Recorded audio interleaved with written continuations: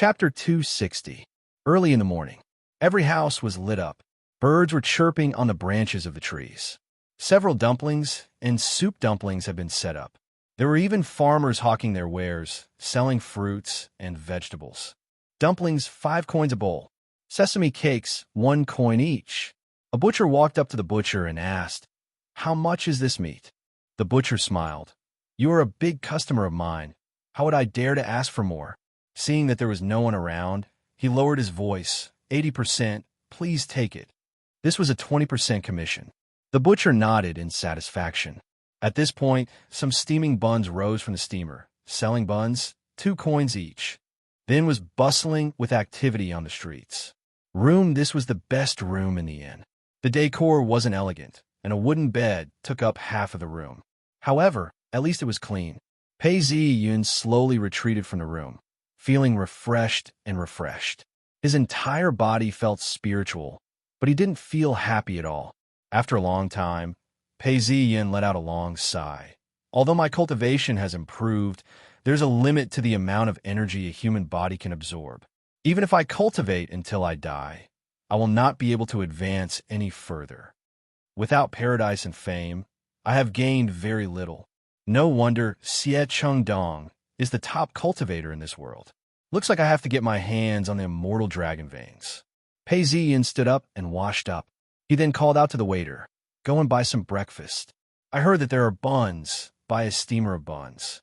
As soon as Pei Zi-yun finished speaking, he took a seat. The waiter had already served him a cup of tea. He took a sip deep in thought. Although the lightning tribulations had destroyed the Taoist and wiped out all memories of the immortal dragon veins, Linshan County still remembered that this was a backup plan. Linshan County is not big, but it is not small either.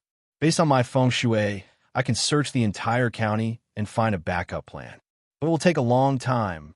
The Taoist took 11 years to find the hidden dragon. I am not looking for the hidden dragon, but a backup plan in Linshan County. It will take at least 1 or 2 months. Pei Zi-yun thought as he massaged his temples. He was troubled. To find a trace of the dragon, he had traveled thousands of miles in hopes of reaping some rewards. The waiter had a smile on his face. He wore a small hat and carried a dark-colored steamer basket. "Husband, the steamed buns are here." There was also a plate of vinegar and chili sauce on the side. When he opened the lid of the steamer, he saw 10 steamed buns with a lot of fillings and thin skin. They were white and tender, giving off steam. It was very appetizing. Pei Zi-yun picked up a pair of chopsticks and picked up a bun. As soon as he put it into his mouth, he could feel the juices flowing out of the bun and the meat bouncing around. It tasted pretty good. Putting down his chopsticks, Pei Zi-yun looked at the waiter and asked, "Do you know how many families have moved here in the past 20 years? The waiter revealed an awkward expression. "Young master, I'm only 20 years old. How would I know who's been moving around for the past 20 years? But Grandmolly knows. She's 60 this year, and she's sure to ask around." "Well said. This is your reward." Pei Zi-yun threw a string of money at him. "Invite her here, and this is your reward." "Thank you, young master," the waiter replied. "She's not far from here. I'll call her over." It wasn't very far, and after eating 7 or 8 buns, an old woman walked in and bowed. "Young master, are you looking for news? There's nothing within 10 miles that I don't know." "Oh, do you know if there's a Du family among the families that have moved here in the past 20 years? If you do, where are they?" Hearing Pei Zi-yun's words, Grandmolly thought for some time. "Young master, when the war broke out, there were countless families that moved here. From what I remember, there were more than 10 families that moved here, but the Du family wasn't among them." "Oh, could it be that the Du family didn't move here?" "That's impossible. Du Zinong defied the heavens and killed a dragon, causing the imperial qi to scatter. The war continued for many years, and even the Grand Preceptor couldn't withstand it. He was torn apart by 5 horses and died. He even brought disaster to his family. If the descendants of the Du family didn't retreat to this safe haven, they wouldn't be able to survive. If it's broken, so be it. I'm in a tough spot. If I can't find the Grand Preceptor's Dragon Veins map, do I have to learn from that Taoist and spend a few years scouring the entire country to find the immortal Tao Dragon Veins?" "That's right. If it was that easy to find, I might not even have a chance. Pei Zi-yun consoled himself as he threw a string of money at her. Then I'll have to trouble you. Thank you, young master, for your reward. Grandma Li smiled and accepted the money. Pei Zi-yun had lost his appetite for the last 2 buns. He pushed them aside and was about to stand up when he realized something. This was a private investigation. How could it be as detailed as the official records? All he had to do was go to the government office and retrieve the information. As he thought of this, Pei Zi-yun turned around and called for an ox cart. To the government office. The ox cart driver looked at him in shock before acknowledging him. The ox cart then started moving along the street. The government office of Linshan County was located in the west of the city. It was a huge courtyard with a screen wall, a main door, a main hall, a study room, and a garden. When he reached the main door of the government office, he walked up the stairs. A bailiff looked at Pei Zi-yun and sized him up. Pei Zi-yun was very young, and his clothes were neither expensive nor cheap. He couldn't tell why he was here, but he had a scholarly air about him. He had a dignified look on his face and asked, "Young master, are you here to complain?" Pei Zi-yun didn't make things difficult for him. He then handed the invitation over. "I am High Scholar Pei Zi-yun. I wish to see the county magistrate." After Pei Zi-yun's introduction, the bailiff didn't dare to delay any further. He hurriedly accepted the invitation and entered. After some time, a 7th-ranked official in his 40s came out to welcome him. "Is it top scorer, Pei? You have graced our county with your presence. Please, please." The county magistrate welcomed him and sat down.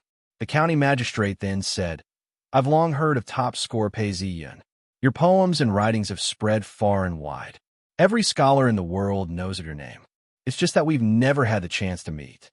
Pei Zi-yun then said, "This student was lucky enough to earn a small reputation. I'm ashamed." After exchanging a few words, the county magistrate asked about the purpose of his visit. Pei Zi-yun glanced at him. "Many years ago, my Pei family escaped calamity and split up. Now that peace has been restored, my family wishes to reconnect with the old branches and rewrite our genealogy. I've heard that one of the branches escaped to Linshan County. I'm not sure if they've changed their surname or not. Please take a look at the records of the people who migrated here in the past 20 years. That's a small matter. Just say the word." When the county magistrate heard this, he didn't hesitate and agreed. "Men, summon the census officer here." After some time, a census officer was summoned. The county magistrate pointed at him and said, "This is top scorer Pei. He wants to check the records of the people who migrated here in the past 20 years. You must not delay and listen to his orders." "Yes." The census officer was a lowly official. He immediately bowed and obeyed the order. Many thanks to the county magistrate. Pei Zi-yun stood up and bowed before following the census officer. When he reached a certain area, he saw that there were 3 rooms. There were many cabinets with copper leaf inlaid on them. Each of them had a red label on them. As soon as he entered the room, he could smell the scent of ink. Several people were working at tables. The census officer was a lowly official in the eyes of the county magistrate. He then instructed, "Quick, bring out all the records of the people who migrated here in the past 20 years. He then pointed at the cabinets. Here. When you find them, make a copy of them." He then invited Pei Zi-yun to take a seat and smiled. "Old master, please wait a moment. Serve some tea." With a command, several other officials opened the cabinets and retrieved the documents. They seemed to be very familiar with the process. Without much time, they brought out hundreds of documents and started making copies. "You are very capable and experienced." Pei Zi-yun invited the census officer to take a seat as well. He sighed in his heart. The emperor had proclaimed himself king. While he was conquering cities and territories, he had made the construction of roads and the rescue of the records of the census officers the 2 most important tasks. In the 7th month of the 3rd year of the dynasty, the emperor had decreed that all citizens who had been expelled from the census officers should surrender themselves within a certain period of time. He also ordered the entire country to conduct a census of the population. The name, place of origin, and the family's financial status were written on it.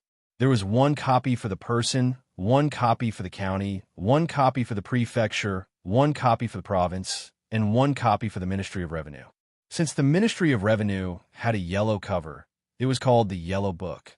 There were 5 sets of records, which made it extremely difficult to forge. This showed how strict the control of the population was. However, in the previous dynasty, there were 4 categories of records: military, civilian, craftsmen, and cooks. These categories were further subdivided. Now, there were only 2 categories, official and civilian. This was a top secret of the government and was not allowed to be transferred out. However, to someone like him who had a high official rank, he could take a look. The difference between an official and a civilian was too great. Just as he was thinking about this, he heard the census officer's reply. "My family has been government officials for generations." The census officer bowed and said, "With the establishment of the dynasty, thanks to the emperor's grace, we have the opportunity to be promoted. How can I not work hard and fight for a chance to be promoted? This might not happen in the future." Pei Yin suddenly thought of Liao Ge, who had worked hard his whole life to attain a 9th rank. In the end, he died halfway through his career. Pei Yin's heart ached for him, but he laughed. "You're right. I have a friend, Liao Ge, who is also a minor official. He eventually attained a 9th rank." The census officer looked at Pei Yin, his eyes gleaming. "Your humble subject has heard of him. He was originally a 9th rank official, but died in the line of duty." The officials awarded him a 9th rank posthumously. Seeing Pei Yin's expression change, he laughed and sighed. "Your humble subject isn't being unreasonable. I'm just envious of him. What officials like us strive for is to get results.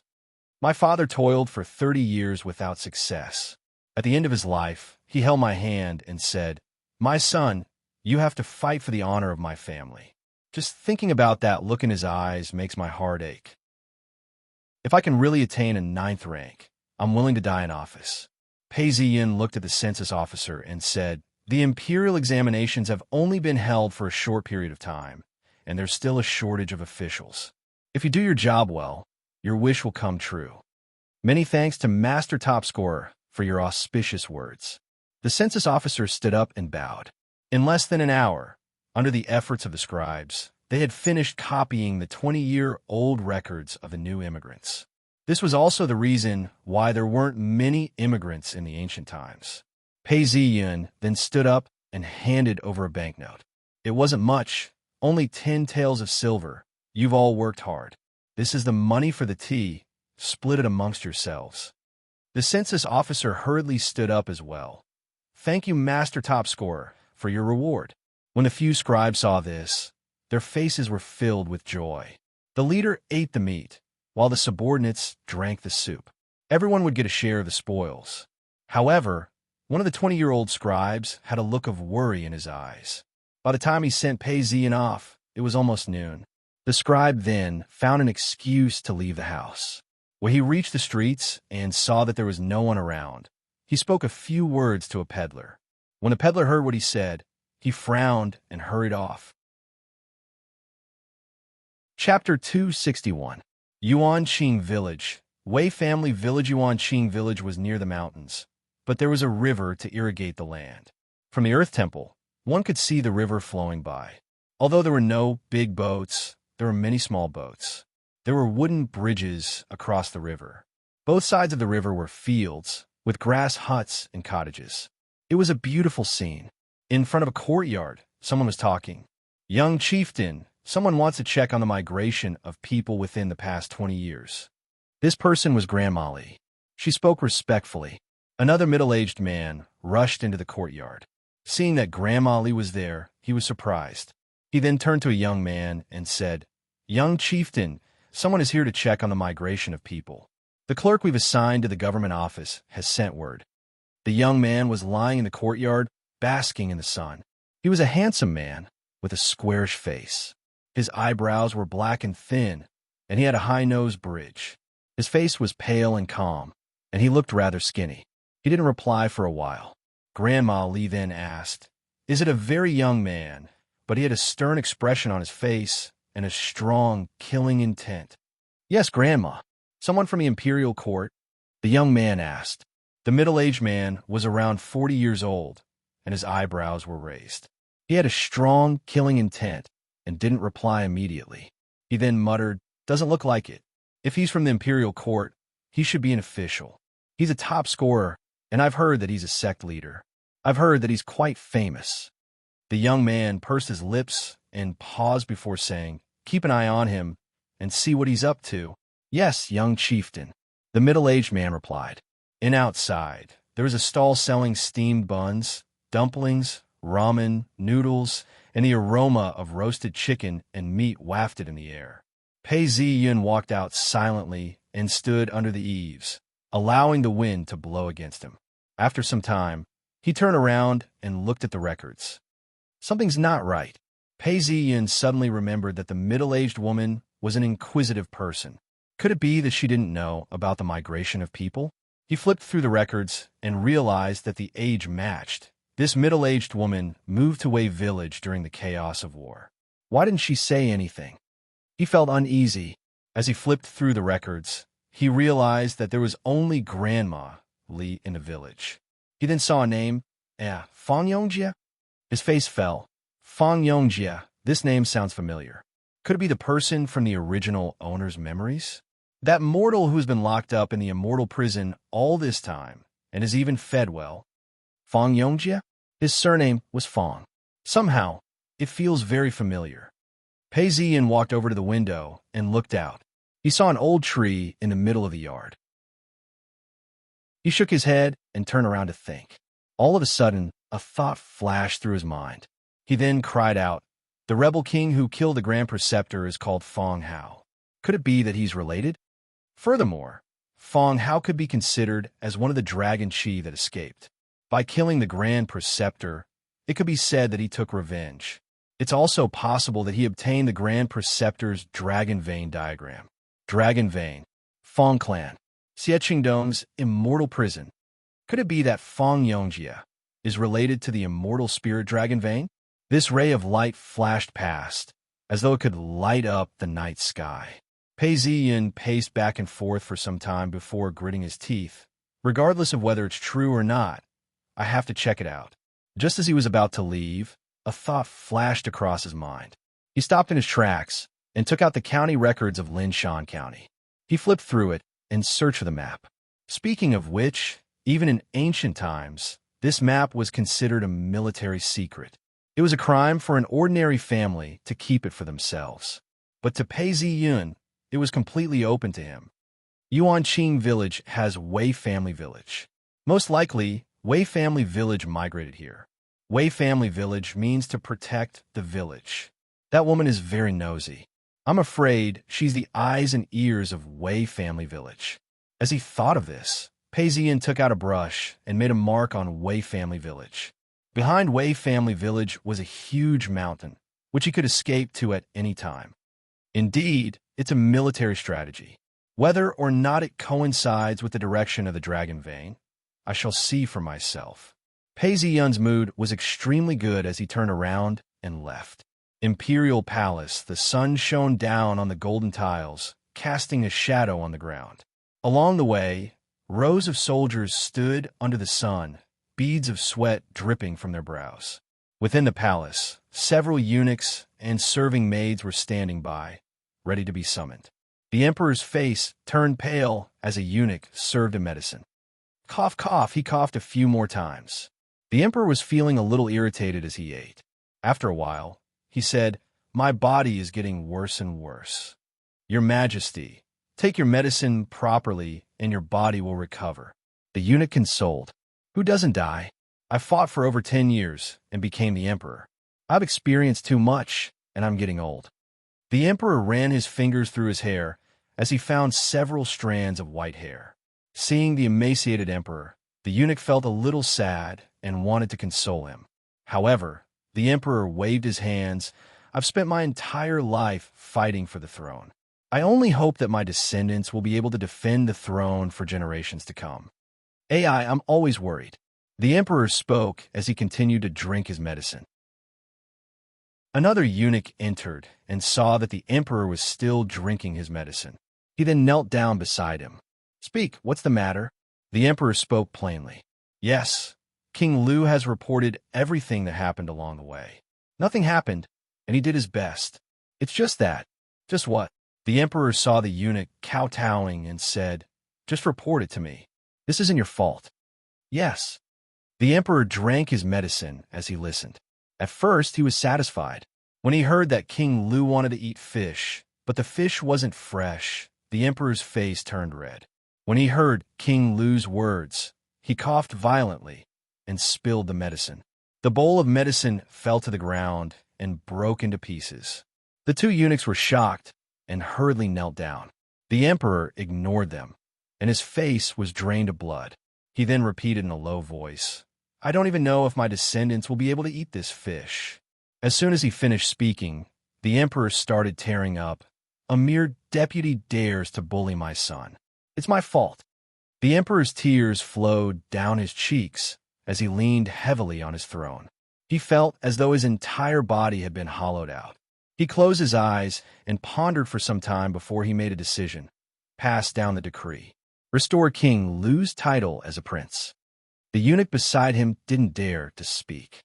He then kowtowed and prepared to write the decree. The emperor then called out, "Take charge of 3 prefectures. Add this sentence as well." "Yes, your majesty. Send it out immediately. Do not delay." The emperor's face was stern as he spoke coldly. King Lu's entourage consisted of thousands of people.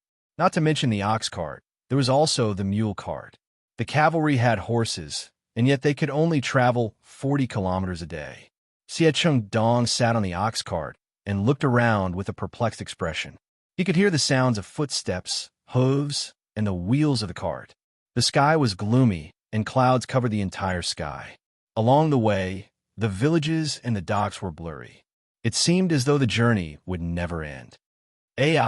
These 10,000 miles of mountains and rivers have finally condensed imperial chi. If I don't see it for myself, I won't be able to understand it. Just as he was thinking, he felt a warmth from the talisman in his robes. Because he was near King Lu, he was affected by the heat. Xie Chung Dong then turned into a forest. The canopy of the trees wasn't very tall, but the surroundings were dark and gloomy. Xie Chung Dong then activated his talisman, and a bright light appeared. A Taoist reported to him about Pei Ziyun. Damn it! Since he was near King Lu, he was affected as well. The heat from the talisman faded away. Xie Chung Dong then turned into a forest. The canopy of the trees wasn't very high, but the surroundings were dark and gloomy. Xie Chung Dong then activated the talisman, and a Taoist reported to him. Xie Chung Dong listened to the report and was shocked. He then asked for more details and was enraged. He then slammed his palm on the tree, causing it to tremble as a palm print appeared.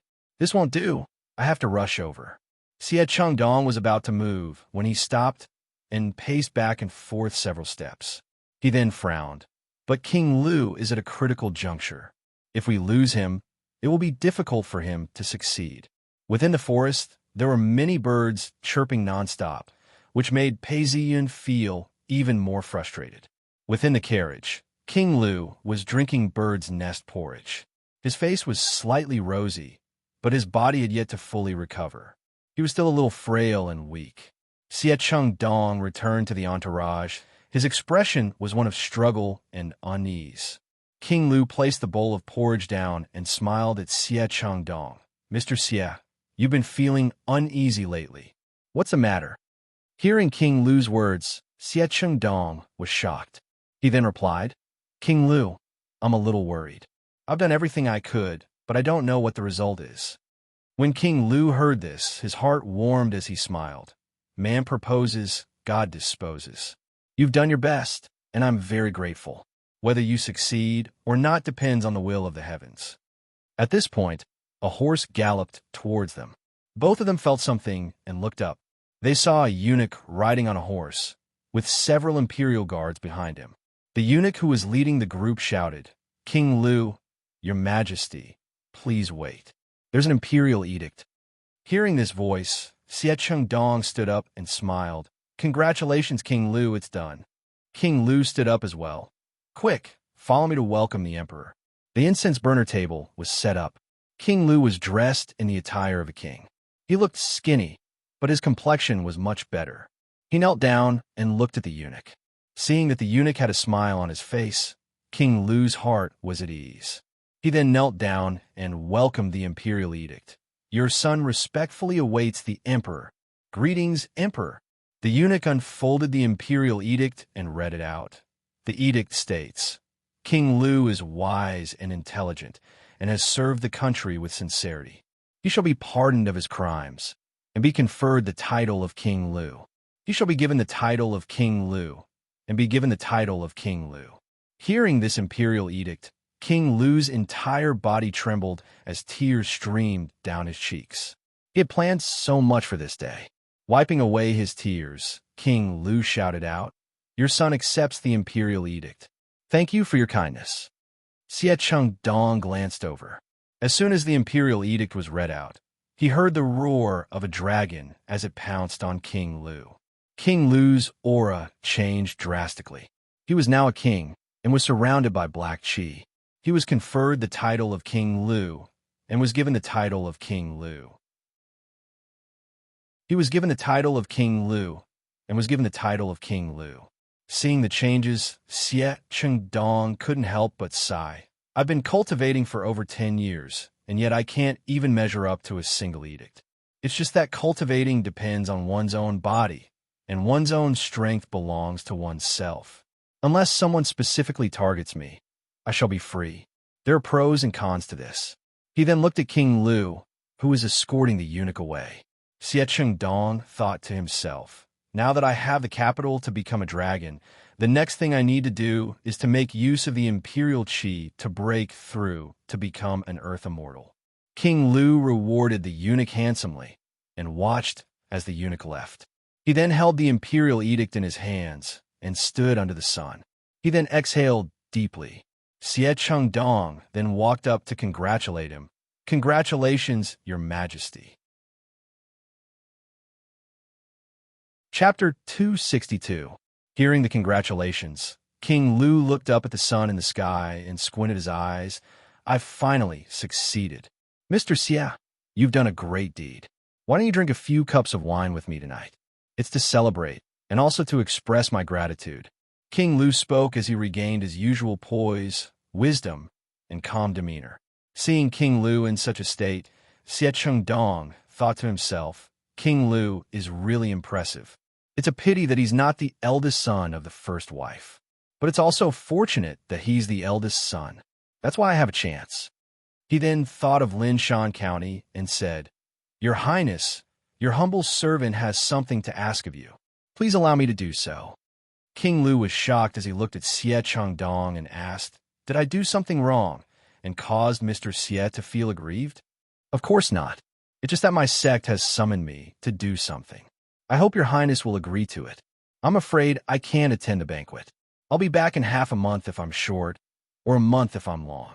If your Highness has something to do, you can order a Taoist to summon me. I'll come as soon as possible." Hearing these words, King Lu paused for some time before sighing. "All right, I hope Mr. will return as soon as possible." He then ordered his subordinates, "Quickly bring 100 taels of gold over." Xie Chengdong didn't refuse. He took it and rode his horse, disappearing in the blink of an eye. Yuanqing Township and ox cart headed towards Wei family village. Many cicadas were chirping outside the cart. In the blink of an eye, it was already early summer, and the inside of the cart was a little hot. "Young master, we have arrived at Wei family village," the driver shouted. Pei Ziyun alighted from the ox cart. The ox cart driver was sweating profusely. Pei Ziyun stretched out his hand and handed over the fare to the ox cart driver. He then added another 10 or so coins. "You can have the extra."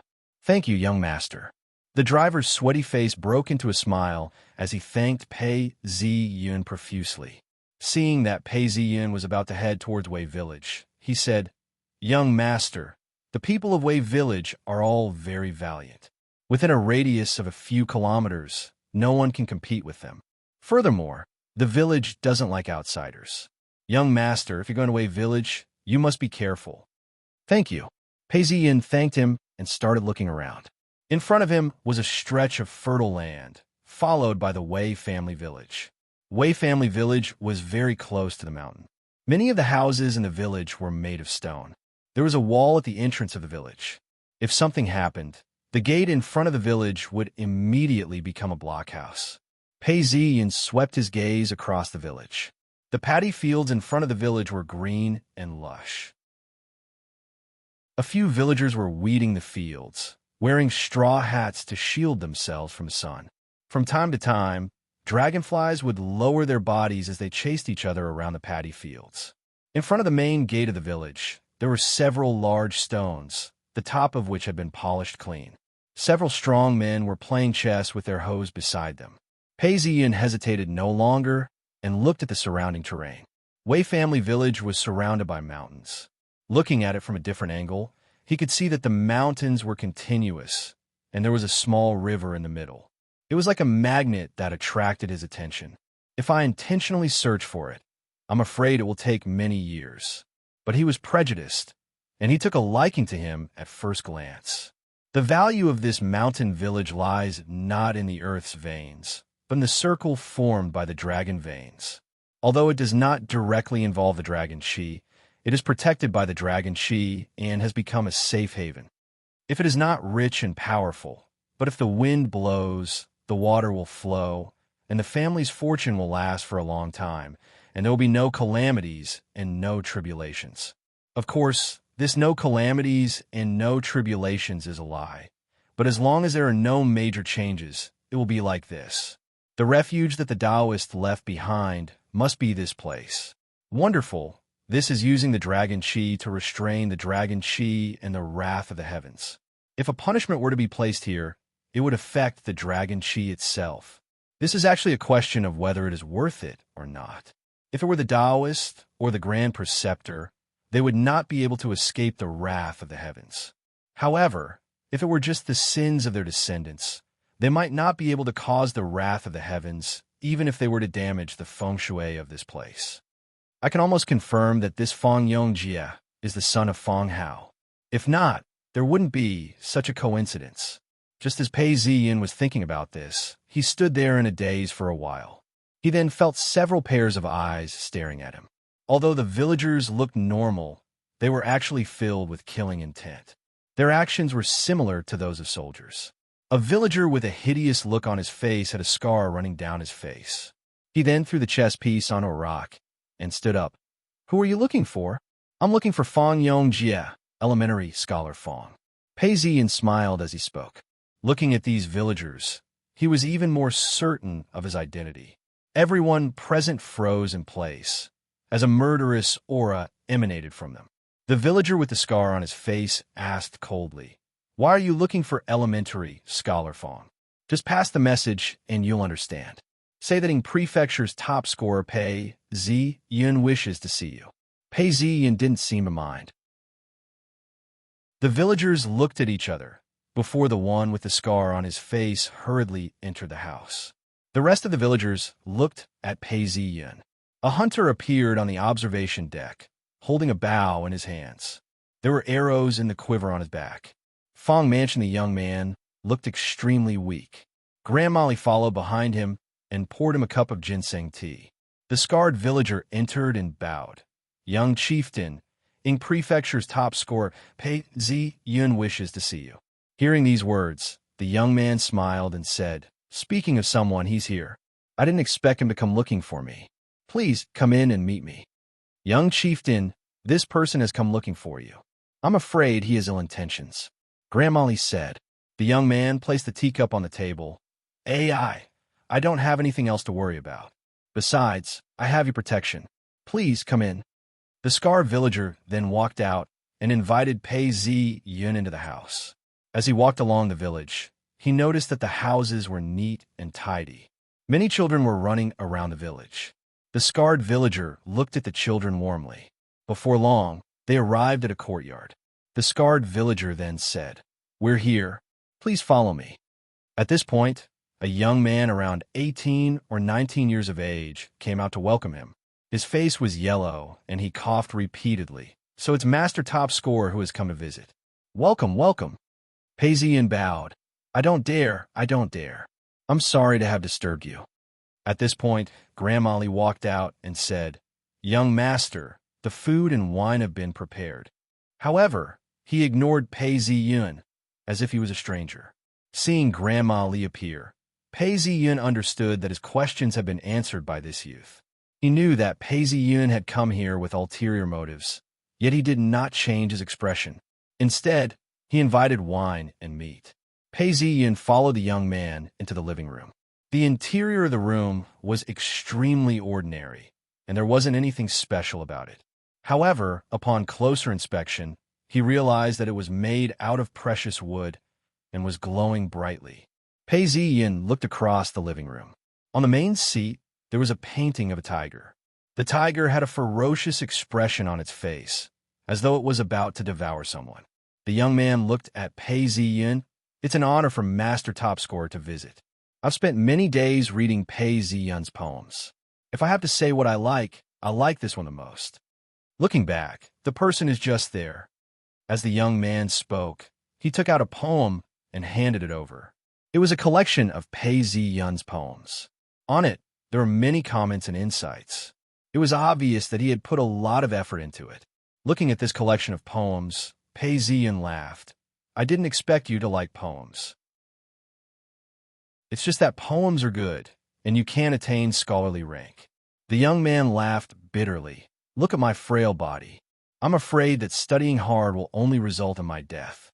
Becoming an elementary scholar is my limit. As he spoke, he sighed.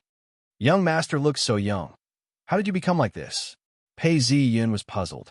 Generals dream on the battlefield, while nobles sit high above. When I was young, my body wasn't too bad, and I never had dreams. It's just that when I was 10, a blind Taoist came to the village to read my fortune. He said that I would be imprisoned for life and would have no future. He then gave me a talisman. Not long after, I fell ill. After that, I took the talisman and burned it. My life was saved, but my body was so weak that I couldn't even leave my courtyard for long. Oh, there's such a thing? It sounds like this blind Taoist was the one who harmed you. Pei Zi-yun said after thinking for some time. Hearing Pei Zi-yun's words, the young man sighed. I had the same suspicions as well. Before I fell ill, I heard someone say, take your bones. I fainted, but when I woke up, I felt my bones. They were all there. Maybe it was just a hallucination. As soon as these words were spoken, Pei Zi-yun felt his entire body go numb, as if he was connected to something. How could one's bones be borrowed? Forget about the past, even the future. Pei Zi-yun was stumped as he thought of someone. In the original owner's previous life, the plum blossom had been borrowed by someone as well. Pei Zi-yun's face turned gloomy. He closed his eyes and opened his master. At that moment, the image of a young man appeared before him. He saw that this person was a mixture of red and white. First was the white elementary scholar. Other than that, there was also some gray and light red. Beyond that, there was a golden hue. The golden hue. Could it be that I killed the imperial tutor? As for the gray and black hue, it must have been caused by the imperial tutor's massacre. The light red hue came from the surrounding fields. This was the wealth of the land, and was not surprising. However, there were also some weapons and weapons within.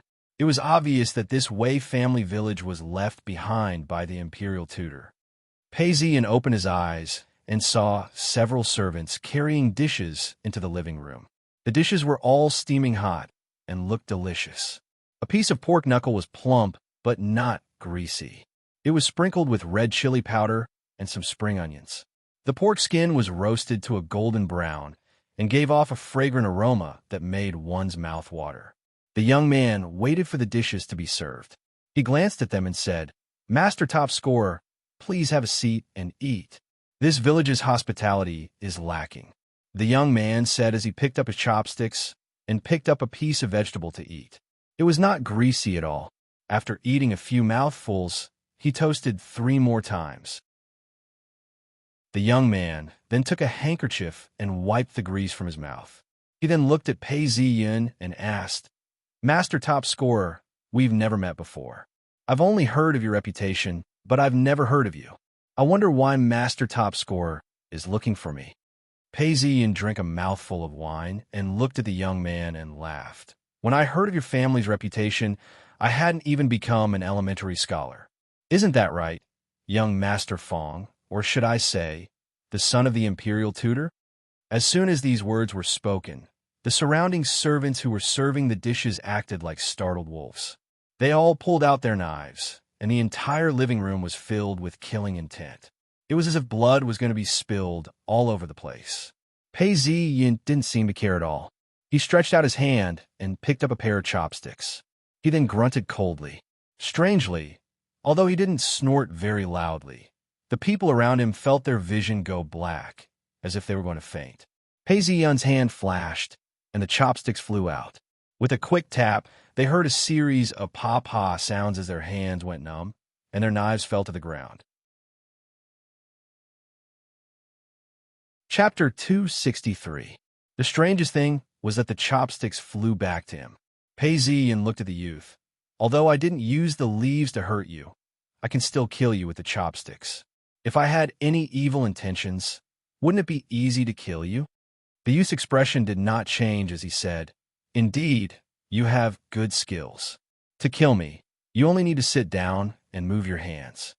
At this point, he still had the demeanor to do so. Pei Ziyin looked at him and felt a chill in his heart. Just now, I used my Tao arts to disturb everyone's state of mind. Only this youth was not affected. Although he was an elementary scholar, he was protected by the yellow qi. He was a noble.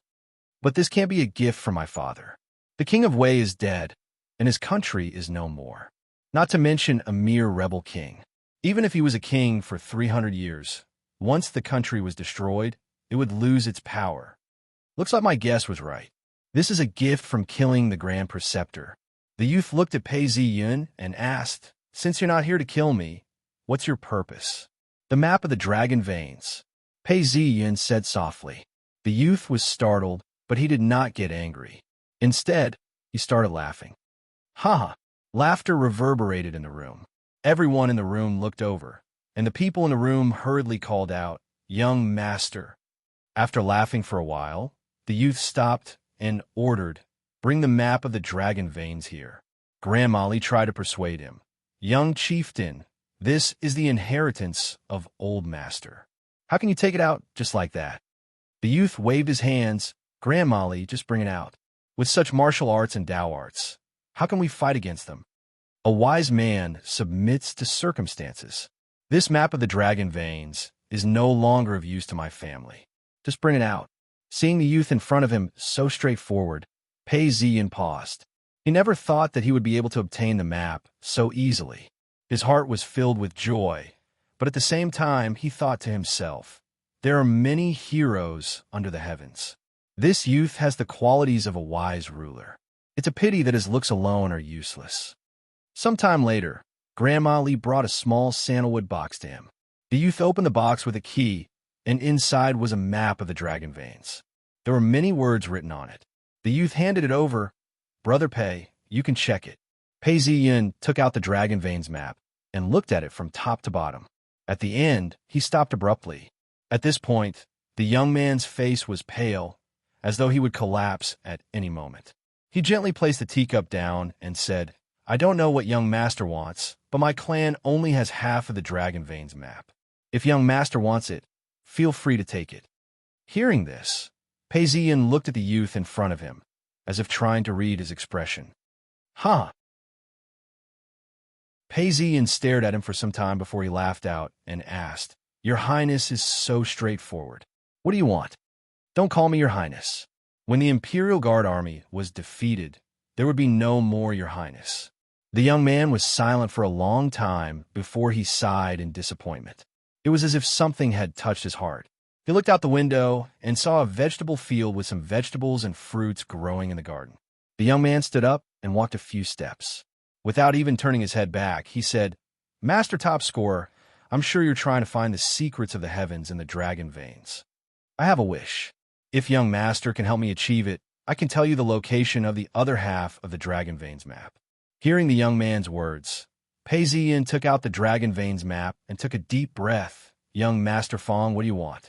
If it's to help you conquer the world, then forget it. The young man paused for some time before laughing out. A defeated army is like a landslide. Since ancient times, when has a defeated country been able to rise again? Besides, with my health, how can I talk about conquering the world? All of you leave. The young man turned around and instructed Grand Mali. Yes, young chieftain.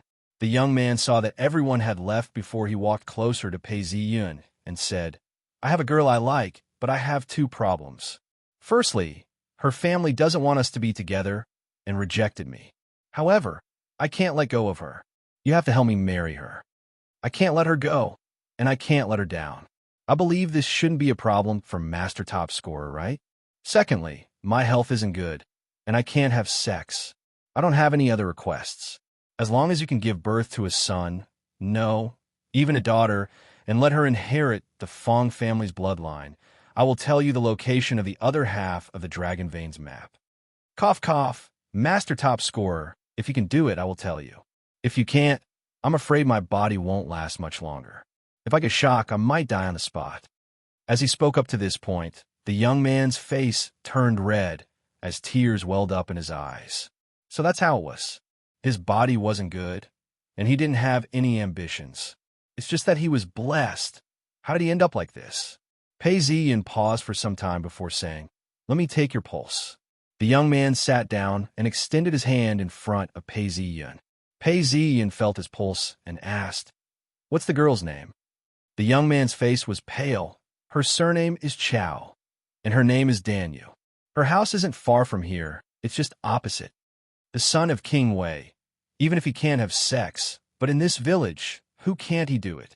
Why isn't she by his side? Pei Ziyin thought to himself and was shocked. That's not right. His vital energy has been depleted, and he's already a dead man. How can he still be alive? Pei Ziyin thought to himself as he continued to feel his pulse. He couldn't help but have a strange expression on his face. It was as if there was some sort of life force that kept him alive. This was something Pei Ziyin had never seen before. After thinking for some time, he then said, Your vital energy has been depleted. You should have died long ago, but you're still alive. It's as if there's some sort of life force keeping you alive. I've never seen this illness before, and it's really strange. Pei Ziyin then paused for some time before saying, His vital energy has been depleted, and he should have died long ago. However, he's still alive. It's as if there's some sort of life force keeping him alive. I've never seen this illness before, and it's really strange. When a young man heard this, he was filled with hope. Master Top Scorer, I've invited over 10 famous doctors, and they all said that I wouldn't live past 20. However, I can't just die like this. My Fong family is my only son now.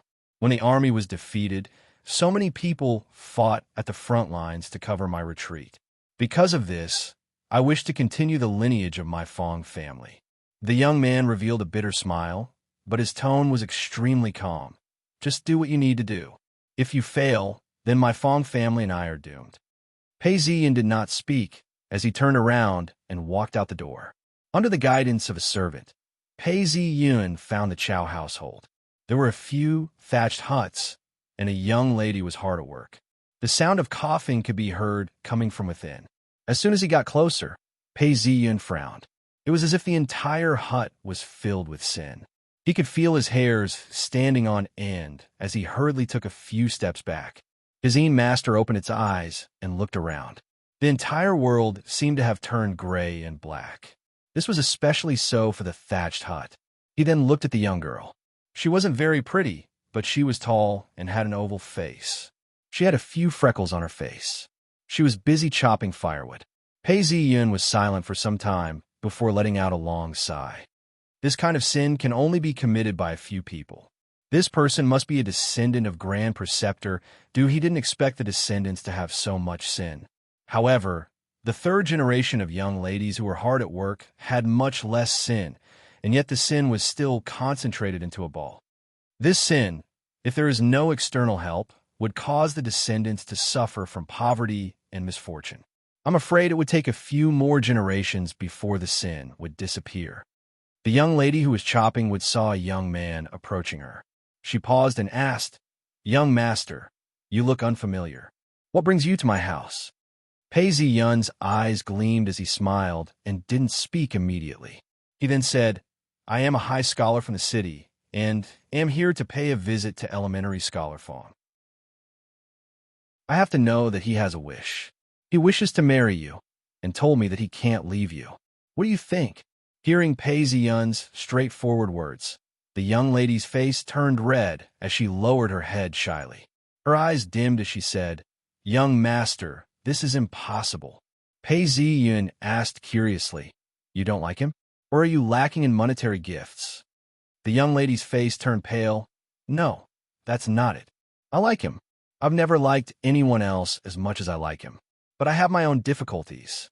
As the young lady spoke, she looked at Pei Ziyun. Her eyes were like that of a deer, causing Pei Ziyun to freeze. She was struggling, conflicted, and in pain. It was as if he could see the original owner's eyes from the night before Yi Su was kidnapped. Pei Ziyun fell silent. The young lady bit her lips as she looked at him. She then threw the axe on the ground and ran back into the house with tears in her eyes. At this point, a coughing sound could be heard from within the house. Pei Ziyun followed her in and saw a bearded man lying on a bed. A middle-aged woman was tearfully taking care of him. The moment he entered, he could smell a foul stench. At this point, the man who was lying on the bed opened his eyes and saw a man walking in. He was enraged. You're that bastard's messenger? Get the hell out of here. The man struggled and picked up a spittoon from the floor and was about to throw it at Pei Ziyun. The middle-aged woman hurriedly tried to stop him. The young lady shouted, Father, don't be angry. Anger will harm your body. Seeing this, Pei Ziyun sighed in his heart. Du Zinong was a scholar of the previous dynasty. He had risen to the position of Grand Preceptor. In order to regain his fortune, he went against the heavens and killed a hidden dragon. In the end, the hidden dragon's chi did not die. It split into dozens of different parts. The world's heroes rose up together, and the war became even more intense. One of them, the Wei Wang, killed the entire Du family and obtained half of the dragon veins. The Du family changed their surname to Chao and fled to a sanctuary. It's a pity that even so, they couldn't survive. Now, all that's left is this young lady. The Wei Wang army was defeated, and the Fong family, who obtained half of the dragon veins, fled here as well. In the end, both families ended up living in the same village. The most dramatic thing is that the young lady fell in love with each other. This is such a melodramatic drama. Thinking up to this point, Pei Ziyun pressed his forehead and said coldly, You know your family situation very well. Your entire family is in danger of being wiped out. Do you really want to die without descendants? I have a problem with the rule of law, and you still want to be so rude to me? The middle-aged man who was about to throw the spittoon at Pei Ziyun heard these words. It was as if he had been struck by lightning. His entire body stiffened as he stared at Pei Ziyun. With much difficulty, he asked, Who are you? Pei Ziyun laughed out before speaking in a loud voice. Ing Prefecture's top scorer, Free Cloud sect leader, conferred the title of Dao Master Qining. Chapter 264. Hearing this, the middle-aged man raised his head and looked at Pei Ziyun. Just as Pei Ziyun had predicted, he understood. Free Cloud sect leader? Pei Ziyun smiled, revealing his teeth as he looked at the middle-aged man. I know who you are. Your illness is not an ordinary illness. Do you want me to continue? The middle-aged man's expression changed as he looked at Pei Ziyun. All of a sudden, he calmed down and looked at his wife and daughter. His tone became gentler. You and the little girl, please go out first. Hearing her father's sudden change in tone, the young girl paused and did not speak.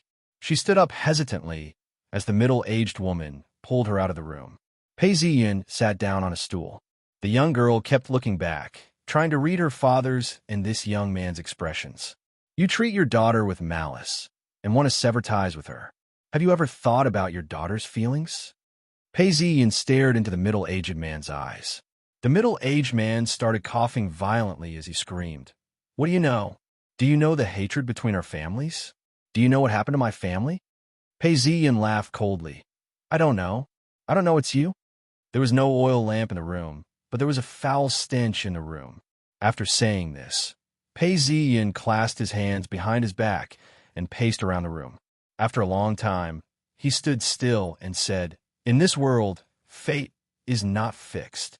The difficulty of going against it is incomparable. The previous dynasty was destroyed 300 years ago because of the excessive taxation and natural disasters. The common people could not live on. With the cries of the common people, a revolution was brewing. This is fate. It follows the heavens and the people." At this point, Pei Ziyin looked at the middle-aged man. "You're a scholar and the son of an official. You should understand this."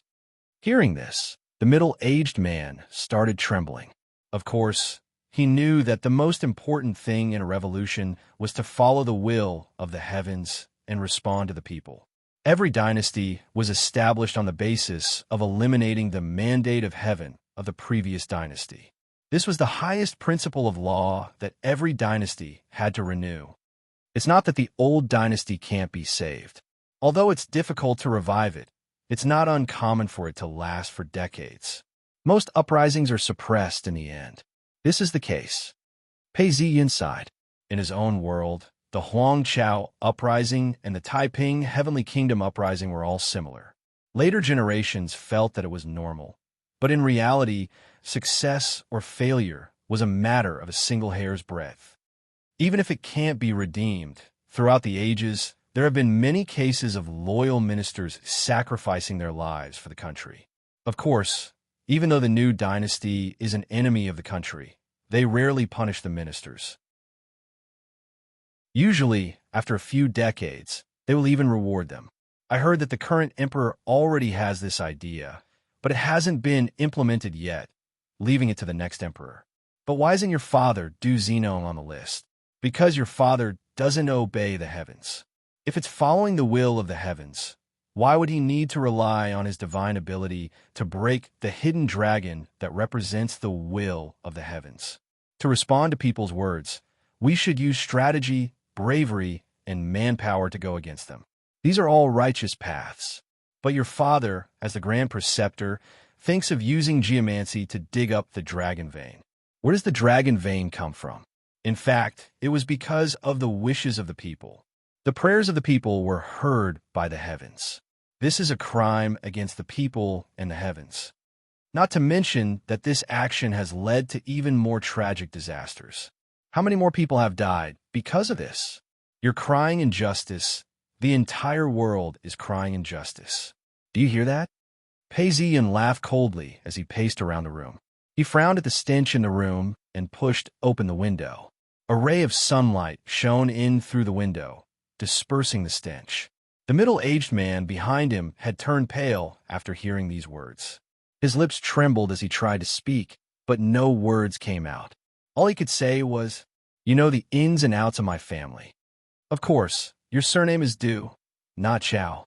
Pei Ziyin glanced at him and took a few steps forward. In the affairs of the world, the winner takes all. Your father destroyed the dragon veins. If he could really save the world for 100 years, no, 50 years would be sufficient. That would be another evaluation. But your father failed. You're from a scholarly family and an official's family. I'm sure you know that your father defied the heavens and failed. Your father's body was torn apart by 5 horses, and his descendants were to be punished as well. It's just that you obtained the Taoist map of the dragon veins, which gave you an opportunity to move to this shelter. That's why you didn't get your revenge. Even if you're the son of Du Zenong, you're still a bastard. In order to preserve your bloodline, the Du family allowed you to suffer, but at least you had some good fortune. If not, you would have died a long time ago. When I first came here, I saw that the houses nearby were all empty. There were a few graves, and they were filled with sin. I'm sure they belonged to the descendants of your Du family. Even after death, the sin did not dissipate, and they suffered in the underworld. The few people who escaped here, due to their sins, found it hard to survive even in this shelter. Now, only your family is left. Am I right? Pei Ziyin stared at the middle-aged man, who suddenly burst into tears. His face was filled with tears. All his ferocious looks were just a disguise. It was all a result of his sins. AI. Pei Ziyin sighed. It wasn't clear if he was sighing at the middle-aged man or at the fate of the Du family. He paced a few steps and said, "Your daughter's sins are lighter than yours, but they're not small either. Because of the blood connection, the sins have long been entangled in her body. If nothing unexpected happens, I'm afraid she won't be able to wait until the fourth generation. Without a bloodline, there will be no future generations. There will also be no opportunity to save your father's soul. Do you have the heart to do that? Filial piety or unfilial?" Pei Ziyun asked. Following Pei Ziyun's words, the entire room was filled with the sound of crying. After a long time, the middle-aged man raised his head and looked at Pei Ziyun. He then asked in a hoarse voice, "Then what do you think I should do?" Pei Ziyun replied plainly, "Actually, your idea is feasible. As long as the descendants continue to carry on the legacy, the sins of each generation will be lighter than the previous. If you accumulate good karma for hundreds of years, or if you produce a good minister, then the sins of your father can be washed away. But the amount of sin is much greater than you can imagine. It's too late. The only plan now is to use good karma to offset the sins." Hearing these words, the middle-aged man laughed bitterly. "Good karma? If it's really good karma, then how could he possibly like my daughter?" Pei Ziyin nodded his head and lowered his voice. "What you've said makes sense. To offset the sins, you need a family with good karma. But no family is good karma. Who would want to marry your daughter? Even if the family with good karma doesn't know about it, they would at least have someone to remind them." Hearing these words, the middle-aged man didn't speak. He lowered his head slightly. "If you change your surname, wouldn't the Fong family know that you're from the Du family? You should know that Fong Yongjie carries the karma of your ancestors. Coincidentally, he admires your daughter. If he marries your daughter, it would offset the sins. I've advised him to give your family a son. That way, you can continue the ancestral line. This is the last chance for your Du family. Besides, even if you can't offset the sins of your father, you can slow it down. Furthermore, the descendants of your Du family will not be implicated. When the time comes, someone will become a high-ranking official and help your father obtain a title. When that time comes, you should know what this means." Pei Ziyun said coldly.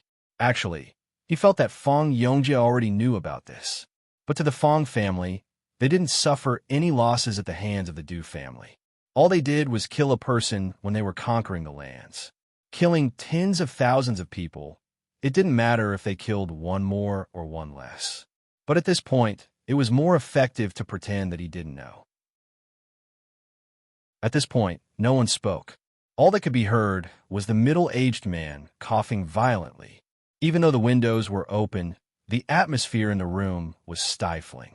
The wind blew in, and they could see the trees under the sunlight. From afar, they could see the houses. These houses had long since been abandoned. A swallow flew by and landed on a bird's nest.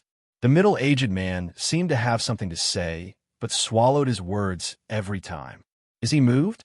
He can't seem to make up his mind. Pei Ziyun thought to himself, but it's better to attack his heart. I don't have a choice. Think about it yourself. Do you want to use the Fong family to wash away your sins? You may die, but your daughter may not. She can still be saved, but if you miss this chance, the bloodline of the Du family will cease to exist. Pei Ziyun said as he turned around to leave. Pei Ziyun knew that he couldn't let the man think that he was here to beg for help. Sometimes being forceful would result in a person being forced into a corner. This was because the more he pushed, the more he would resist. Given time to think, there was only one option left, and he would have no choice but to agree. Only the middle-aged man was left in the room. His silence was suffocating.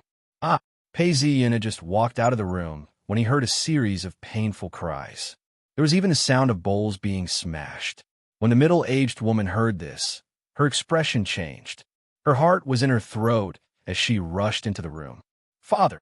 The young lady looked at Pei Ziyun and hurried after him. Seeing the cautious look on her face, Pei Ziyun touched his face and mumbled to himself, "Do I look like a bad person?" The sound of voices could be heard from the room, followed by the sound of crying. After a long time, the door opened and the young lady walked out. Her eyes were red and her tears were flowing. It was unclear what the middle-aged man had said. She wiped her tears away and said, "Father invites you in." Pei Zi-yun entered the room. The middle-aged man stared at him with bloodshot eyes and asked, "Can you guarantee that it will work?" Pei Zi-yun knew that he had given in. Marrying off his daughter to the man who killed his father was indeed painful, but it was the only way out. Pei Zi-yun sighed. "I can't guarantee anything. I can only say that there's a 70 to 80% chance that I can solve your family's problem. Of course, to say that there's no way out would be a lie. I'm the sect leader of Free Cloud Sect and also the Tao Master Qining. If I'm willing to sacrifice myself, there are 2 or 3 ways to solve this problem. But what virtue or ability do you have to make me sacrifice myself?" Pei Ziyan laughed. "Do you still think that you're the Du family from decades ago?" According to the information, decades ago, the Du family had officials and ox carts lined up for miles, with hundreds of people waiting to meet them. But now, that glory was gone forever. The middle-aged man's lips trembled, as if he wanted to say something, but no words came out. He then started coughing violently. After coughing, he seemed to have accepted his fate and sighed. "Since that's the case, then this is the only way." Pei Ziyan nodded his head, and his voice turned gentle. "I'll get someone to send some silver, rice, and cloth over." Seeing that the middle-aged man was about to speak, he waved his hands. "Since you're already married, and you still want to use the Fong family to wash away your sins, if you continue to be virtuous, you're just lying to yourself. Why don't you be more open and above board? Even if you don't want it, your daughter still needs a dowry. Your wife is from a scholarly family and has suffered so much with you. You should at least see the end of the bitterness. Even if it's you, you'll have to wait until your second son is born. He'll have to recognize his surname and given his name. Only then will you be considered worthy of the Du family, right?" Pei Ziyun's words caused the middle-aged man to be speechless, as tears streamed down his face. Pei Ziyun floated out of the room, sighing in his heart. He had been too soft-hearted. Actually, he had seen through the middle-aged man's determination to die, but his last words had dispelled it. Chapter 265. Fong Mansion. The trees had grown luxuriantly, and the fences were covered with vines. Pei Ziyun returned. Within the room, the young man had an anxious look on his face as he paced back and forth. However, his body was not very well, so he had to rest after walking for a while, and he would occasionally pant. Hearing the door open, the young man walked up and asked anxiously, "Master top scorer, how did it go?" When Pei Ziyun heard this, he waved his hands and said, "You're a scholar and need to be calm and collected. Your body is weak and can't handle all this. Sit down and we'll talk." Hearing Pei Ziyun's comforting words, the young man sat down. His face was unnaturally red as he closed the fan in his hands. "It's done. The conditions are simple. There's only one. The second son must bear the surname Du and carry on the Du family's bloodline."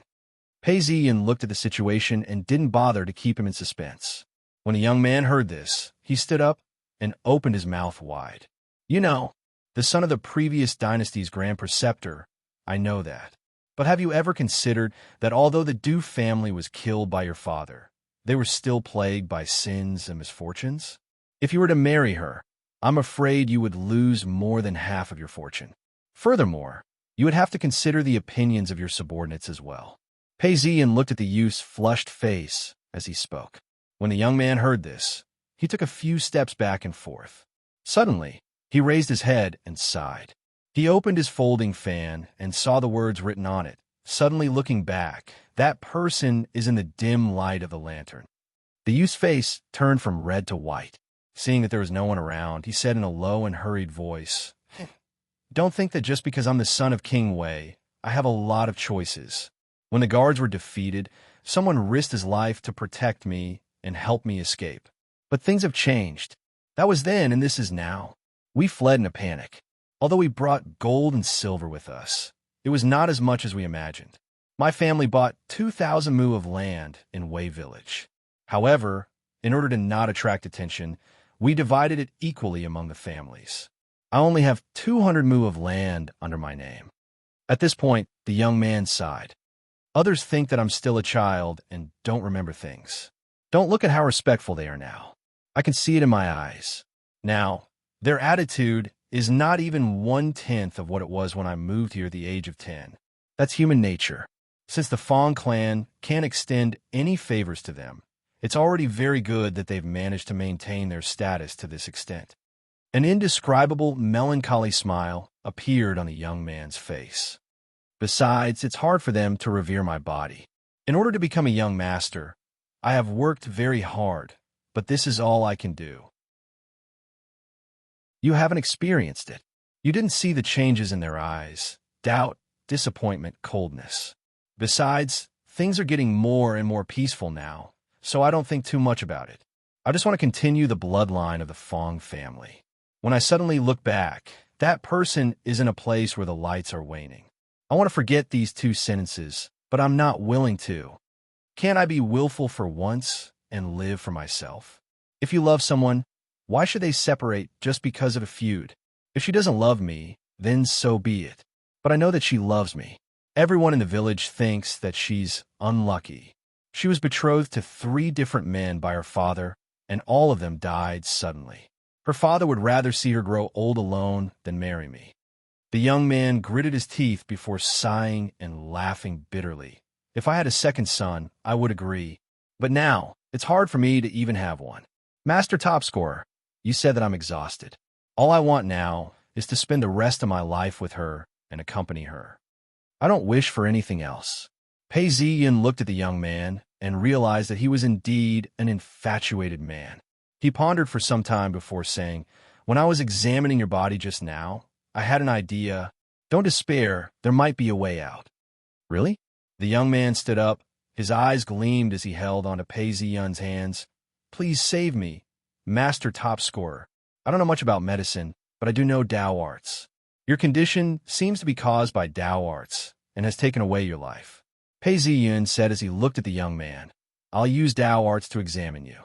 Perhaps I can find out more. Master Top Scorer, feel free to examine me." The young man gritted his teeth as he spoke.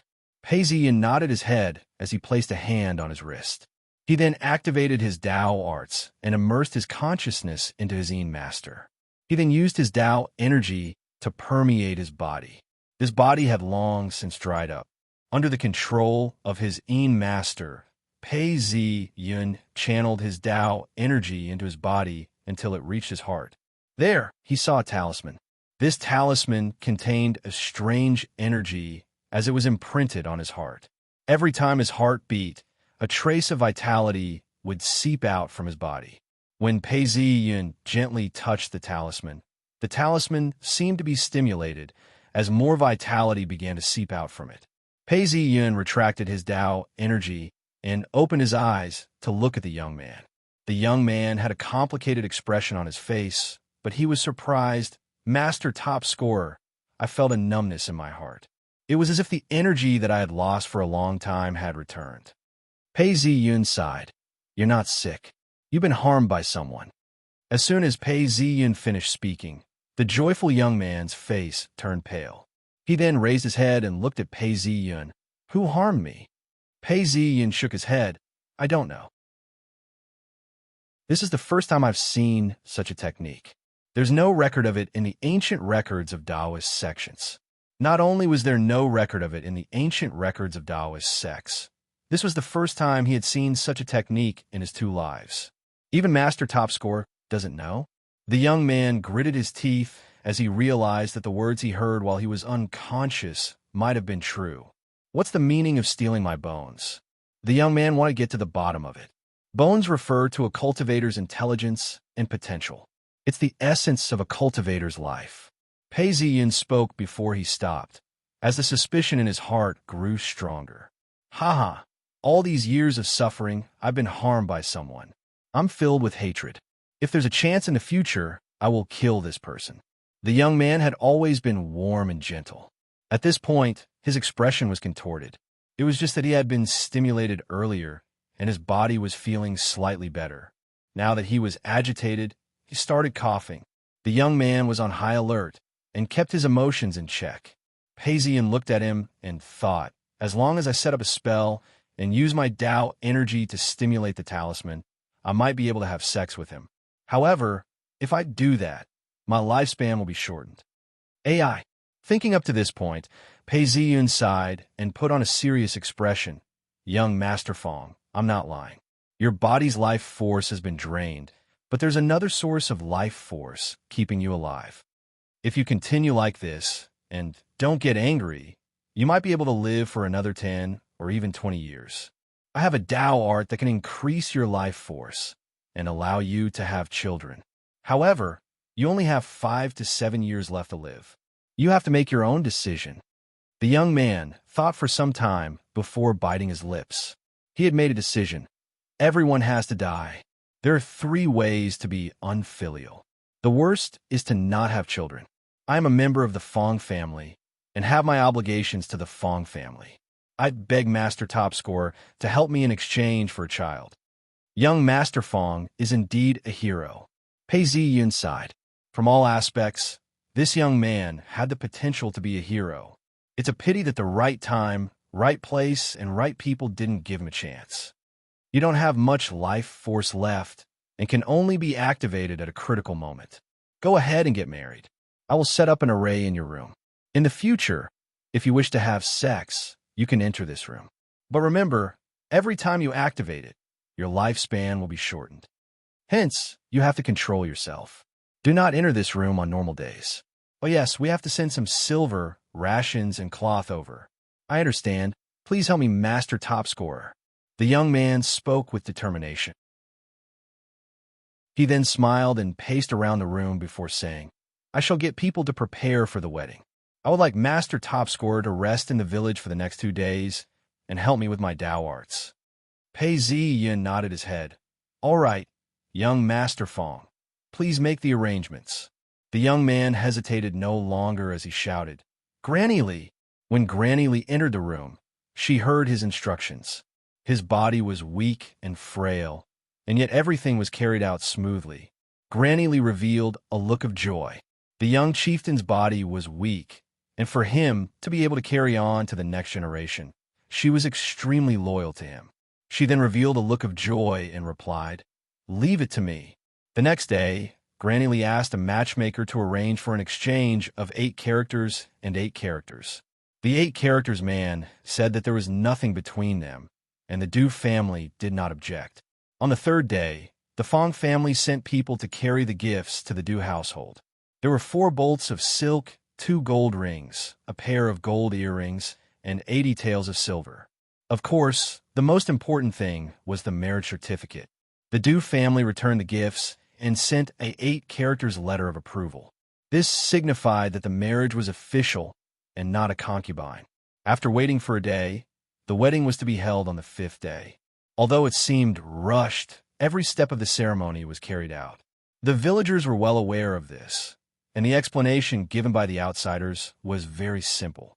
Everyone knew that elementary Scholar Fong's body was weak, and thus accepted this reason. Nobody suspected anything. That day, the sky had not yet brightened. Pei Ziyin slowly came out of meditation and felt refreshed. He then laughed bitterly. The cultivation of the human body is just barely passable. He stood up and saw everyone bustling about. The wedding hall had already been set up, and there were many sheds set up. The kitchen chefs were already slaughtering fish, chickens, cooking meat, and frying meatballs. The sheds were filled with a white mist, and the fragrance of meat permeated the air. As for sending out invitations, inviting the troupe, and arranging the banquet, they were all busy. The whole village was bustling with activity, and red, 8 characters could be seen everywhere. Pei Ziyin did not disturb them, and walked along the corridor towards one of the rooms. Indeed, it was a bridal room, and there were 2 lanterns lit. He calmed himself down and felt the light coming from the lanterns. He thought to himself, the array has been set up. All that's left is to enter the bridal room. Pei Ziyin did not enter, and turned towards the ancestral hall at the back. The ancestral hall was not dark, and as soon as Pei Ziyin entered, he felt the difference between the inside and the outside. It was early summer outside, and the inside was dark and cold. He had experienced this feeling before in his own ancestral hall, but this time, it was even more obvious. The most important thing was that he felt a resistance, like water.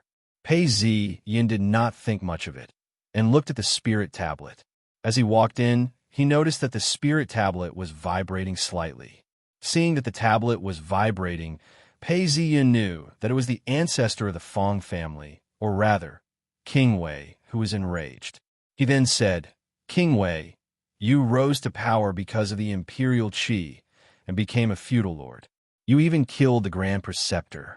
But times have changed, and the world of the living and the netherworld are worlds apart. The Fong family has been defeated, and the Wei country no longer exists. Your son does not have an official position, nor does he own 10,000 mu of land. His body is golden, and one look is enough to tell that he is extraordinary. If the Taoist from the Tao Records Department were to see him, he would be in big trouble. Do you still remember the Grand Preceptor's killing of the Dragon Veins? Who knows if the Su dynasty is doing the same?" Chapter 266. Outside, the sound of firecrackers could be heard, and everyone was cheering. Pei Yin listened intently. After some time, he looked at the tablet and said, "There's no one around now. Let me be honest with you. Since ancient times, the Earth Dragon did not have green energy. This was a Taoist secret record, which was also recorded by the Imperial Court. The so-called hidden dragon veins were golden energy. Green energy was something only people of the Tao could have." Seeing that the tablet was still vibrating, Pei Yun sighed. "Even when a minister reaches the 4th rank, this is the extent of it. Your son has the golden energy, which is both a blessing and a curse. Even if you want to make a comeback, you have to think about whether you can pass it down. Yes, your son can marry someone else, and it will not affect his destiny. However, this golden energy is something that only a duke or marquis can have. If the imperial court checks that he is not a meritorious family, nor is he the son of King Wei, how do you think the imperial court will deal with him? With the Du family, her sins will not be too much. Hence, the rest will be reasonable, and the imperial court will not pay attention to it.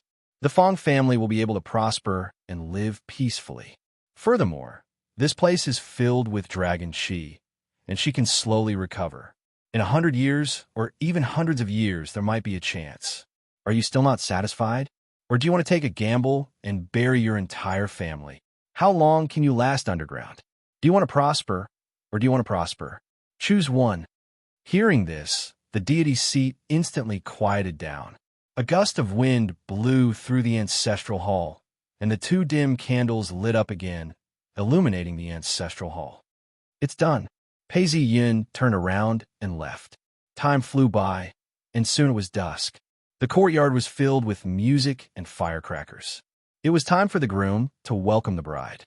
Before long, Fan Yongjie was dressed in wedding attire, with a golden flower in his hair. The sedan chair entered, and the door was removed. A young girl dressed in makeup led the bride out of the sedan chair. She stepped onto the red carpet and walked past the brazier before entering the main hall. Pei Yin stepped out and became the ceremonial official. Everyone in the village knew of Pei Yun's identity, and thus no one had any objections. A few people from outside the village did not know of Pei Yin. Seeing that the ceremonial officer was so young, they couldn't help but discuss amongst themselves. However, Pei Yin was a top scorer, a sect leader, and a Tao master. First bowed to heaven and earth. The 2 of them bowed to each other. The young lady with the red scarf on her face started sobbing uncontrollably. Although her sobs were soft and muffled by the sound of the firecrackers outside, Pei Yin could still hear her clearly. She had discussed marriage 3 times, but all of them had resulted in her partner's accident. She had long been regarded as a bad husband in the village and had suffered the cold shoulder. Now she had married the person she liked. Naturally, she was crying tears of joy. Second bow to your parents. The Du family's father had committed a grave sin, so he refused with the excuse of being bedridden. The Fong family only had a memorial tablet left, So both families set up empty seats and paid their respects to the sky. 3 couples bowed to each other.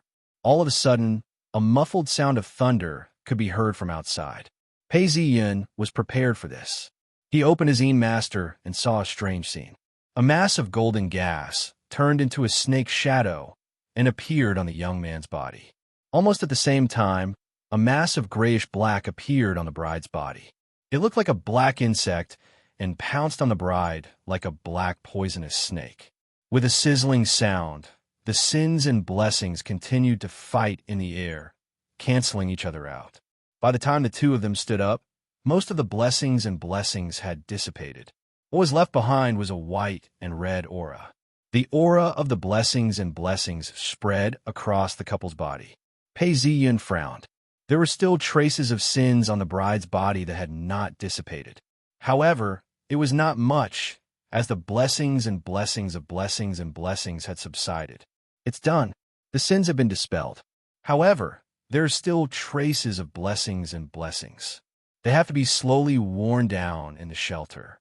Once they leave the village, they might face some more trouble, but won't be too serious. We'll talk about this in the future. Besides, this blessings are considered normal. It won't attract the attention of the Dao Record Department. To put it bluntly, Fang Yongjie can take the high scholars examinations without being noticed. The ceremony is complete. Send them to the bridal chamber. Pei Ziyun waved his hands and sent the bride and groom into the bridal chamber. The bride was wearing a large red veil and looked extremely shy. The groom was looking at the door nervously. Pei Ziyun looked at the teenager and nodded his head, indicating for him to go ahead. The lanterns in the bridal chamber dimmed, and a bright light flashed. The teenager felt his body brimming with energy and was overjoyed. He stretched out his hand and pushed the bride down. Their lips touched and moaned. Of course, Pei Ziyun did not want to hear about the bridal chamber. After confirming that everything was going smoothly, he turned around and left. He then instructed Granny Li.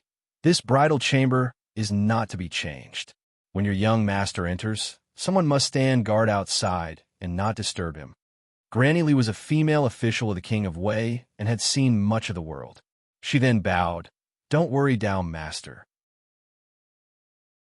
I understand the pros and cons and will not allow anyone to disturb us. Linshan County. Pierre Dong spurred his horse forward. Whenever there was a waterway, he would dismount his horse and board a boat. Following the waterway, he reached Linshan County. Although he had tried his best, by the time he reached Linshan County, it was already afternoon. Siecheng Dong could feel the uneasiness in his heart getting stronger and stronger. He took a deep breath and looked around. He could vaguely see boats docked everywhere. There was an endless stream of people on the shore. Several people walked up to him and shouted, "Young master." Siecheng Dong leapt off the boat and asked, "How's the situation?" "Young master, the matchmaker in Wei Village found out that elementary scholar Fong was betrothed a few days ago. Today is the day of the wedding." Bastard. Siecheng Dong was extremely anxious. He didn't think that he would be late. He suppressed his anger and instructed, "Prepare a horse for me. We're going to Wei Village." "Yes, young master. The wind is blowing. Please bring your raincoat." Siecheng Dong leapt onto one of the horses and wore his raincoat before saying, "One more person. Follow me to the Wei family village." Dusk was approaching, and the sky was getting darker. On both sides of the road, several dragonflies were flying low. An ox cart was moving at full speed. Siecheng Dong galloped all the way. Halfway through the journey, the wind started to pick up, causing the leaves to sway. Pa-pa-pa. Raindrops started to fall, landing on the raincoat. Following this, the rain got heavier and heavier. It was a vast expanse of white, causing people to feel pain. Amidst the rain, the horse suddenly slipped and neighed before falling to the ground. Siecheng Dong stepped onto the back of the horse and leaped onto the ground. "Stop, young master." The person following him hurriedly dismounted. "Give me the horse." Siecheng Dong leapt onto the horse and continued galloping. From afar, he could see Wei Village. The main entrance of Wei Village was decorated with lanterns. There were 2 lanterns that were fluttering in the wind. There seemed to be someone walking by the door. He was drunk and was swaying as he sang. Xie Chengdong leapt off the horse. When he saw this, his heart sank. He then spat out a mouthful of blood. A wave of dizziness washed over him, and his head started to hurt. Damn it, I'm late. This person was holding a jug of wine and a roasted chicken. He stopped singing. Tonight, young master's wedding is a joyous occasion. Come, I brought you some wine and meat. The villager who was guarding the place laughed. I knew you wouldn't forget me. It's young master's big day, and the entire village is celebrating. How could we forget you? Come, have some wine. I have to keep watch, so I can only eat a little. Although this was what the villager said, his hands weren't slow at all. He reached out and tore apart the roasted chicken and started eating. Xie Chengdong clutched at his chest, feeling a sense of suffocation and pain. After some time, he wiped his lips. His entire body became a blur as he transformed into a shadow. He leapt into the air and entered the village. The entire village was decorated with red, happiness characters. It was a festive occasion. Raindrops fell onto the roofs of the houses, and people could be heard drinking and chatting. Fong Mansion festive couplets were plastered on the walls, and 2 red lanterns were hung. The word happiness was plastered on top of them. Although it was raining, the people within the hut were still chattering. Xie Chengdong's shadow flickered as he entered the hut. All of a sudden, he felt an intense pain.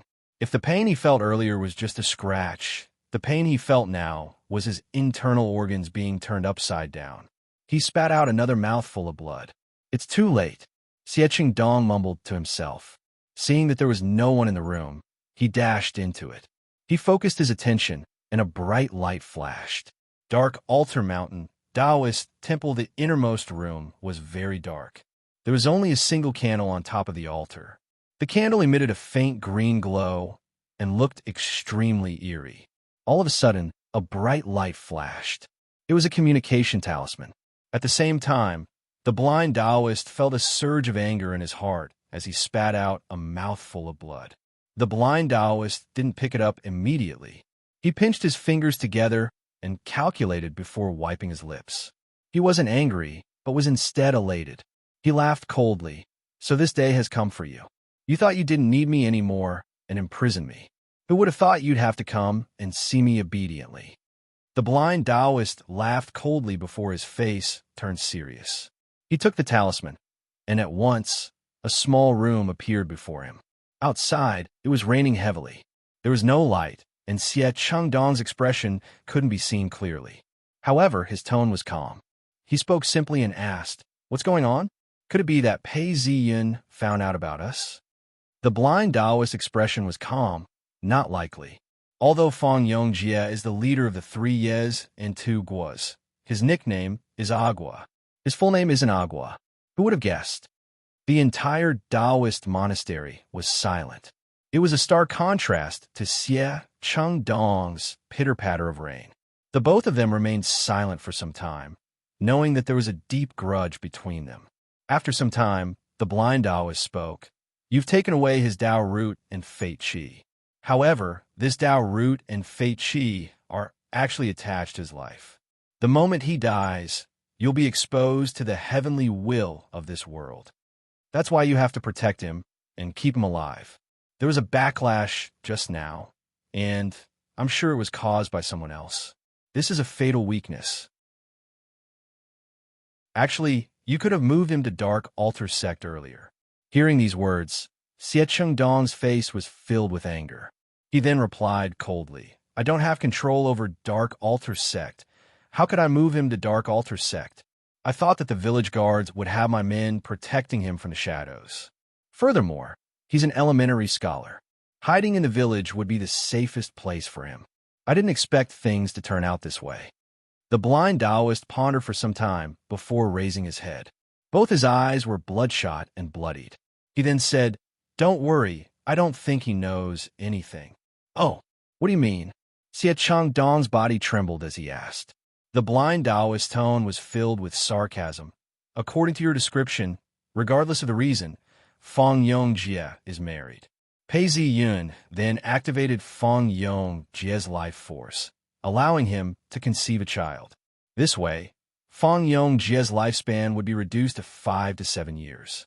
This is extremely disadvantageous to you. The moment he activated it, the spell was broken. There's no turning back. You have to attain Tao within 5 to 7 years. If not, once Fang Yongjie dies, you will have to face the heavenly tribulation. You will be struck by the heavenly tribulation. The lightning lord will kill you. If you don't attain Tao, the only path left for you is death. But I said that Pei Ziyin doesn't know anything. If he knew, he would kill Fang Yongjie with a single blade. You would have to die immediately. Of course, the same goes for me. You shouldn't disturb him now. What kind of person is Pei Ziyin? The moment you show yourself, he will definitely be suspicious. Unless you have the confidence to kill him in one fell swoop. Don't forget, the Een Master stage consists of consolidating equipment, connecting divinity, night wandering, removing records, and immortality. These are all part of the cultivation of immortality and will not directly increase one's strength by much. The next step is to transform your physical body and use your powers to interfere with the real world. Only then will there be a qualitative change. This kid's sword techniques are extremely profound. Do you have the confidence to kill him now? Chapter 267. I got it. Siecheng Dong deactivated the talisman, his face expressionless. The rain was getting heavier. Looking out, he could barely see the lanterns in the distance. The sound of raindrops hitting the leaves of the trees could be heard. Siecheng Dong calmed himself down and saw that there were people drinking. It was the guests, and some of them were already drunk. He then took out a black mask and put it on. In a flash, he was already out in the rain. He was still feeling indignant. The wind and rain were very strong. Pei Ziyin sat in a room at the back and did not participate in the commotion outside. He only had a plate of beef and a plate of peanuts to drink alone. He ignored the music and the voices outside and ignored them. All he did was call out, "System." A plum blossom appeared in front of him and grew bigger. It became a translucent information interface. It floated in front of his eyes as numbers appeared. Een Master, 4th level, 102, 3%. The last time I drank a cup of Gao Shuni's spiritual wine, I managed to reach 97%. Now that I've waited for a few days, it's finally complete. Een Master, materialization, ascension, night roaming, removal of records, longevity. Once I reach the 5th level, I can roam the underworld freely. Once I am removed from the underworld, I will no longer be listed in the book of life and death. Pei Ziyun sighed as he stretched out his hand. He could feel strands of spiritual energy being absorbed by his Een Master. In the blink of an eye, his Een Master was growing rapidly. He could sense it from tens of meters away. Just a simple outing. Pei Ziyun thought to himself as he felt his body lighten. Everything before him had changed. He was still in the same room, but it was now gray and hazy. He could see his own body breathing weakly. His eyes were closed, as if he was asleep. Night roaming. Pei Ziyin understood what was happening. He stretched out his hand and realized that he could not touch anything. He hesitated for a while before reaching the door. The Taoist scriptures say that the first time a person roams, they cannot leave the room. At this point, a light breeze blew past. The wind was weak, but Pei Ziyun's body trembled. It was as if he was in the middle of a strong gust of wind. This is just the wind. There's another tribulation. Don't look at the room as it was before. Outside is the spiritual world. If I step out, I might get lost. The most important thing is that there might still be thunder and lightning. This isn't a good time to travel. Pei Ziyun thought to himself. Without hesitation, he returned to his own body. However, just as he was about to return, his expression changed as he turned to look in a certain direction. Without hesitation, he returned to his own body and sat up. There's an aura sneaking in. If not for the fact that I've advanced to the 5th level and my spirituality has greatly increased, I wouldn't have noticed it. Who is it? Pei Ziyin touched his sword and laughed coldly. He then continued eating the beef with his chopsticks. After finishing a piece, he wiped his mouth and disappeared. In the next moment, Pei Ziyun appeared in the middle of the courtyard. He unsheathed his sword and threw it on the ground. He then spoke in a low voice, "Uninvited friend, come out." The rain started to fall, and the water in the courtyard started to bubble, slowly flowing into the ditch. Pei Ziyin looked in a direction and was about to speak when a pung sound was heard as a black-robed man appeared. The moment the black-robed man appeared, Pei Ziyin paused. He felt as if the black-robed man had merged with the darkness of the night and the rain, as if he was one with the heavens and earth. One with the heavens? Pei Ziyin nodded his head and shook his head. So it's an expert from a Taoist sect. There was a limit to a person's strength, and it was impossible for him to connect the heavens and earth. However, God was able to deceive the senses. You don't seem to agree? The black-robed man spoke. His voice was unfamiliar. A little. I've met someone before, and he liked to put the concepts of inaction, nature, and one with the heavens into his martial arts.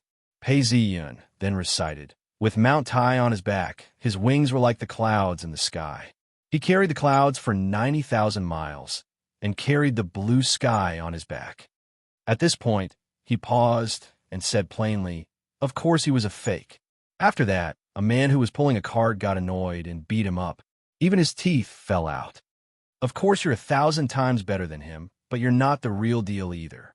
The so-called one with the heavens, the so-called inaction, the so-called nature, all of these are just illusions created by the enemy. Your actual speed, strength, and sword techniques. Have you seen any improvement? You've even grown 3 heads and 6 arms. As long as you understand this, the so-called one with the heavens isn't worth a single coin. Why is it that when Taoist experts fight one-on-one, they become like dogs and cats the moment they meet an armored soldier? That's the reason. The armored soldiers don't care what state you're in. When they unsheathe their blades, they're invincible. You have one with the heavens, I have my mace. If you have one with the heavens, I have my mace. If you have one with the heavens, I still have my mace. Don't even talk about the fact that the soldiers under orders have the chi to defend against your Tao techniques. Even if they don't, how many of them can you infect with your Tao techniques? Under the mace, even their skulls would shatter. Under the flurry of blades, even an expert would die. Unless you've really connected the heavens and the earth, and your state of mind is turned into that of thunder and lightning. That's the earth immortal stage, right? Even if that's the case, even an earth immortal has its limits. If you think you're great, you'll still die if you're surrounded. Over the past few thousand years, there have been Taoists like you who have tried to do the same. Don't you agree? The black-robed man listened quietly.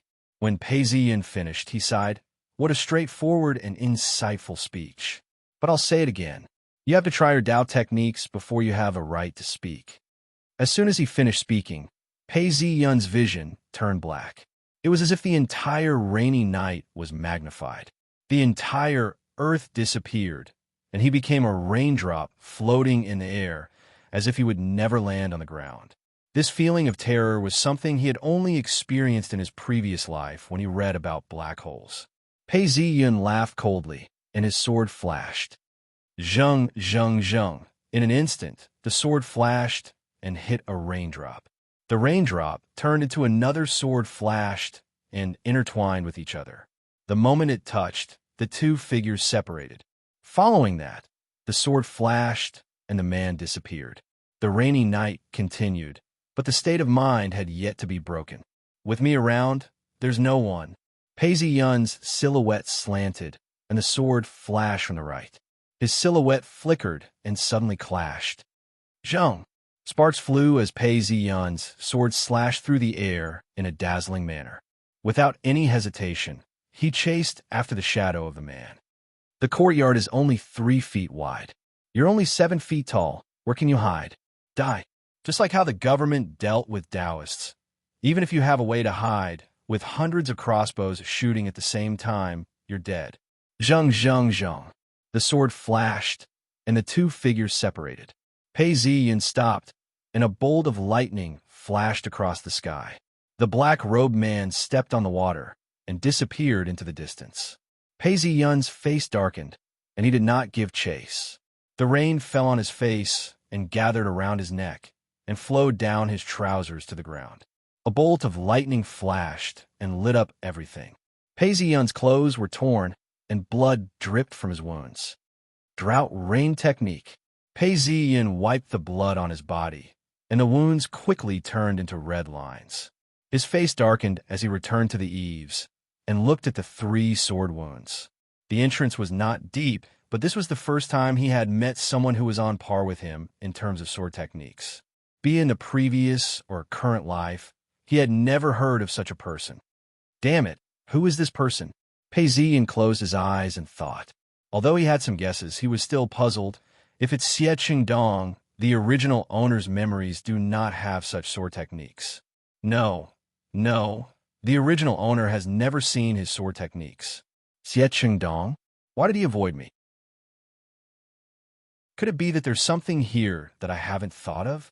Pei Ziyun paced a few steps. If that's the case, what is it? Who else has their eyes on the Dragon Veins map? It's a mess. The truth is unclear, and I can't think straight. Pei Ziyun sighed and returned to his room. He lit up the extinguished candle. The room was dark, and there was no one around.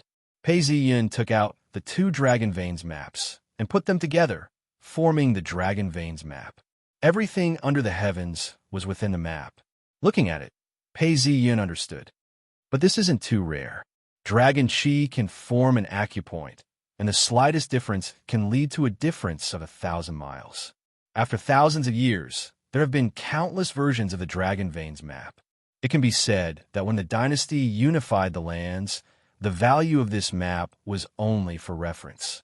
If one were to follow the instructions of the map, it might not even have any effect. No wonder Fang Yong Jie handed it over so easily. It's just that I'm not looking for a dragon. Pei Ziyun's gaze swept across the map. Every single dragon was marked, except for one spot. Pei Ziyun reached out and touched it. Could it be here? The spot where Pei Ziyun touched was the border of Ying, Yong, and Ding prefectures. Wangyu Mountain. Wangyu Mountain. The map is simple, but with a direction, I can go check it out. Let's set off tomorrow morning. Official Xie Qingdong led his horse and leapt up, riding in the rain. At this point, the rain had lessened, and he couldn't see clearly. He couldn't see his face and could only touch it. His shirt was torn open, and inside was a red line. The bleeding had already stopped. How powerful! The assessment this time was meaningful. This is the first time I've seen him face to face. Pei Ziyun's martial arts and sword techniques are about the same level as mine. His cultivation level doesn't have much effect on him. He's too intelligent and saw through the flaws of these thousands of years. Pei Ziyun's Dao arts are at the 5th level of the Yin Master level. How terrifying! Could it be that Free Cloud Mountain Paradise has such a strong support for the sect leader? However, my Dao arts are still above him. It's just that the moment I use my Dao arts, unless I can kill him, I'll be exposed. Killing Pei Ziyun would be difficult, unless I'm willing to suffer a severe injury. But before I achieve Dao, I cannot suffer such a heavy injury.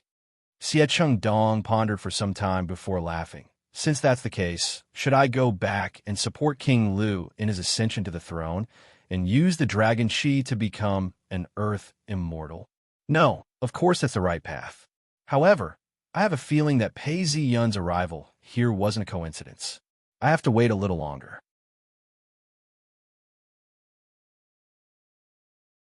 Chapter 268.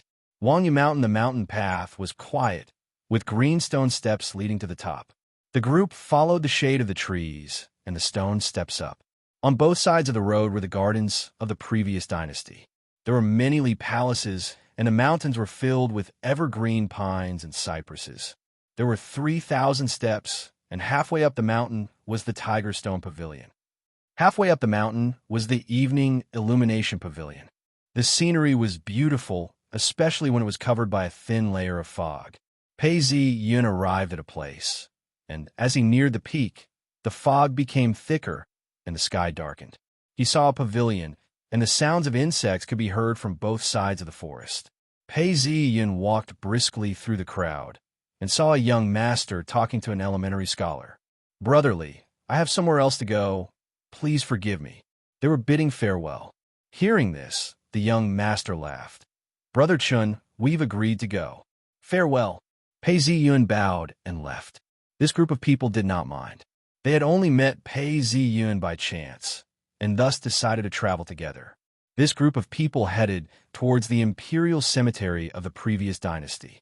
The scenery was beautiful, and one could admire the palace of the previous dynasty from afar.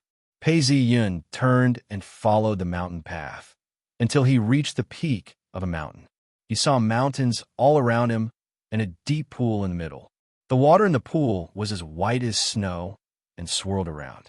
Pei Ziyun sighed. So this is the direction. I thought it was a place that no one knew about. This was the place that Wang Yu Mountain had to visit, the heavenly fountain.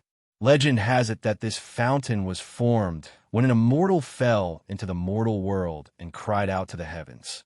As he neared the fountain, the sun shone down and illuminated the bottom. The water was clear, and the fine white sand could be seen clearly, reflecting the light. Around him was a milky white rock with green moss growing on it. Silver-white striped fish swam in the water, and there was a small hole at the bottom of the water. Looking around, he saw a stone tablet. On it, there was a legend of the previous dynasty's emperor. Not far away, there was a huge tree. Its branches and leaves covered the entire area, providing shade. People have long discovered that the feng shui of this place is extremely good. Hence, in the past 300 years, many palaces have been built here. It seems like no one has been able to touch the real immortal dragon veins. This immortal dragon veins is truly extraordinary. It cannot be seen with the naked eye, and cannot be seen with the naked eye. It seems like I have to use the Yin spirit to observe it. Pei Ziyun thought to himself. He climbed up the tree, and when he reached the top, he hid in the leaves. He could observe his surroundings and react at any time. Pei Ziyun swept the branches clean and sat on the top of the tree. He scanned his surroundings and made sure that no one was around before closing his eyes and concentrating. Looking up and down, there was no feng shui qi in the entire mountain range. It seemed that there were only plants and living creatures. No matter where it is, there is energy. This place doesn't seem to have good geomancy, so there is only one possibility, and that is that there is an even larger dragon vein here. All of the Earth's energy has become nourishment. It must be an immortal Tao dragon vein, or else it wouldn't be like this. It's not like no one has seen this in the past few hundred years. Unfortunately, none of them have been able to find the way. The dragon vein devoured day and night, devouring all of the surrounding earth energy. One could see the beauty of the mountain range's nourishment. Perhaps there would be changes at specific times, or perhaps there were other reasons. He looked around but couldn't see a single spot. He thought to himself, this mountain is huge, and I can't see the immortal Tao dragon vein. I can only wait until night falls. He took out a fried dough bag with cooked vegetables in it and used it. Night gradually fell, and some crickets were chirping in the mountains. Looking down from the top of the mountain, one could vaguely see the village lit by oil lamps. The night was thick, and one couldn't even see their fingers if they stretched out their hands. Pei Ziyun formed a hand seal and lit up a soothing incense in front of him. He was about to enter a trance state. The 10 stages of the Yin Master stage were consolidating equipment, ascending spirit, night roaming, removing records, and longevity. He couldn't enter the Dragon Chi shelter, nor could he enter the deity Tao grounds. He could only roam the mountains at night or travel through the bustling streets. He calmed himself down and focused his attention on his Yin Master. The Yin Master opened its eyes, and spiritual energy surrounded its body. Pei Ziyun leaped up and was about to rush out when he felt a sudden urge. Why do I feel uneasy when I'm out of the Yin Master stage? Something doesn't seem right.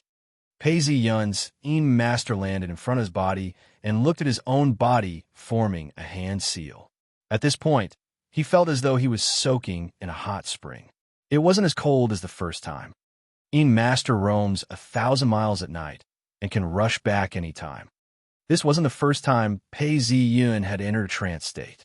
He thought for a moment and pointed at the Yin Master stage, activating the array. The array revealed his body. His face was pale, and as his soul left his body, His physical body started to weaken. Seeing that it was completed, Pei Zi-yun's heart sank. Underworld soil, this piece of land was gray and black. A beam of spiritual light shone down from the skies and landed on a desolate hill. Looking around, there were no living beings and no earth energy. Not to mention paradise. It was all empty. This place is so barren. It seems like this is where the immortal Tao dragon veins are. There should be earth energy here as well. As long as I can find earth energy, I can see how the immortal Tao dragon veins devours earth energy. A few hundred meters away, there was an ordinary-looking pavilion. Xie Chengdong was walking slowly, his robes fluttering in the wind. A huge seal hung around his neck. This seal was glowing faintly and covered up Xie Chengdong's aura. I've been following you for a long time, and finally my chance. Xie Chengdong stood under a huge tree, a cold smile on his face. He was less than a mile away from Pei Zi-yun and could easily kill him with a single strike. Just as he was about to attack, the huge seal lit up. Xie Chengdong stopped in his tracks. A warning array? He squinted his eyes and activated his true spirit. Looking ahead, he noticed that there was a dense layer of energy in front of him. It was a warning array. My sword techniques are on par with yours. I attacked your physical body, and you had a protective array to defend yourself. I would need at least 3 breaths to reach you. But you only needed 2 breaths to turn around, and it became a fight. It's just that you dared to use your Yin spirit to travel far. I don't care what you're trying to find, but you've given me a chance. Even if you've reached the night wandering stage, the difference between the 10th and 5th level is too great. Killing you is easy. Since I can't kill your physical body, I'll kill your soul. That way, I won't have wasted my time chasing you for hundreds of kilometers. I even used an Earth-level immortal weapon to cover my tracks. Pei Zi-yun, tonight shall be the day of your death. Xie Chengdong laughed coldly. He turned around and climbed up a tree. He took out an array and set it up as well. He then closed his eyes and recited a mantra. With a flash of light, the array was activated, and his Yin spirit leaped out. The entire place was barren. As far as the eye could see, everything was gray and black. There was no trace of life at all. Wherever one stepped on the ground, there was a thick layer of soul ashes. These were all accumulated by the souls of the dead. Xie Chengdong's soul transformed into a giant. His body glowed with a faint red light, and he wore a golden Taoist robe. He glanced around and started searching. At this point, Pei Zi-yun had also transformed into a translucent body of light. He walked to a hill and examined it carefully. The peak of the hill, or the place where there was a high chance of a fortune realm appearing, he searched through the thick layer of soul ashes. He searched 33 places in a row, but there was no trace of earth chi. Even the place where there was a high chance of fortune realm appearing had no earth chi at all. He ran down a hill and suddenly saw a spring. Some earth chi was flowing out from a crack in the cliff. This bit of earth chi turned into a small pool of 1 meter wide. Pei Zi-yun took a step forward and landed beside the pool. He stretched out his hand and touched the pool. Pooh! The touch turned into threads of spiritual chi. The pool was filled with earth chi. Pei Zi-yun was overjoyed and wanted to investigate the crack in the cliff. All of a sudden, a ray of sword light fell from the sky. Pei Zi-yun sensed it and dodged it. The sword light landed on the pool, causing it to explode. The earth chi lost control of the pool and started to dissipate. Pei Zi-yun looked up into the sky in anger. A face that Pei Zi-yun remembered so well appeared in the distance. Xie Chengdong? Xie Chengdong held a long sword in his hands. His body was like a giant about 10 feet tall and was emitting a faint red glow. Yin Master is like a deity? Not good. This is a 10th level Yin Master, an immortal Taoist. It's Xie Chengdong? He's discovered me? That's why he's here to kill me. Pei Zi-yun's expression changed. Xie Chengdong looked at Pei Zi-yun and smiled. I've finally met my Taoist friend. You've always been cautious and even managed to repel the attacks of Dark Altar Sect. How could you be so careless today and allow your Yin Master to enter the underworld? Since that's the case, I shall accept this gift from fate. Xie Chengdong didn't kill Pei Zi Yun immediately. He was playing a game of cat and mouse. I can't fight him. Pei Zi Yun looked at Xie Chengdong and didn't think twice before turning around to escape. Where are you going? Seeing this, Xie Chengdong laughed coldly. With a single point of his finger, a ray of sword chi flew towards Pei Zi Yun. Pei Zi Yun dodged it, and the underworld mountain exploded. Damn it! Pei Zi Yun cursed out. His face was extremely serious. He thought that with his sword techniques, he would be invincible. However, he didn't expect to meet Xie Chengdong in the underworld. He didn't even dare to fight him. This was the difference between a 10th level cultivator and a 5th level cultivator. You won't be able to escape. Die. Xie Chengdong smiled. He didn't know why, but he felt a sense of unease in his heart. It was as if something was about to happen, and he stopped teasing Pei Zi Yun. The sword gleamed brightly as it shot towards Pei Zi Yun. Everything in its path was destroyed, and the entire area was filled with ash and ashes. Boom! The faint sound of a dragon's roar could be heard as a ray of golden light flashed past. Pei Zi Yun looked closely and saw a token in front of him. It was just that the sword gleamed and the token was broken. It's just a mere crown prince's token. It's not even the crown prince's decree, and yet it can only block one attack from me. Xie Chengdong was taken aback. He then laughed coldly. Let's see what other treasures you have. Use them all. Pure Moon Monastery was located not too far away from the Eastern Gorge. The mountain wasn't tall, and there were many hills and gentle slopes. This monastery was built in the 19th year of the Jin dynasty. The previous dynasty had destroyed it, and it was rebuilt. This monastery lasted for 7 years. The only places where the devotees could reach were the monastery, the Imperial Steel Pavilion, the front tower, and the Hall of Wind and Rain. Perhaps it was because there were female cultivators here, but it was extremely lush and lush. The main hall, the side palace, and the pavilions were all hidden within. It was extremely beautiful and serene. At this point, in front of a secret chamber, the sect leader of Pure Moon Sect was seated cross-legged. She was dressed in a Taoist robe, and her hair was draped over her shoulders. Her eyes were squinted, and she looked extremely nervous. Occasionally, a female cultivator would pass by, but they would be extremely careful and quiet. The reason was simple. Yisu was trying to break through the gates of heaven. As night fell, the entire chamber was filled with silence. At this point, a 30-year-old woman walked over and spoke softly. Master, you've waited for a long time. This is ginseng soup. Use it to wake up your spirits. The sect leader looked over and retrieved a bowl of ginseng soup. The soup was yellow in color and had a nice fragrance to it. She then smiled. Thank you for being so thoughtful. As she spoke, she took out the soup. The sect leader then said, Master, you're right. I'm here. Just as she was about to continue speaking, the entire chamber shook. The both of them turned around to look.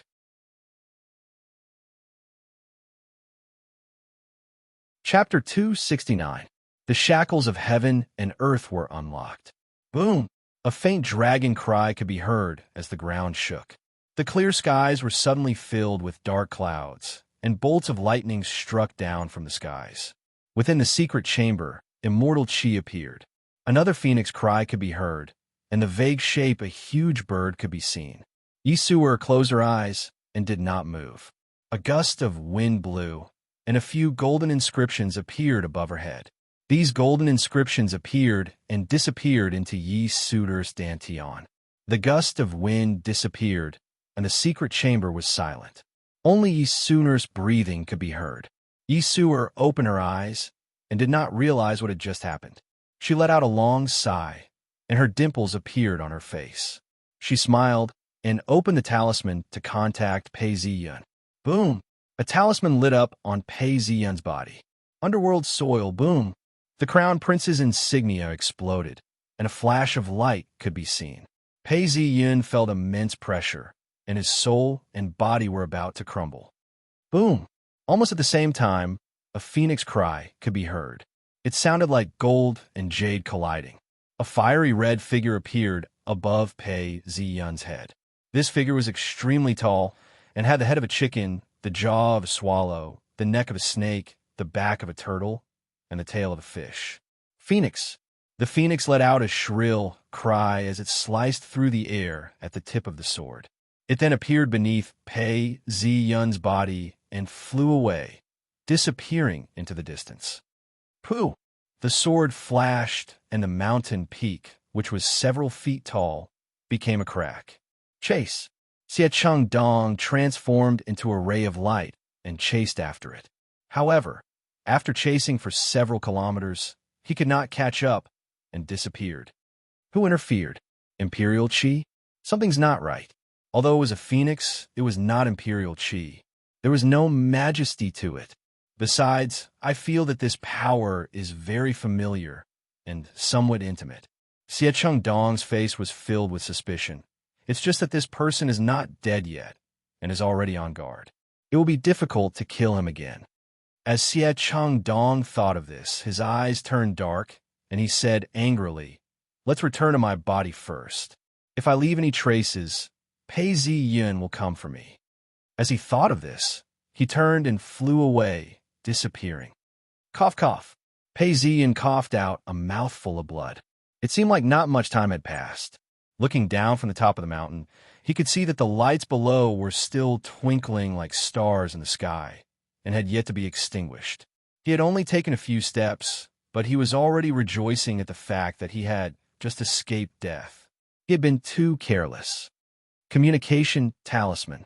He tapped on Yi Suer's communication talisman, and with a flash of light, he appeared in the quiet room.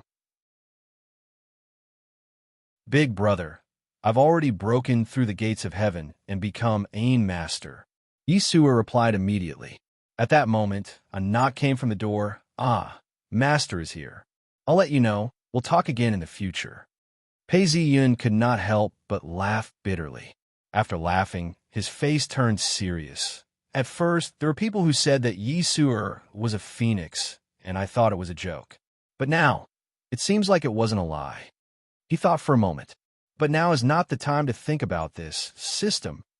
A plum blossom appeared in front of him and quickly enlarged, turning into a translucent information interface. It floated in front of him with a faint sense of light, and data appeared in front of him. Mission: Yi Suer has opened the gates of heaven and searched for the dragon veins in the paradise. Completed. With just one click, a transparent image of a plum blossom appeared between his eyebrows. 3 petals appeared, followed by a light green petal that flickered in and out of existence. You've obtained the authority to transfer. Yi Suer has a lot of trust and admiration for you. She has opened the gates of heaven, and 10% of the dragon veins have been opened. You have obtained 1% of the authority. You are the sect leader of Free Cloud Sect, and have obtained the approval of the entire sect. You have obtained 10% of the authority. 10% of the central dragon veins have been opened, and the authority has been split. Because of Fang Yongjia's approval, you have obtained 1% of the authority. The system kept refreshing, as lines of explanation and mission records kept appearing. Pei Ziyin looked at the system page in front of him and did not know how to react. Immortal Dao True Dragon. 5 Immortal Dao Dragon Veins. What is the reason for the birth of the dragon veins? Since ancient times, only the people have known about the dragon veins. Now that the immortal Dao True Dragon has appeared, could it be that the Celestial Dynasty is responsible for it? The Central Dragon is the king? For directions? Pei Ziyin thought of this and laughed out. There's a limit to the number of immortal Dao Dragon Veins. I must be thinking too much. At most, there will only be 5 people. Pei Ziyin was still in shock when he suddenly thought of Fang Yongjia. This person's energy was stolen, and someone asked Fang Yongjia to borrow his bones. Oh, Pei Ziyin thought of the system notification and thought of Fang Yongjia. 3 surges of spiritual energy suddenly appeared, breaking Pei Ziyun's train of thought. The moment the spiritual energy appeared, Pei Ziyun's consciousness was pulled into his Yin Master. Pei Ziyun's Yin Master was clad in a Taoist robe. He could see this spiritual energy coming from the plum blossom and surrounding his body. He felt extremely comfortable as he felt his own master. This world cannot produce any true immortals. The only reason is that there is not enough spiritual energy. Only paradise and grottos have spiritual energy. 3 surges of spiritual energy flowed into his body. The amount of spiritual energy wasn't large and was similar to rain. It gave him a different feeling. Yes, the biggest one is still free cloud sex paradise. If the number is 10, then the North Dragon veins should be 5, while the Central Dragon veins should be 1. After carefully comparing, Pei Ziyin understood the ratio. Just based on Yisu or his Northern Dragon vein alone, it's 5 times larger than free cloud sex. And the Central Dragon vein is twice the size of the Northern Dragon vein? 3 yes and 2 guas. Could this be the so-called great fortune? Pei Ziyun's heart was filled with prejudices. At this point, he started to work backwards as he gazed into the distance. Suddenly, his eyes lit up.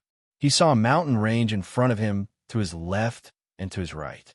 It was as though there were 5 mountain ranges that were connected to each other.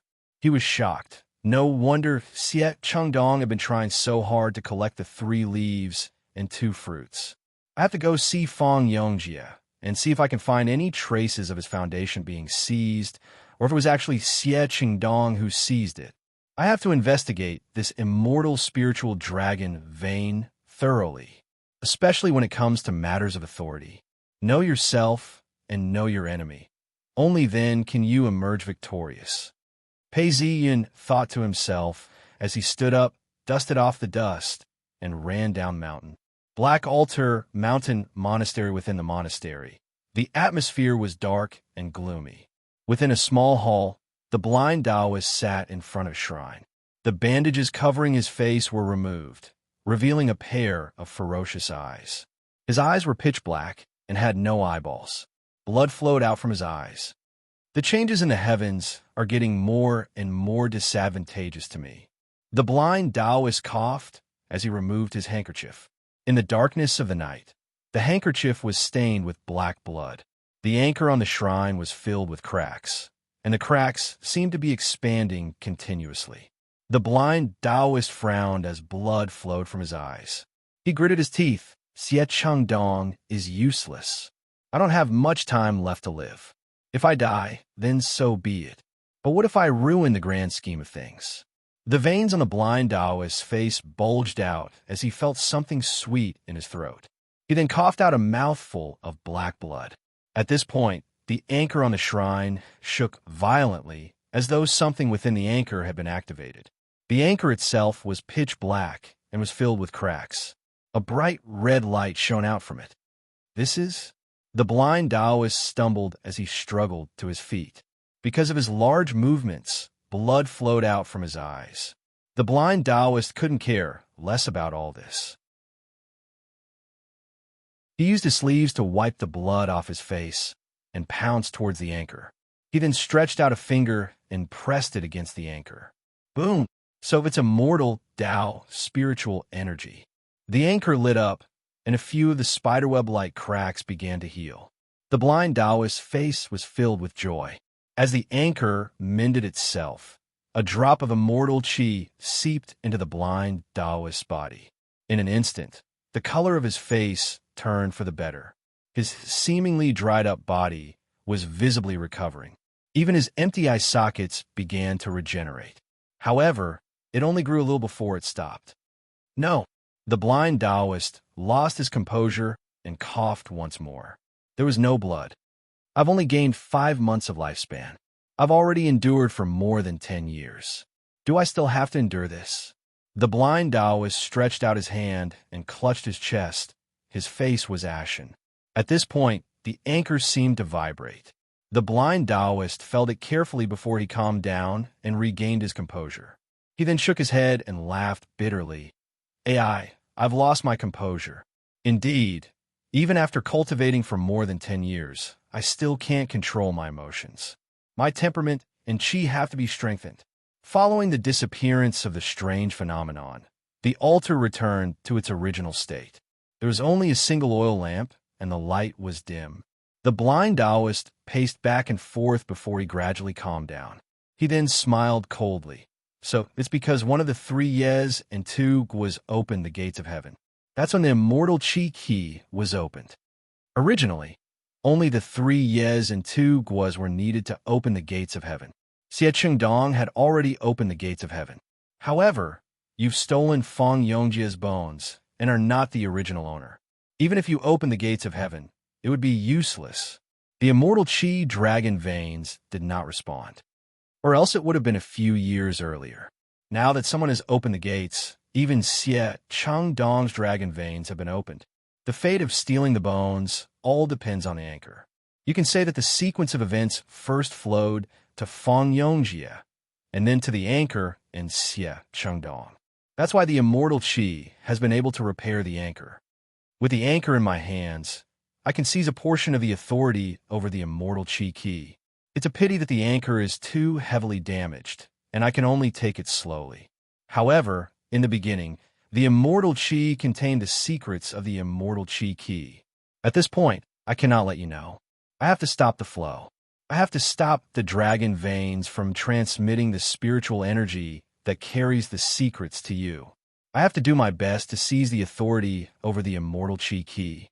Although the anchor can only last for 7 days and can only seize a portion of your spiritual energy, it's enough.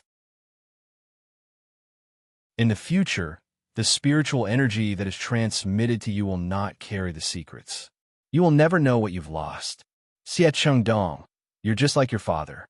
Both of you have the heart of a wolf and lungs of a dog. I've helped you so much, and yet you've imprisoned me here. If you were to achieve the Tao, would I even have a chance to live? As he spoke up to this point, within the thick black clouds, a bolt of lightning struck down, illuminating the Taoist's vision. A deafening clap of thunder could be heard, causing the earth to shake and the rain to fall. The branches danced in the air, hitting the tree leaves on the ground. The blind Taoist threw his head back and laughed. Now, the dragon veins have been opened. All the backlash will be borne by you and your father. Xie Dong, I've waited for this day. I've waited for 12 years. As the blind Taoist spoke, some black light flowed into the anchor, and a few symbols appeared on the anchor. Buzz, buzz. The anchor vibrated, and in the darkness, something seemed to snap. In that instant, the blind Taoist laughed maniacally in the darkness.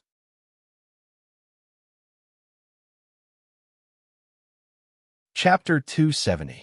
10 Years of Peace. Wei Village in the blink of an eye. It was autumn. The weather was good this year, and the fields were golden.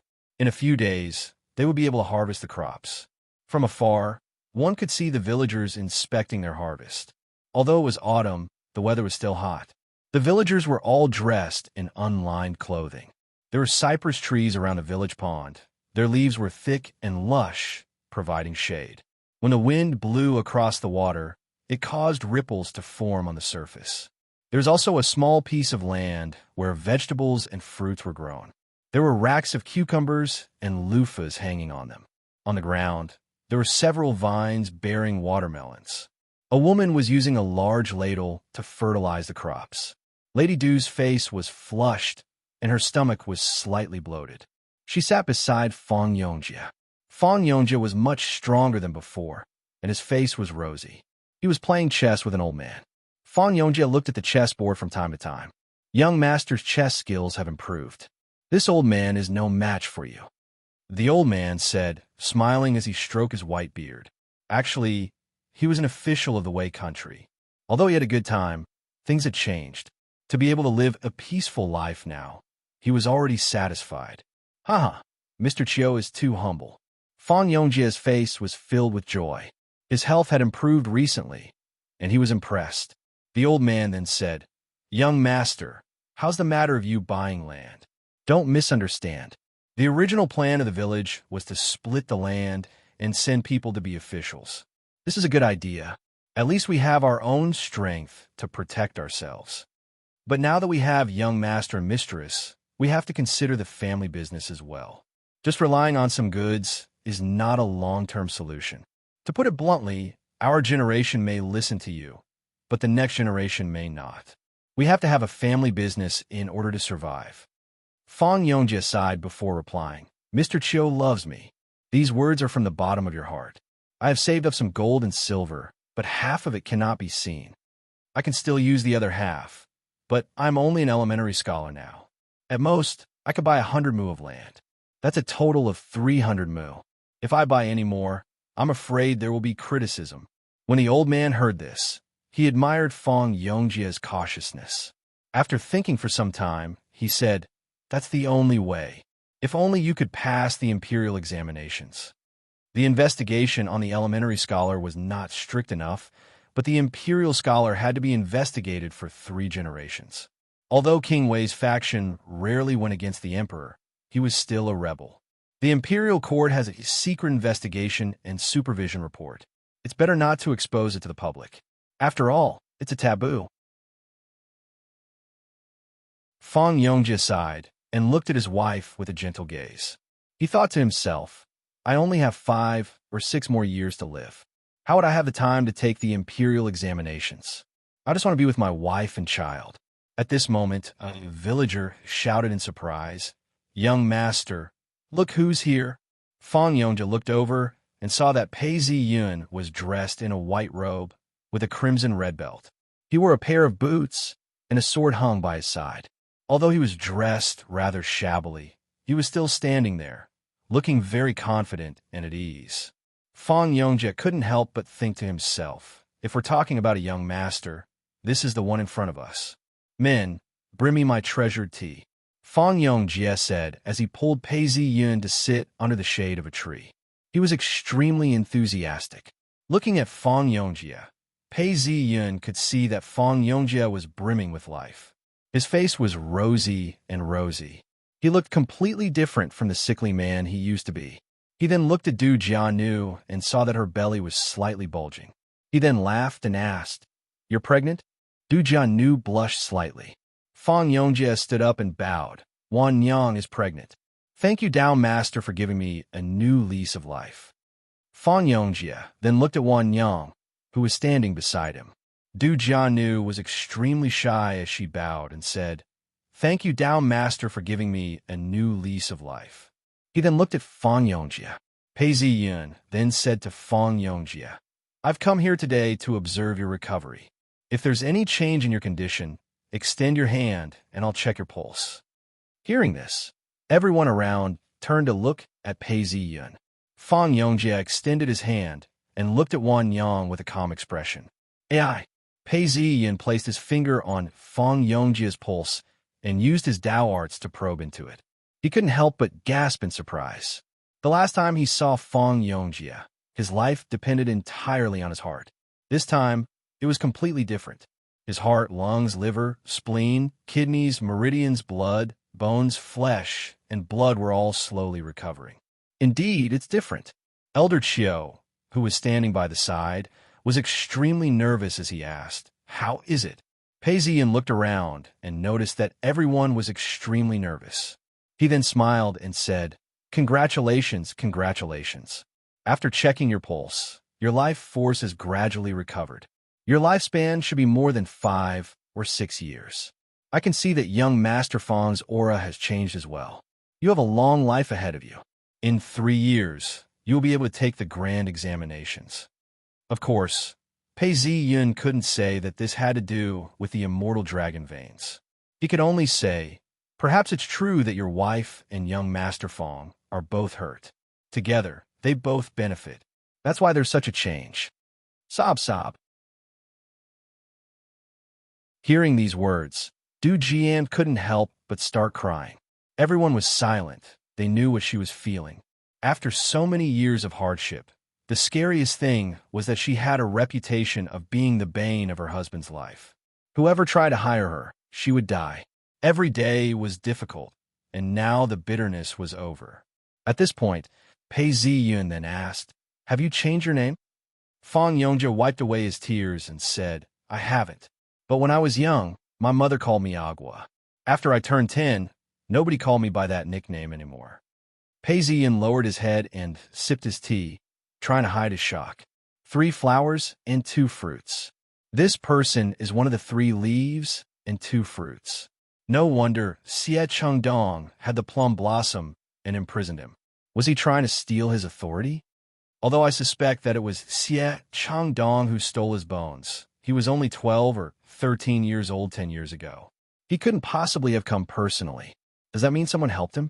But without the plum blossom, how could Xie Changdong steal someone's bones? I don't even know how to do that. When did Xie Changdong enter the Immortal Meridian? It's a pity that the original owner's memories don't contain any information about this. Pei Ziyin thought about it carefully and came up with nothing.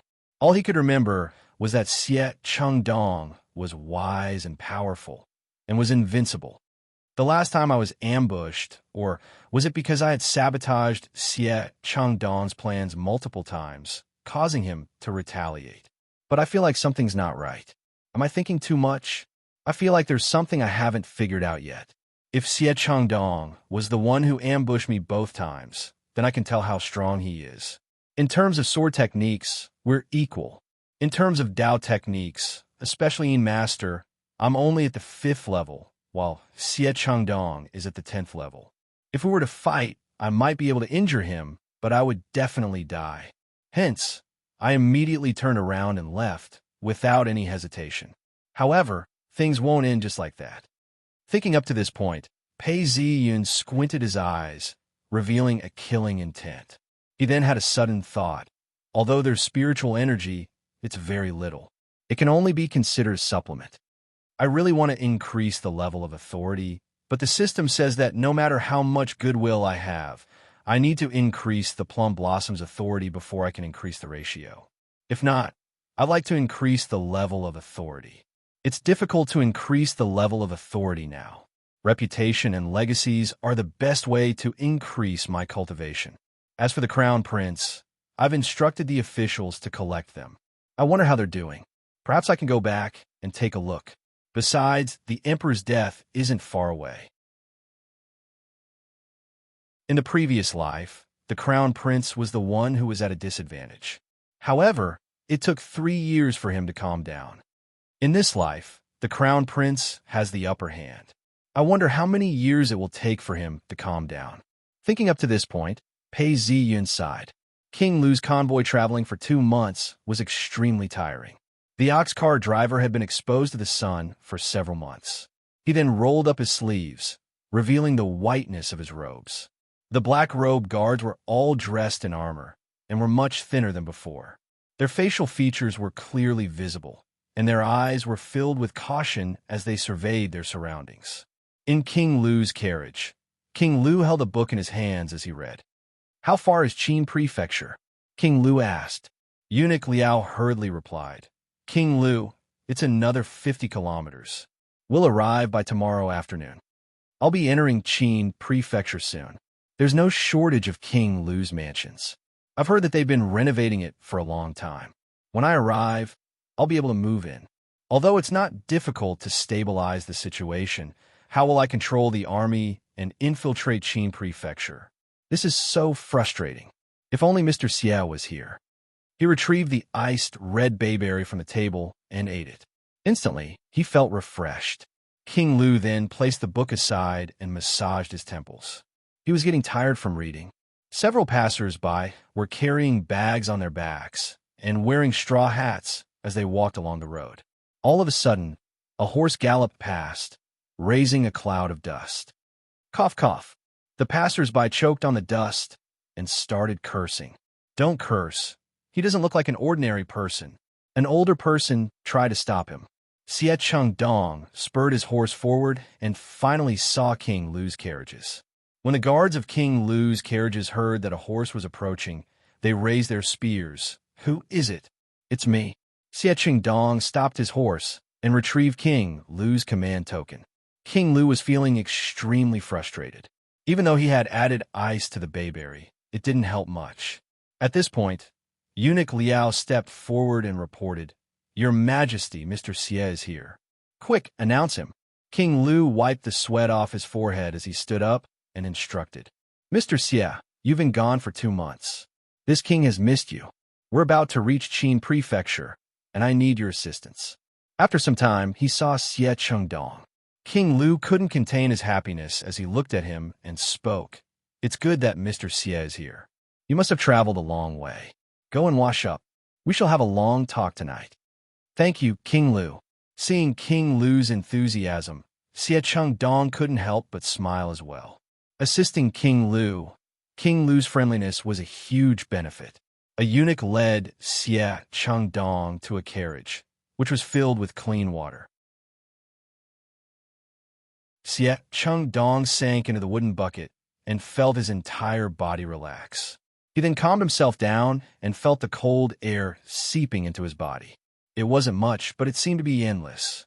He then thought to himself, ever since I returned from Jade Feather Mountain, I could feel this spiritual energy helping my cultivation. What is this? Could it be the Imperial Qi? Xie Qingdong lowered his head and mumbled. No, something's not right. It's as if I've lost something. Xie Chengdong stretched out his hand and placed it on his chest. It was empty, as if something had disappeared. Should I ask the blind Taoist? Xie Qingdong didn't know why, but he felt a sense of disgust. He then thought to himself, forget it. This amount of spiritual energy isn't enough to help me break through to the Earth Immortal stage. If I want to succeed, I have to help King Lu gain full control of the 3 prefectures.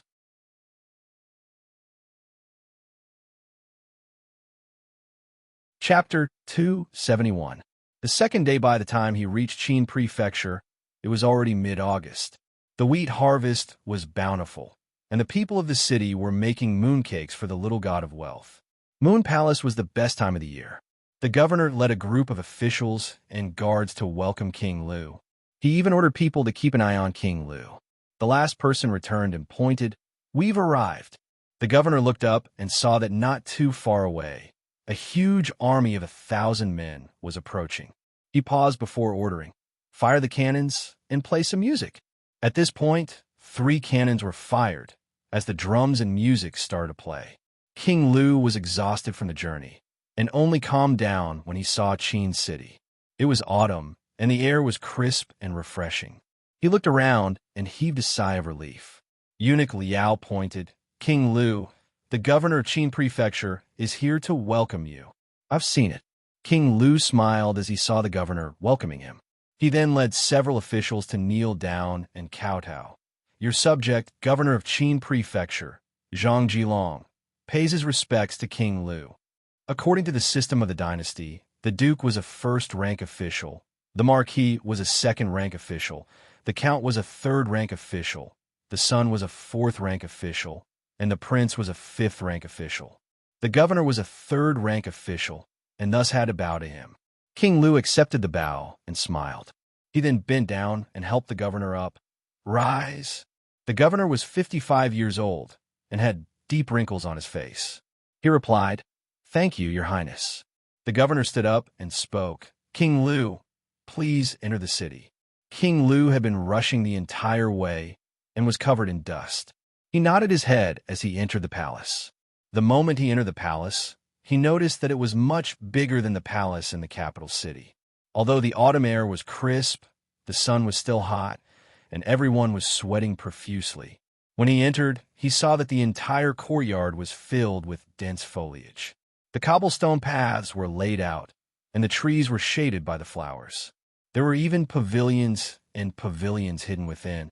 King Lu was extremely satisfied as he looked around. It seemed like the governor had put in a lot of effort to renovate the palace. When they entered the hall, King Lu took the seat of honor. Although the hall wasn't very big, it was decorated with wooden planks. The pillars were carved with dragons, and it looked very imposing. At this point, 3 men dressed in fourth-ranked robes stepped forward. The leader was a middle-aged man in his 40s. He had a pair of straight eyebrows that exuded a murderous aura. Next to him was a short general with a dark red face. Finally, there was a middle-aged man with a medium build who looked to be in high spirits. They all knelt down together. "Greetings, Your Highness." Watching as the general finished his salute and confirmed his status, the governor-general stood up and said, "Your Highness, it must have been a long and arduous journey. Please." When they reached the main hall, the banquet had already been laid out. King Lu then ordered for the banquet to begin. After 3 rounds of wine, everyone was already drunk. King Lu then retreated to the back of the hall, where eunuch Liao and Xie Chengdong were already waiting. King Lu drank a bowl of soup before he strolled to the window and looked out at the garden. He then exhaled and asked in a hoarse voice, "How's the situation in the palace? I sent someone to take over at the first instance. Now, the blackguard has taken over all the defenses of the prince's mansion. This servant has also taken care of everything, especially the kitchen and the storehouse.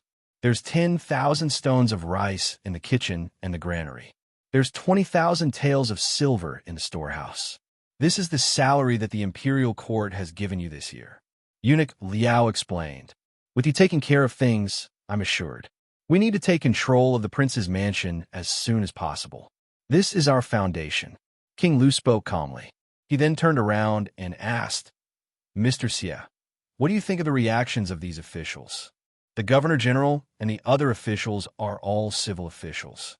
They're just following the rules of etiquette and can't be said to be disrespectful. However, it's hard to expect them to board your highness's ship. These civil officials are all fence-sitters. However, your highness is the son of the emperor after all. This is an internal affair of the imperial family. As long as your highness is victorious, very few people would object.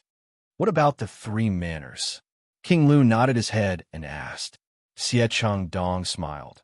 "Although the emperor has handed over the soldiers of these three manors to your highness, and are naturally under your command, the imperial court can still strip them of their authority.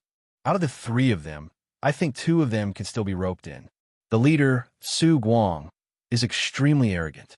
I'm afraid it'll be hard for him to submit to your highness." King Lu's eyes gleamed coldly as he spoke. "If he doesn't submit, I'll take his head. Take it slow." Xie Chengdong laughed. "There's no need to be too meticulous. Since we have a reputation, we can start roping them in. Whoever is obedient will be rewarded. Those who are disobedient will be killed. Isn't it easy to find a reason?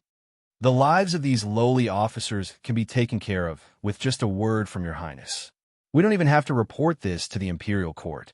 Once we've taken control of the officers, we'll take control of the battalion officers. Slowly, we'll take control of them. Once we're above, we can't kill anyone who's of the 6th rank and above. We'll make sure that they're just a figurehead. Once your highness takes action and they refuse to submit, we'll behead them and hang their heads on the city gates." Hearing these words, King Lu turned around. "Good." He then asked, "What about the crown prince?" "I have a plan. We could take down the crown prince. At the very least, we can prevent the crown prince from paying attention to your highness." Xie Chengdong spoke as he leaned closer to King Lu and whispered. King Lu's expression changed several times before he sighed. "Mr. is truly a hero." Pure Moon Monastery, the sky was gloomy, and it was drizzling. However, many guests had gathered. The monastery was decorated with lanterns and ribbons. Bright red silk and gold leaf decorated the walls. A female Taoist nun was directing the young Taoist nun to change the decorations. Even the guest rooms of the monastery were filled with newly made blankets. Yi Su'er was in her room, and the sect leader was helping her with her makeup. She could see in the bronze mirror that she had bright eyes and white teeth. Her features were as beautiful as a painting. Now that she had opened the gates of heaven, Yi Su'er looked even more beautiful. "Master, this is a celebration for the opening of the gates of heaven. Why do I look as though I'm getting married?" Yi Su'er asked shyly. Seeing her expression, the sect leader stretched out a hand and tapped Yi Su'er's forehead. You're the first person to open the gates of heaven in the past 10 years. She sighed as she spoke. Honestly speaking, even though the techniques they taught were the same, geniuses were different from ordinary people. Geniuses were also hard-working. Are we like some other sects that forbid marriage? But that's too harsh on them. The sect leader shook her head. She knew that once many disciples got married, they would focus on their families. Hence, their cultivation would be delayed. However, she could not forbid them from marrying. She could only console them. That's good too. Those who don't want to pursue the Tao can marry and become an outer disciple. Those who are good at cultivation can become an inner disciple. Just as he was thinking, he noticed that Yi Su'er was restless. The time had come, and someone was rushing her. She did not move. The sect leader sighed and was about to speak. Outside the monastery, the sound of a flute could be heard. At first, it sounded as thin as a strand of hair. It seemed to be there and not there, but it seemed to be lingering in the air. Meeting is fate. Longing is entwined. The sect leader had heard many kinds of music, but at this moment, she stopped what she was doing. She could not help but fall into a daze. The sound of the flute was filled with emotions. Every note, every turn, conveyed a sense of longing. Everyone could see someone playing the flute with his eyes closed. The sound of the flute was long and moving, causing everyone to feel jealous. Yisuer stood up abruptly and said, "He's here." Before the sect leader could react, Yisuer stepped forward and brushed her hair back, revealing her pale white neck. Her delicate fingers then gently picked up a flute from the wall. There were some spots on the flute. It was made of bamboo, and she started playing. The sound of the flute was loud and clear, and the sound of the flute was gentle. There were many Taoists in the hall who were chatting excitedly. When they heard the flute and flute playing together, everyone quietened down. The senior brother of Yinshan Monastery heard the flute and sighed. It's really a flute and flute playing together. It must be one of the junior sisters from True Element sect. A Taoist with a long sword on his back laughed. It's a pity that it's already taken. The flute must be played by a man. The sound of the flute and the flute together is filled with love. Another Taoist frowned and closed his eyes. It's a pity that love and hate are all bitter. It's a waste of energy, and it's hard to attain the Tao. What does attaining the Tao have to do with love and love? Someone else was unconvinced. Yisuer stood up and was about to walk out when she opened the door. She saw a familiar face. It was Pei Ziyun's master, Yu Yinjun. She was holding a card with the word happiness written on it. Yisuer looked at it and was extremely nervous. She wanted to say something, but stopped. Yu Yinjun looked at it and was a little sad. She then smiled and said, "Suer, what do you think this is?" She took the card and looked at it. Yisuer's eyes turned red, and she was at a loss. The sect leader took it and looked at it. He was surprised. So, it's a card of the 8 characters. Does it mean that it's a card of the 8 characters? A card of the 8 characters was one of the procedures for an engagement in ancient times. First, the groom had a hand over his 8 characters. If the groom was willing, the groom's 8 characters would be written below it. Sometimes, a fortune teller would say that the 2 characters were not incompatible. Of course, to a cultivator, this was unnecessary. Once the 2 characters were combined, the marriage certificate would be formed. It was commonly known as the engagement. In fact, in ancient times, once the marriage certificate was signed, they were considered to be engaged. The next step was to present the bride and groom the bride. To this era, this was the greatest form of sincerity. Reneging on an engagement was something that people looked down on. Naturally, this is a card of the 8 characters that Pei Qian asked me to bring. I am Pei Ziyun's master, and you are Suitor's master. We have an alliance within our sect. Furthermore, we are both young and have opened the gates of heaven. This is the best choice for marriage, Yu Yinjun said. Suddenly, she thought of Chu Xia, and her heart ached. The sect leader was about to speak, but when she heard this, she swallowed her words.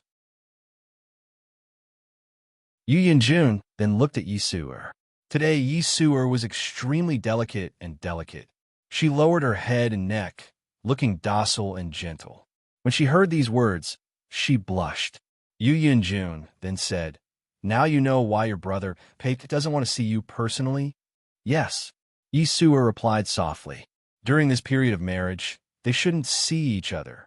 Yu Yinjun then retrieved a letter from within her sleeves. "This is from your brother Pei." She received the letter. It was written with the words, longing. It was obvious that it was a love letter. At the end of the letter, there was a sentence. "The crown prince has summoned you to the capital." At the end of the letter, there was a poem. The title was "A Phoenix Seeking a Phoenix." The phoenix wishes to return to its hometown, roaming the 4 seas in search of a phoenix. The time has not yet come, and there is no general. How can I comprehend the present and ascend to this hall? There is a beautiful lady in my room, and the people around me are poisonous to my heart. How can we be fated to be Mandarin ducks and soar together? The phoenix wishes to perch with me and to be my concubine forever. Our hearts are harmonious, and in the middle of the night, who knows me well, raising his wings and flying high, I feel nothing but sorrow. As she read, Yi Suer smiled and said softly, On account of this poem, I shall forgive you for leaving without saying goodbye.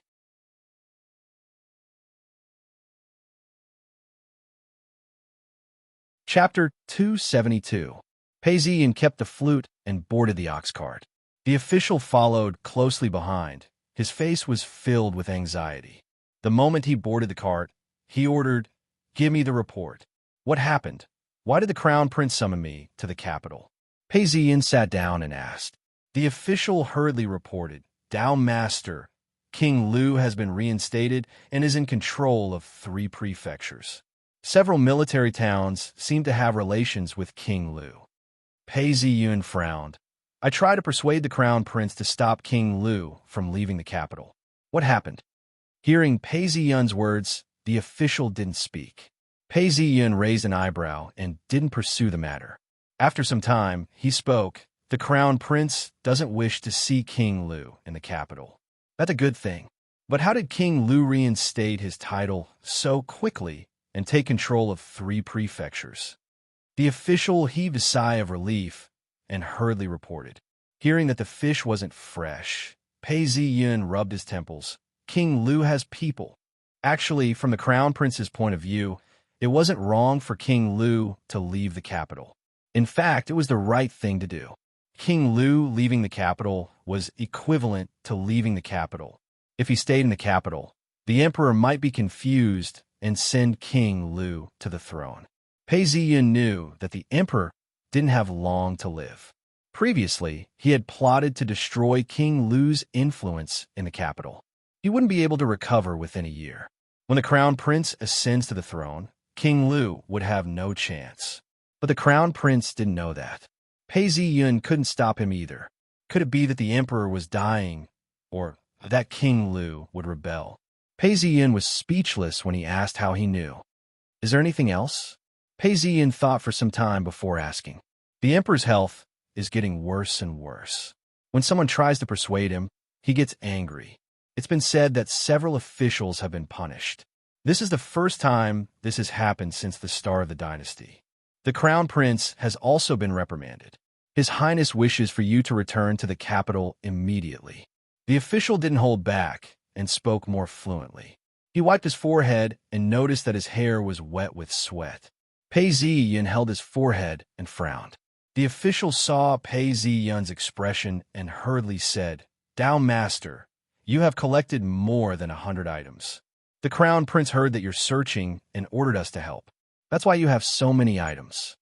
As he spoke, Pei Ziyun nodded his head. "I shall head to the capital now, but I need to take a detour." "Who?" Just as he asked the question, the official reacted and hurriedly replied, "If the enlightened master wishes to bring someone along, we can change direction at any time."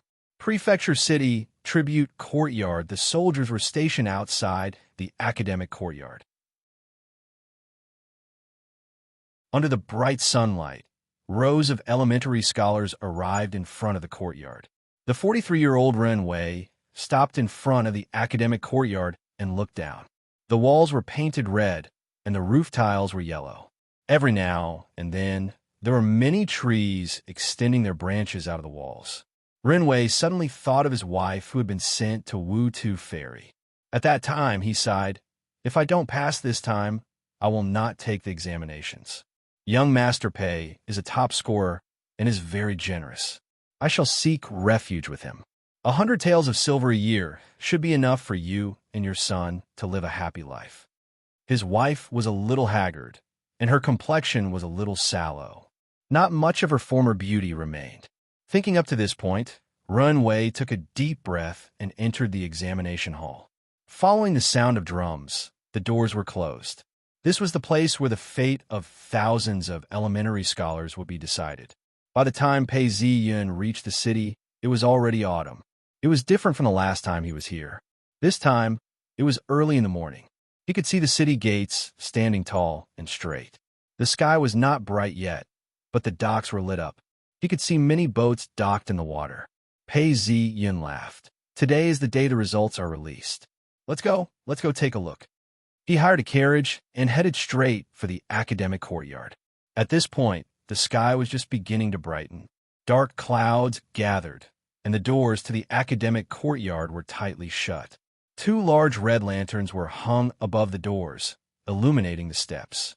This place was usually quiet, but today it was bustling with noise and excitement. Not far away, the inns and restaurants had all opened their doors. Red lanterns were lit and flags fluttered in the wind.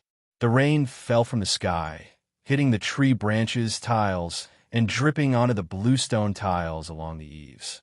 It started to drizzle and was slightly chilly. All the elementary scholars had put on extra layers of clothing and were looking for a tavern near the academic courtyard to wait. The tavern were filled with an oppressive atmosphere. An elementary scholar was dressed in a green robe that had been washed many times. At this point, he threw out a string of money and said, "Boss, give me a bowl of wine." Coming. The boss was all smiles as he handed the wine over. He could not afford to be negligent at this point. Who knows, he might even become a high scholar. At this point, the sound of a gong being struck could be heard. The results are out. Crowds of scholars rushed out of the taverns. People were crowding around each other, and some of them even dropped the lanterns in their hands. There were two bailiffs standing in front of the academic courtyard, preparing to paste the results. According to the rules, they had to paste the second roll first, then the first roll. Amidst the clamor of the crowd, 3 cannons were fired. An official walked out to retrieve the results and read it aloud. Ligida, second roll, 30th. Congratulations. This person was in a daze as he was congratulated by the crowd. He was happy, but at the same time lost. This was a last place. As long as he passed, there was not much of a difference. He would be rewarded with 20 taels of silver and a high scholar's robe. However, his reputation would be different. As the names were read out one by one, the scholars would shout out, I've passed. Who you in on? First roll 11th. When someone heard this, it was as if he had been struck by lightning. He knelt down on the ground and cried out, Father, mother, I've passed. I really passed. As the number of names decreased, some people started crying. Others started tearing their clothes apart and even threw their umbrellas onto the ground. Rinwei was so nervous that his heart was pounding.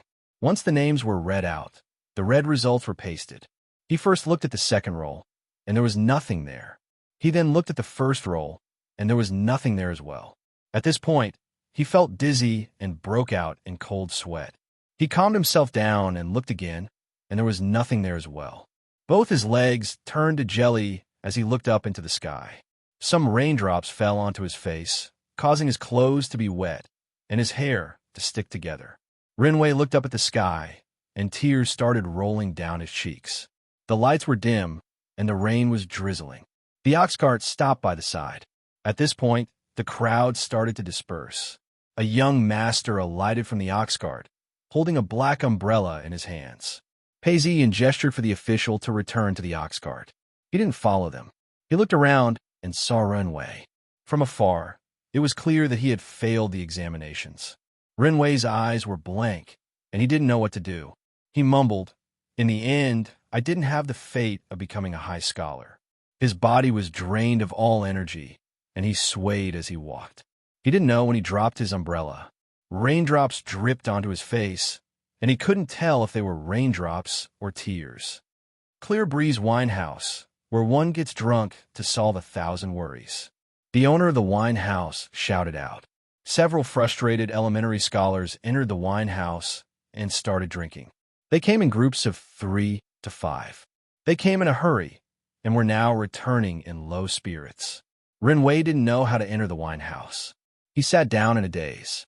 Someone next door shouted, Come, serve me wine. How hateful. I've studied for 20 years, but what's the use? What's the use? As he said this, he started to cry. I hate it. Someone cursed and tore his books apart.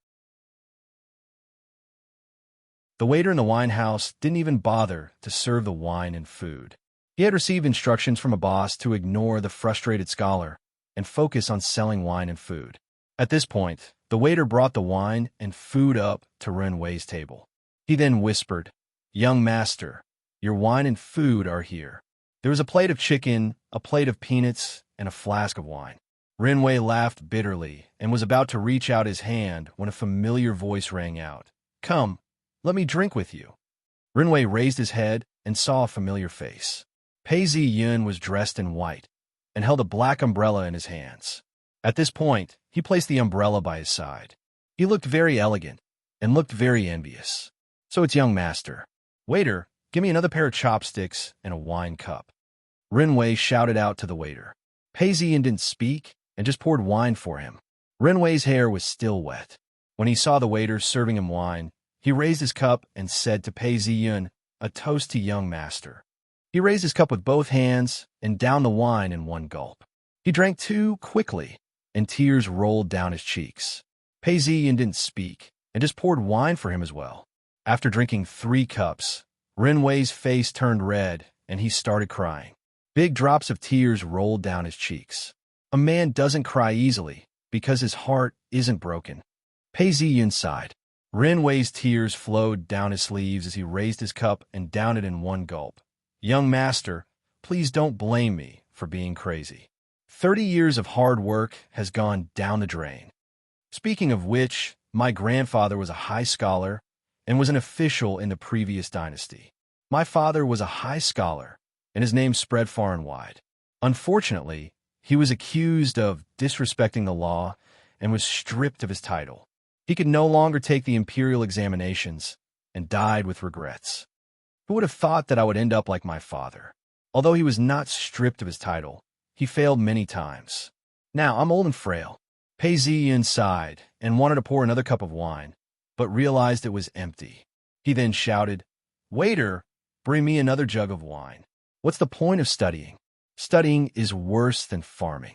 I'm not studying anymore. I'm not studying anymore."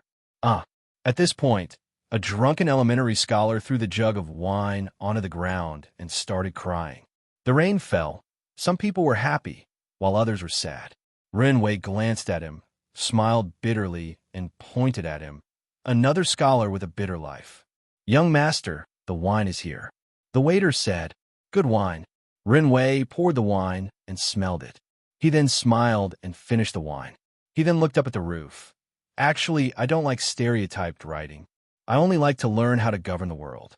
If I don't learn stereotyped writing, I won't be able to pass the imperial examinations." I became an elementary scholar when I was 28 years old. After that, I didn't manage to pass the examinations.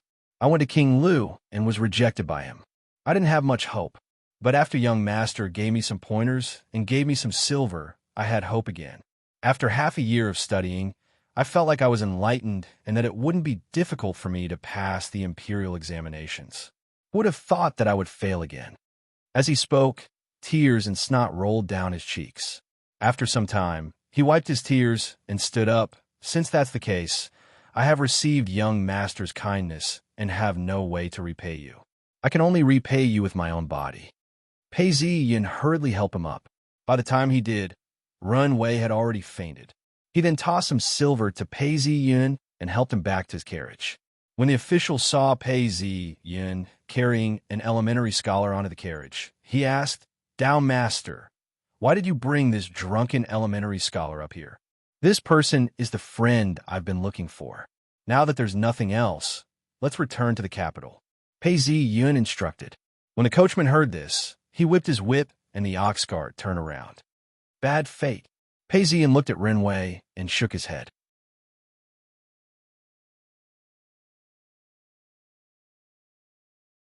Chapter 273.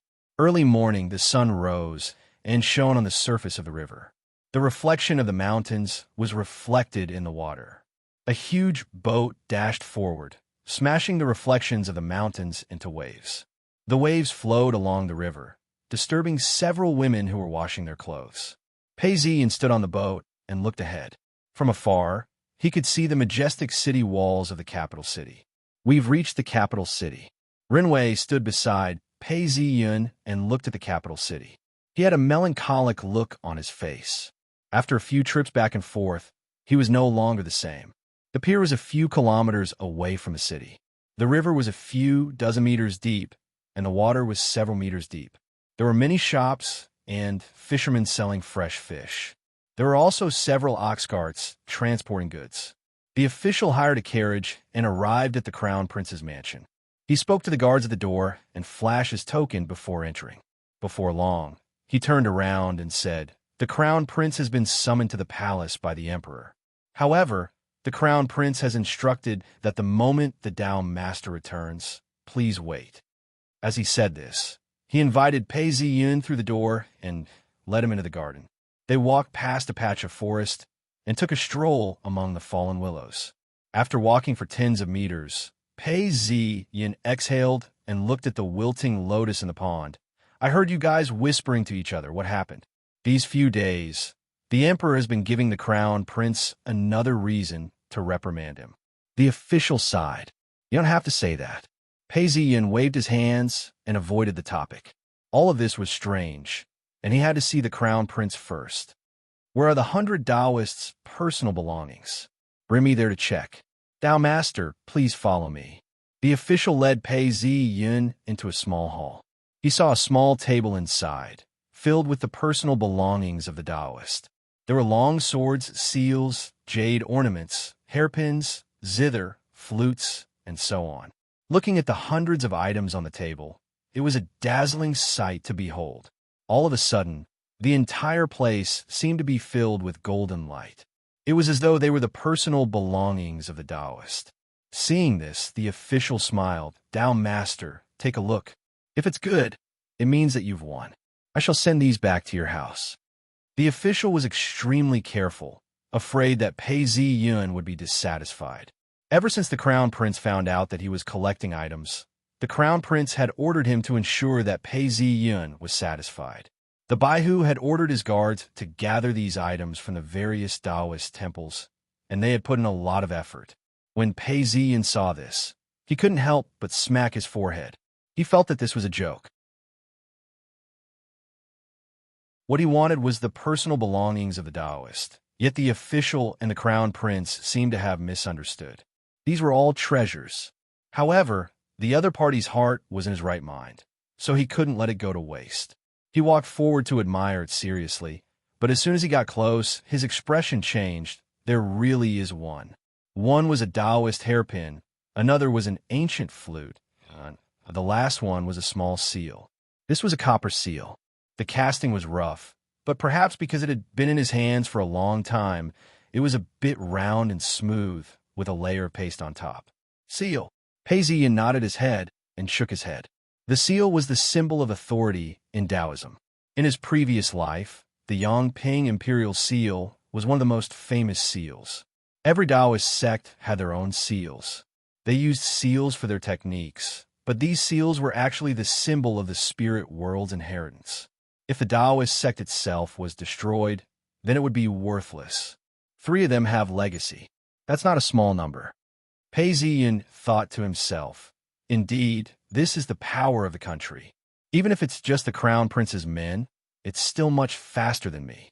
No wonder the difference between the plum blossom in the original owner's hands and the one in Xie Qingdong's hands was so huge.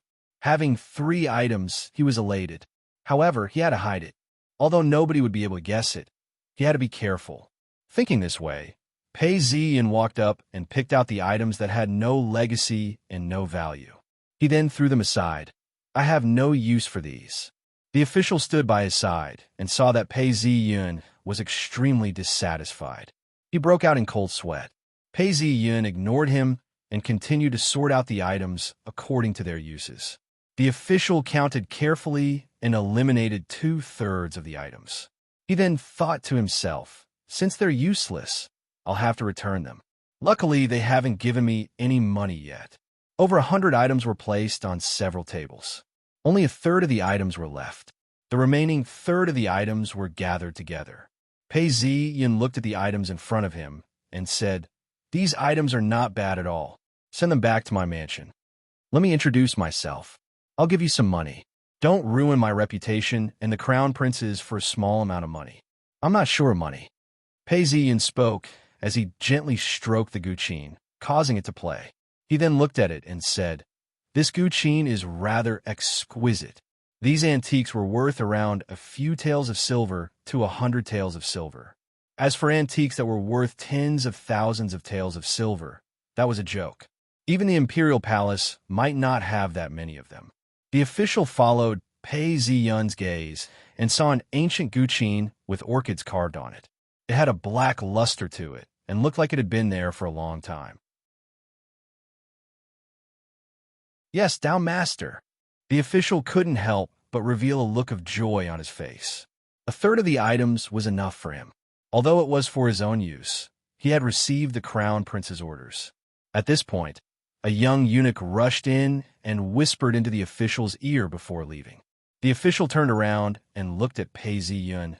"Tao Master, I'm afraid we won't be able to see the crown prince today. The crown prince has been asked to stay in the palace by the emperor. I think he'll only return at night." Hearing that the crown prince wouldn't be returning today, Pei Ziyin thought for some time before looking at the official. "Nothing much. I'm already in the capital city. If the crown prince needs anything, just summon me. Tao Master is right. Shall I help Tao Master transport all these items back to Pei Mansion?" the official asked. Hearing this, Pei Ziyin thought for some time. "Let's go together." The official immediately acknowledged and called for an imperial guard to carry all the valuable items back to Pei Mansion. When he reached the mansion, Bai Ye and his daughter welcomed him. "Greetings, young master." Seeing Bai Ye and his daughter welcome him, Pei Ziyin had no mood to eat. He then said, "I've eaten lunch at the crown prince's mansion. I'm tired and shall take an afternoon nap. Do not disturb me." "Yes, young master." Bai Ye and his daughter hurriedly acknowledged. Pei Ziyin walked into his own room and saw that it was clean and tidy. His blanket had been dried, and he was very satisfied. He placed everything under his pillow, and, just like before, he fell asleep. As soon as he entered his dream, Pei Ziyin felt that something was amiss. 3 balls of light appeared in front of him. These 3 balls of light seemed to represent 3 different lives. "Eh?" Pei Ziyin exclaimed in surprise. He then realized that the plum blossom could be used in such a way. As long as he pillowed on several objects, he would be able to choose from them. In his previous life, he was a lone wolf. It was only when he joined Free Cloud Sect 8 years later that he was able to obtain so many objects. In this life, he was able to obtain things one by one. Who would have thought that he would be able to unlock this option today? In front of Pei Ziyun, the 3 balls of light looked like a movie as they portrayed his life. Pei Ziyun picked one at random and stretched out his hand. The ball of light expanded and enveloped Pei Ziyun within.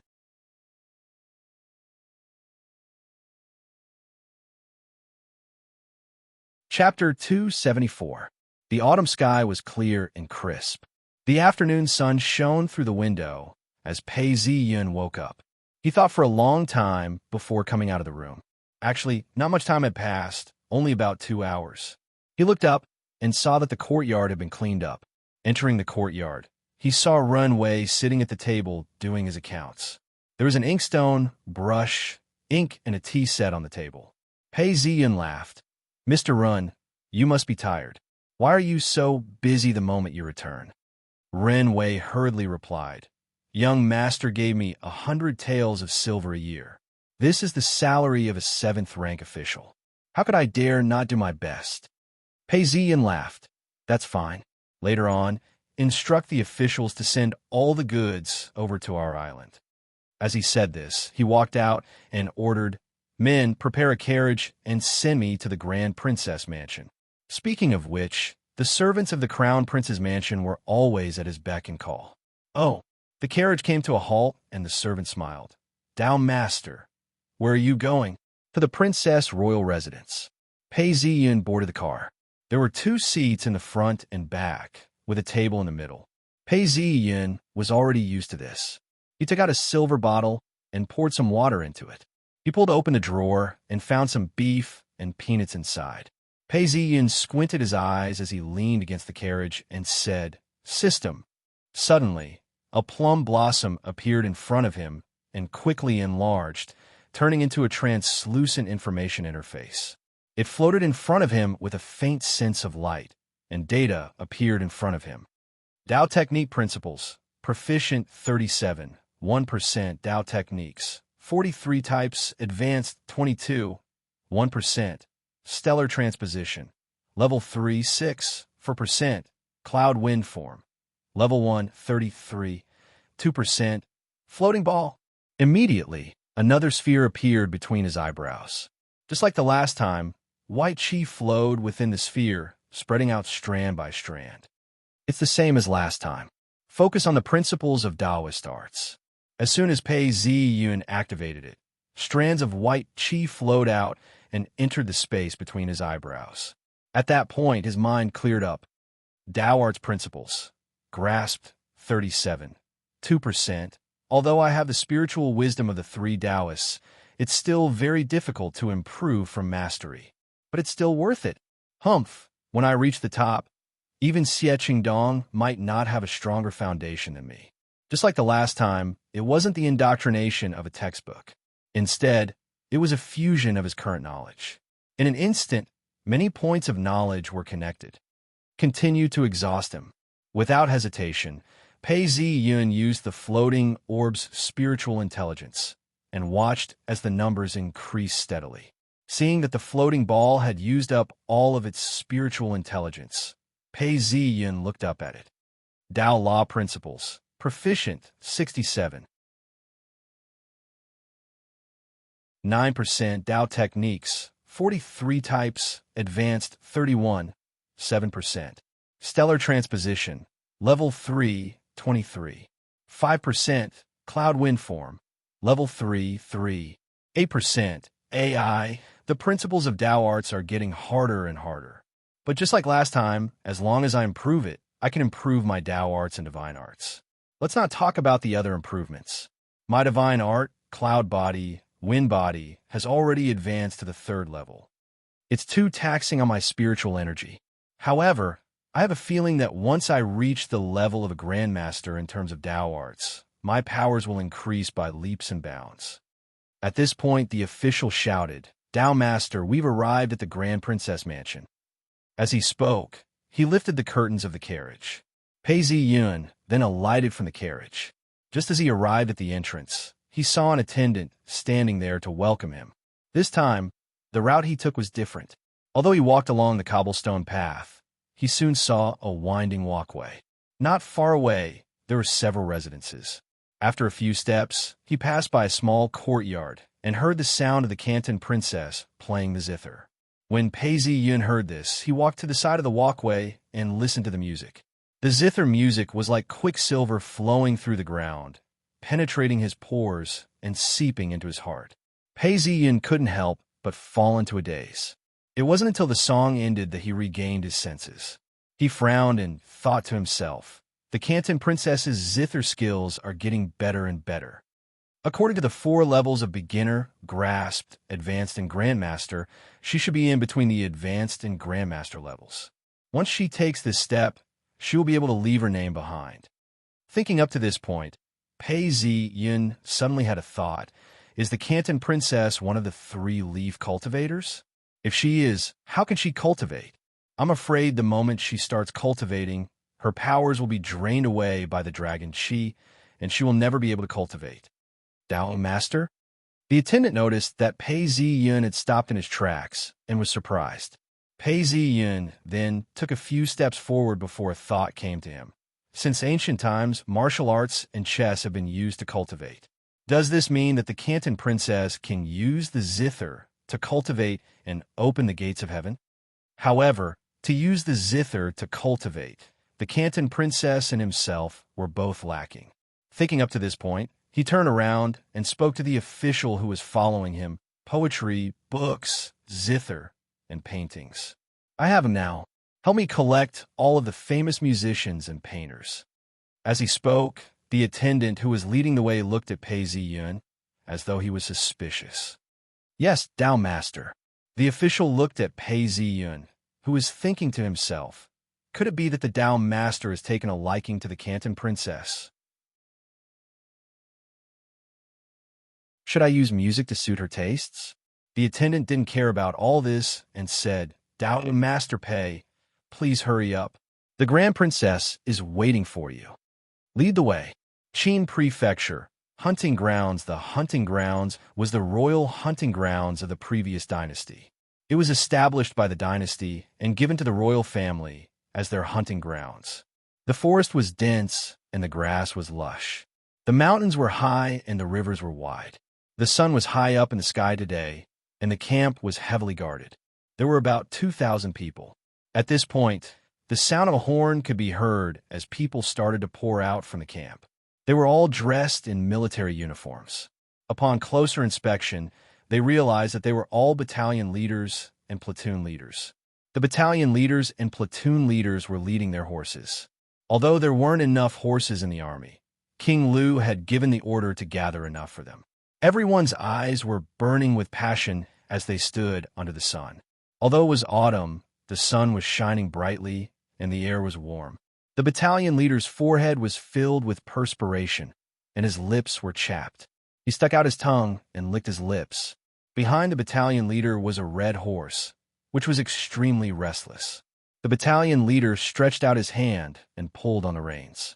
The horse was very hot-tempered and used its hooves to dig up the sand.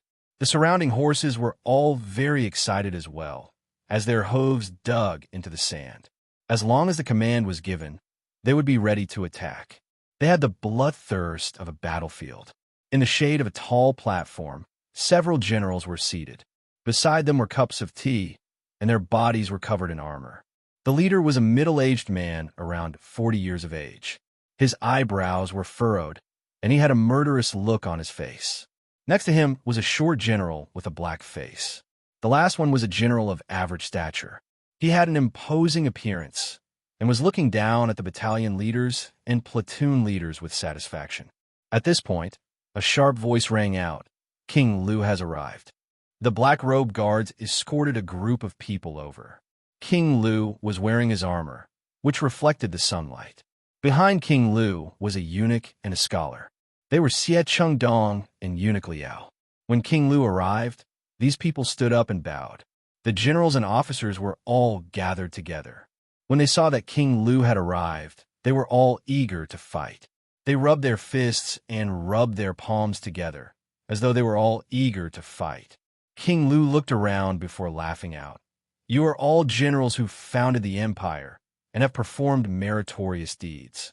Not only I know of your bravery, even the emperor knows of it. You are all veterans of the battlefield, and all of you have real talent.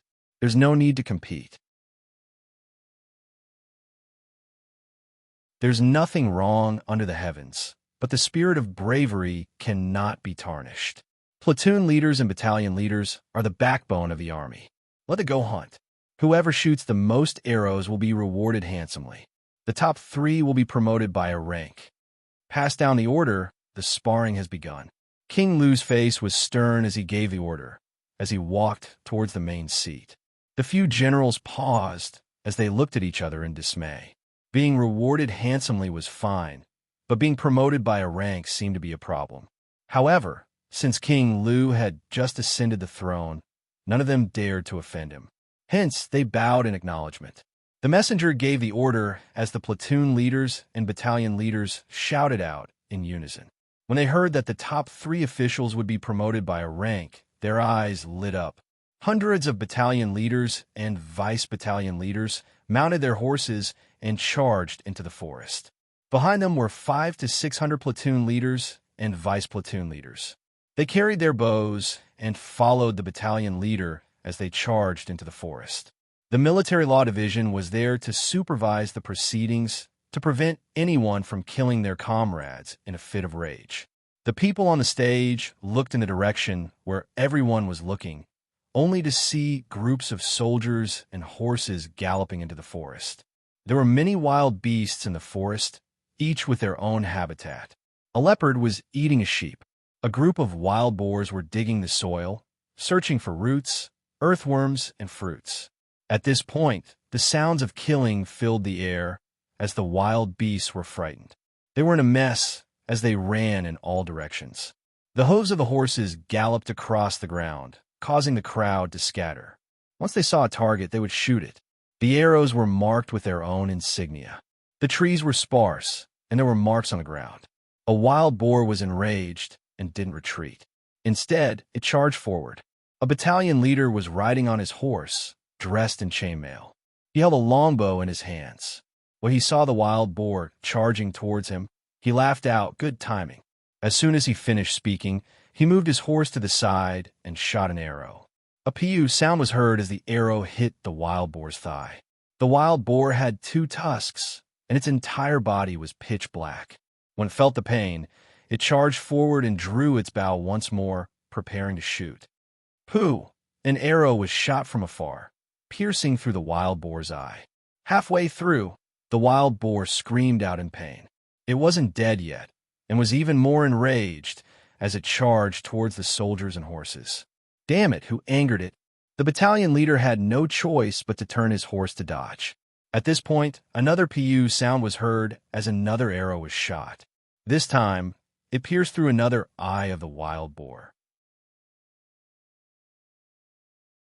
The wild boar became blind as it charged forward for several feet before slamming heavily into a tree and collapsing to the ground. Seeing that the wild boar had been killed, a platoon of soldiers ran over.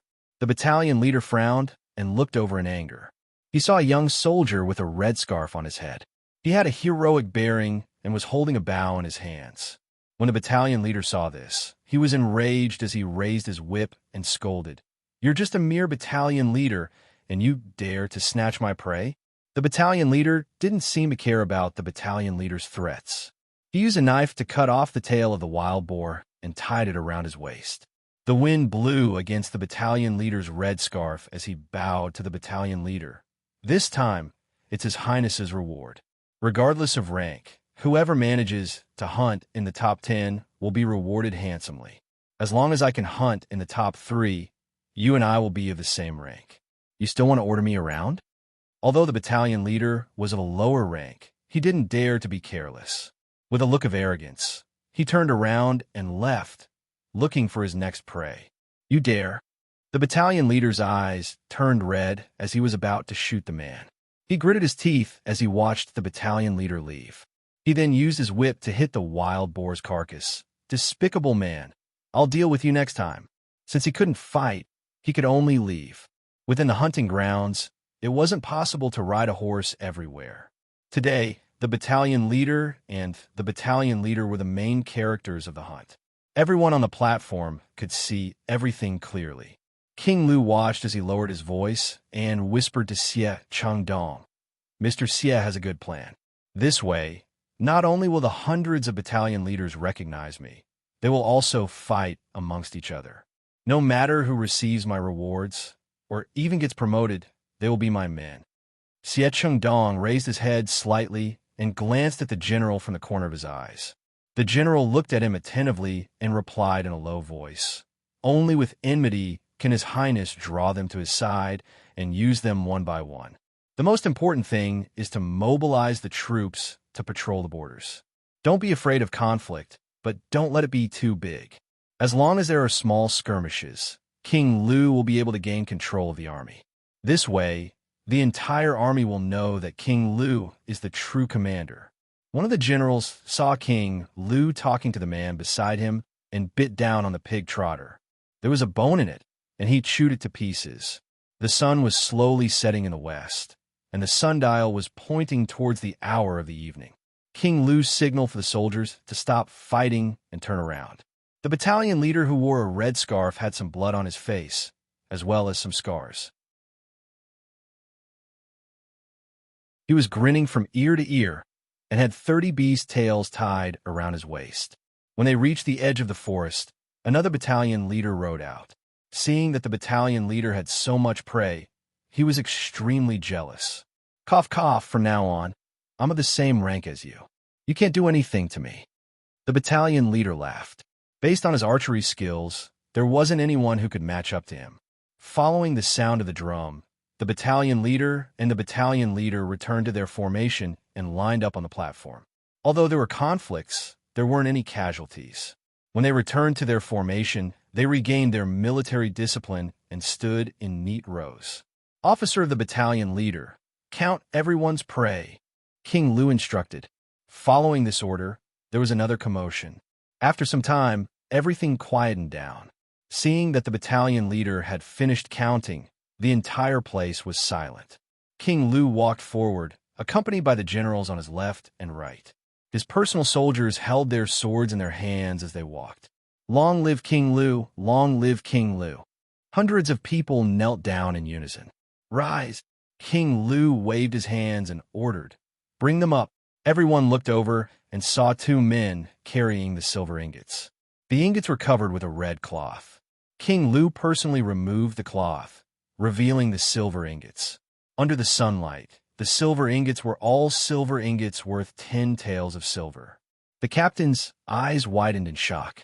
That's 98 taels of silver. 10 taels each. King Lu laughed out. I value warriors the most. When I said I'd reward them generously, I'll definitely reward them generously. Men, bring the top 10 up. Yes. The top 10 battalion leaders stepped forward.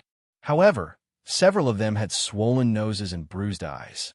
Their bodies were riddled with injuries. It was obvious that they had fought with each other during the hunt. Reward them generously. Each of them will receive 100 taels of silver. King Lu pretended not to see anything as he shouted out loudly. Even though the battalion leader was extremely strict, they couldn't suppress the commotion. At that point, everyone started to discuss amongst themselves. The middle-aged general's expression changed as well as he stood up. King Lu, isn't this a little too generous?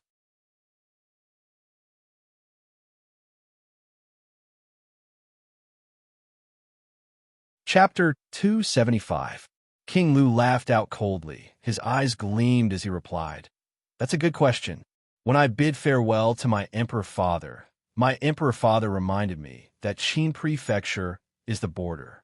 The barbarians on the plains are afraid of King Lu's might and have no morals. I've come to Qin Prefecture not to have fun, nor to enjoy life. I've come here to command my troops. I've come here to be the commander-in-chief of the 3 armies and expel the barbarians. If not, why would my father instruct me to control the 3 prefectures? He even gave me 600,000 silver taels from the Ministry of Revenue for special military expenses. Where should I spend this money? King Lu's eyes gleamed coldly. The army has its own share of rations. This money is to compensate the warriors who have died and to reward those who have performed meritorious deeds. If I can't clear the borders, how can I live up to my father's wishes? As he finished speaking, his expression was calm. The entire stage fell silent. It was so quiet that even a pin drop could be heard. There was some truth to these words. The emperor had casually instructed them to do so, but it wasn't King Lu who said it. However, the soldiers present didn't know this. The few generals looked at each other in dismay. Some of them even had flushed red faces. This was a blatant act of usurpation. However, under the eyes of the crowd, nobody could refute this. The emperor had instructed King Lu to control the 3 prefectures and guard the borders. Seeing that the generals had been intimidated, King Lu knew that he had succeeded. With this tacit agreement, all his subordinates now saw him as their commander. He laughed and shouted, Reward them! At this point, each of them was rewarded with 100 taels of silver. 100 taels of silver wasn't light at all. It was around 7 to 8 caddies. Everyone's faces turned red as they kowtowed. Thank you, King Lu, for your reward. 3 steps forward, 1 step forward. King Lu commanded. Yes. The first person was wearing a red scarf and had a heroic air about him. He was 20 years old and had bloodstains all over his body. He had 40 bees' tails on his body.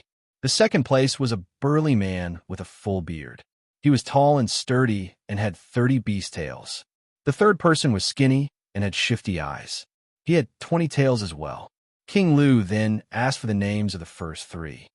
Take Li Hongming, Cheng Zhiyuan, and Chun Wu. King Lu looked at them with admiration. The 3 of you are really brave warriors. I shall immediately promote you by 1 rank. Since there are no vacancies, you shall be the temporary commanders. Promotions could only be done as replacements. Unless the person above them died, migrated, or retired, it would be difficult to promote them. The three of them were elated as they knelt down in front of King Lu. "Thank you, King Lu. Do you see that? I admire capable warriors the most and detest mediocre cowards the most. I will reward meritorious deeds and punish mistakes." "Yes, Your Highness." Everyone present, apart from the generals, had flushed red faces as they replied loudly. King Lu was extremely satisfied. "Let's go back and celebrate." There were dozens of cauldrons in the camp, all of them boiling. Today's hunted prey was cooked in the pot. Garlic, ginger, chili, star anise, cinnamon were all thrown into the pot. The fire was burning fiercely, and the hot water in the pot kept boiling. A layer of oil floated on the surface of the water. One of the soldiers in charge of cooking the pot scooped some of the oil into a large bowl. The oil on top of the oil carried the fragrance of meat, and it was steaming. He took a sip and said, "Good." He looked around and saw that there was no one around, so he cut a piece of meat. There was some fat on the meat, and it was fragrant. He finished it in a few bites. Following the banquet, Team Jingying was currently eating meat and drinking wine at the table outside. Li Hongming, Cheng Ziwan, and Chen Wu had quite a few Team Jingying coming up to them. Some were respectful, some were jealous, and all of them were trying to force them to drink wine. There were also many battalion commanders whose eyes were filled with haze. A military tent the chef that King Lu had brought along was roasting meat within the tent. King Lu picked up a cup of wine and stood up. "Today's hunt has seen many brave warriors. It's all thanks to all you generals. Come, let me offer you a toast." "Thank you, King Lu." The generals all stood up and raised their cups. After 3 rounds of wine, King Lu returned to his tent and ordered his attendants to leave. Only the 3 of them were left in the tent. There was only a single oil lamp in the tent, and the light was very dim. Eunuch Liao bowed and retrieved a report. "Your Highness, out of the 719 officers from the 3 prefectures, 39 of them are close to us. 44 of them are cold to us, and the rest are wavering." King Lu turned around and looked at Xie Chengdong. "Does Mister have a good plan?" "It's normal for them to waver. Those who are cold to us should be killed as a warning to others. Those who pledge allegiance to us should be rewarded. This is the same thing. King Lu will take turns to lead the 3 prefectures to patrol the borders. He can secretly meet with those who pledge allegiance to us and give them a chance to earn merits. As for those who refuse to submit, we can think of a way to kill them in battle or make use of small mistakes to demote them. However, those who pledge allegiance to us have to do it themselves, and we will only recognize them. Even if something happens, it's because King Lu doesn't know about it and has been deceived by a villain. As for those who pledge allegiance to us who betray their comrades and get promoted, they have no choice but to follow King Lu to the end." King Lu's eyes flashed as he laughed out loud. "That's great." The light from the lantern dimmed, and as King Lu laughed, the light flickered. His shadow was reflected in the tent, and it looked somewhat sinister. After King Lu finished laughing, he asked Eunuch Liao, "Has anything happened in the capital city recently?"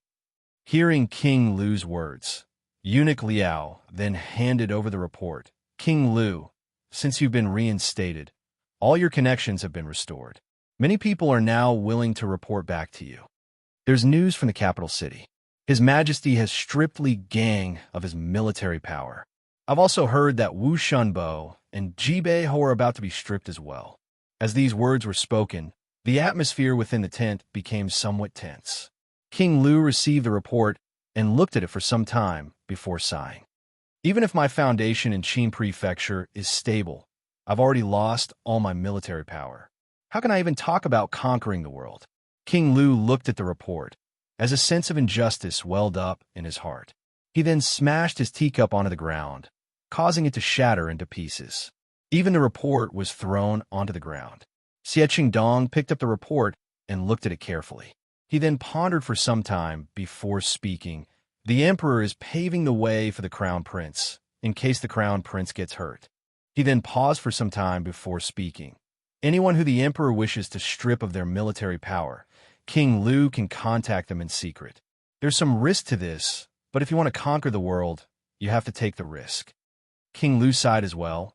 AI, sometimes I don't know if this is the right or wrong thing to do. If any of the towns rebel, they would definitely be wiped out. But if I were to be implicated, I'm afraid I wouldn't be able to escape the laws of the country. Xie Chengdong laughed before looking at King Lu. King Lu, His Majesty has spent half his life in the military and has conquered the world. Which one of the generals isn't a general under His Majesty's command? It's impossible that they don't know of His Majesty's methods. Who would dare to rebel? Now, they've merely seized control of the army. It's not yet time for them to fight to the death. Actually, from what I can see, if someone were to rebel, it's a good thing. If the waters aren't muddled, how can they take the opportunity to do so? Who knows? They might be paving the way for King Lu. Let me say something disgraceful. The emperor isn't in good health. This is an open secret. A plan? King Lu nodded his head as he leaned back in his chair, looking extremely tired. Eunuch Liao hurriedly fetched a wet towel and stood up to help him. Xie Chengdong laughed and didn't speak. He then picked up a brush and started writing. He then spoke. The emperor intentionally placed a thorn cane on the ground for the crown prince to pick up. The crown prince had a look of difficulty on his face. The emperor was very disappointed. He turned around and sighed. If the crown prince had the guts to pick it up, I would have handed the world over to him. But he didn't dare to do so. I had no choice but to be the villain and remove all the thorns before handing them over to the crown prince. The light within the tent was dim, as Xie Chengdong wrote. His shadow moved along with the movement of the brush. Eunuch Liao stood up and looked at him. His eyes were filled with suspicion as he asked, "Mr. Xie, what's the meaning behind this?" Xie Chengdong kept his brush and opened his mouth. The emperor's plan was to take a step at a time. I'm going to break this pattern. This thorn cane theory is my weapon. When Eunuch Liao heard this, he understood. He looked at Xie Chengdong and felt his heart turn cold. He then praised, "Wonderful. Isn't the crown prince kind and benevolent?" Although this thorn cane theory is a fabrication, it's in line with the crown prince's character. It's in line with the emperor's choice. Who wouldn't believe it? King Lu had drunk some wine and was somewhat annoyed. He retrieved a wet towel and wiped his face. When he heard these words, he hurriedly removed the wet towel and stood up. "Mister, you've come up with another plan for me?" Eunuch Liao was overjoyed as he took out a scroll. King Lu received it and looked at it. He then understood this plan is really vicious. More importantly, there's no way to refute it. Men, spread the news and spread the rumor. King Lu spoke. Dark altar mountain, remote Taoist monastery within the Taoist temple, there was a dark atmosphere. Within a small hall, the blind Taoist sat in front of a shrine. The light was still dim, but at this point, the anchor on the ship lit up with a red glow. Faintly, the cracks on the anchor could be seen, as the red glow healed the cracks on the anchor. 2 incense sticks were lit beneath the anchor, as 2 pairs of eyes stared into the darkness. The blind Taoist sat down cross-legged, as the amount of black qi around him lessened. His entire body was shrouded in a black glow. Spiritual qi continued to fall from the sky, before being absorbed by the black glow. The blind Taoist opened his eyes as blood vessels squirmed around his eye sockets like parasites. It took a long time before everything calmed down. When he opened his eyes again, a new pair of eyes appeared. Although it didn't look like he could see anything, he had grown eyeballs. The blind Taoist wasn't used to it as he rubbed his eyes. Is this real? Can eyeballs really grow out? Even if one becomes an earth immortal, it would be difficult for one's physical body to reach this level, right? Perhaps only those who become true sovereigns can do this. It seems like I made the right bet by worshipping this anchor. I am the one who was born from the will of the heavens. Thinking of this, the blind Taoist laughed out loud. After a long time, he stopped laughing. It's just that my lifespan hasn't recovered, and my sins have been suppressed. How difficult. Now, let me see how much of my powers have recovered. The blind Taoist placed his hands on the anchor. as a spiritual light shone from the anchor. After a long time, the light stopped, and some information was transmitted into the blind Taoist's mind. The blind Taoist closed his eyes in deep thought before laughing. If the heavens want to destroy you, they must first make you mad. Xie Cheng Dong. As long as you continue to grow stronger, the fruits of your labor will be more plentiful. Let me give you another helping hand. As he spoke, he placed his hands on the anchor and chanted an incantation. With a wave of his hand, multiple red snakes appeared. He grabbed them all in his hands. The imperial chi gathered into a ball as a weak little dragon appeared. The moment it appeared, it wriggled its body as though it was trying to escape. The blind Taoist laughed coldly. Humph, many years ago, if it weren't for your help in the dark, how could you, a mere Taoist and a mere Taoist, kill the hidden dragon? After killing the hidden dragon, the imperial chi that I kept for myself will finally be put to good use. Xie Qing Dong, I will open the way for you. I will let the person you hope to stir up trouble appear. As he spoke, he tossed the imperial chi out, and the pale yellow silhouette of the dragon flew out, disappearing into the skies. The moment the silhouette of the dragon appeared, the originally clear night sky turned dark. Thick clouds began to gather in the sky, and soon, half of the sky was covered in clouds. Boom! The heavens seemed to be enraged as a bolt of lightning pierced through the dark clouds, illuminating the entire hall. A deafening thunder rumbled, and the red glow of the anchor broke apart.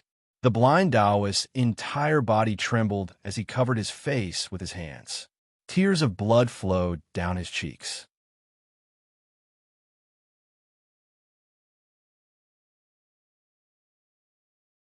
Chapter 276. Ing Prefecture.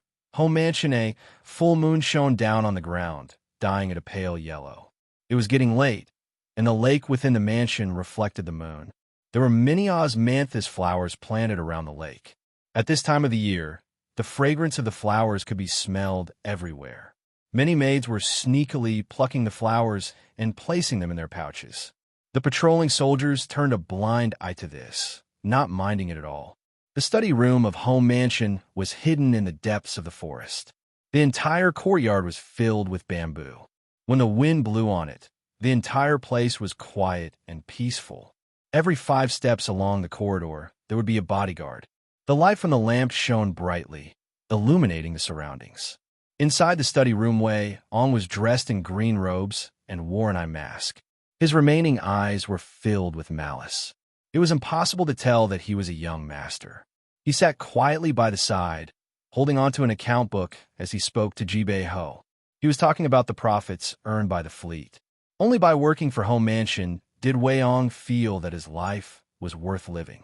Ji Bei Ho smiled as he listened. He was very satisfied with Wei Ong, but he felt that it was a pity. My third son has finally matured. It's a pity that he has to pay such a heavy price. He's blind and can no longer be an official.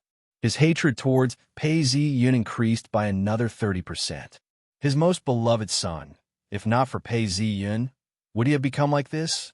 Just as he was thinking about this, Wei Ong handed over the account book and added, "Father, I've already made contact with the Moon Vassal of Japan. The Moon Vassal is rather respectful." He then continued, "Japan is really interesting. They have an imperial court, but it's just a puppet. Some time ago, there was a vassal who managed to unify Japan. He called himself the Conquering Barbarians General and established his own government. However, this unification is very different from ours. The vassals have their own territories and armies." As he spoke up to this point, Wei Ong was filled with envy. It's similar to the time when we were divided. The Moon Vassal is located on a small island. Their land is only 10,000 stones. With trade, they can earn 30,000 stones or even 100,000 stones. If they were to lose trade with the mainland, they would be in decline. Hence, they were able to help us out. Some of the people and resources that cannot be placed on land can be sent to the Moon Vassal. However, this is not a long-term solution. After leaving the army for a year, some of the old soldiers find it hard to maintain their original status. At this point, Wei Ong shook his head and sighed. Not to mention the next generation, It's hard to say how many years our generation can last. This is indeed a big problem. Ji Bei-ho muttered to himself. The so-called breaking up of the whole into parts could be maintained for a while. However, if they were to lose their structure, it would not last for long. At this point, there was a knock on the door. Shunji said softly, "Marquis, young master, I have something to report." "Come in," Ji Bei-ho said. Shunji rushed in and approached Ji Bei-ho, whispering a few words to him. As soon as Shunji finished his sentence, Ji Bei-ho flew into a rage and slammed the thick stack of accounts onto the table. Pung! The account book bounced off the table, and the teacup toppled over. The tea in the teacup spilled out onto the floor. The two of them looked at Ji Bei-ho and roared. "I braved through fire and water, sustained 11 wounds, and fought for 16 years. The imperial court wanted to reduce my military power, but I swallowed my anger and handed over my military power. Now, I only have 5,000 men under my command, and you still don't want to let me go? You want to kill every last one of us? Going back on your word is the biggest joke in the world. What a heartless and despicable man." Ji Bei-ho roared. His face was flushed red, and the veins on his neck were bulging out. "Could it be that I've fought for my entire life, just for this 1,200 stones? My boat's annual income is more than this amount." According to the system of the dynasty, 100 households would be given the title of a prince, 300 households would be given the title of prince, 600 households would be given the title of count, 1,000 households would be given the title of marquis, and 2,000 households would be given the title of duke. However, these were all empty titles. In reality, the title of marquis would be given 1,000 to 1,500 stones a year. Ji Bei-ho's title was 1,200 stones, which was equivalent to 7 to 800 mu of land. Hearing Ji Bei-ho scolding him, Shunji's body trembled and said, "Marquis, be careful. The walls have ears." Hearing this, Ji Bei-ho's anger had yet to dissipate. After a long time, he sat down and leaned against the chair. His eyes were filled with malice as he stared ahead without saying a word. Wei Yong understood what had happened, and his face darkened as well. "Father, the removal of the town will destroy our foundation. Don't think that we can speak to the Japanese and that the soldiers in the fleet will listen to our orders. But this is all because Father is still in power. Once Father loses his military power, he will be nothing more than an empty title. He won't be able to speak to the officials, and it will be difficult to control the Japanese and the fleet. When that happens, our lives will no longer be in the hands of others. Our source of income will be cut off as well. And once our source of income is cut off, we will no longer be able to support our people. Everyone who depends on us, be it the generals, the soldiers, or the merchants, will scatter when the tree falls. If this goes on, in less than 10 years, my family won't even be as powerful as a county magistrate. The imperial court is so ruthless, it's despicable." Wei Yong gritted his teeth, as though he wanted to bite off a piece of meat from the imperial court. The moon hung high in the sky, casting a shadow over it. An owl flew across the night sky, leaving behind a strange cry. Within the room, the atmosphere was extremely tense. After some time, Ji Bei-ho turned around and smiled. "Mr. Shun, what do you think?" Shinji thought for some time before bowing. "Your Highness, there's been news from the capital recently.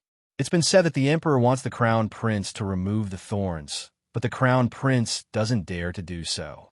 The Emperor sighed and said that since you don't dare to do so, although he's old, he can only remove the thorns for the Crown Prince." Thorns! When Ji Bei-ho heard this, his heart cleared up. He wanted to speak, but suddenly felt dizzy. He could hear dragons roar. Boom! The sky was filled with dark clouds. A low rumble of thunder shook Ji Bei-ho awake. Ji Bei-ho stood up to take a look. At this point, there was a flash of light from the window, illuminating the entire study room.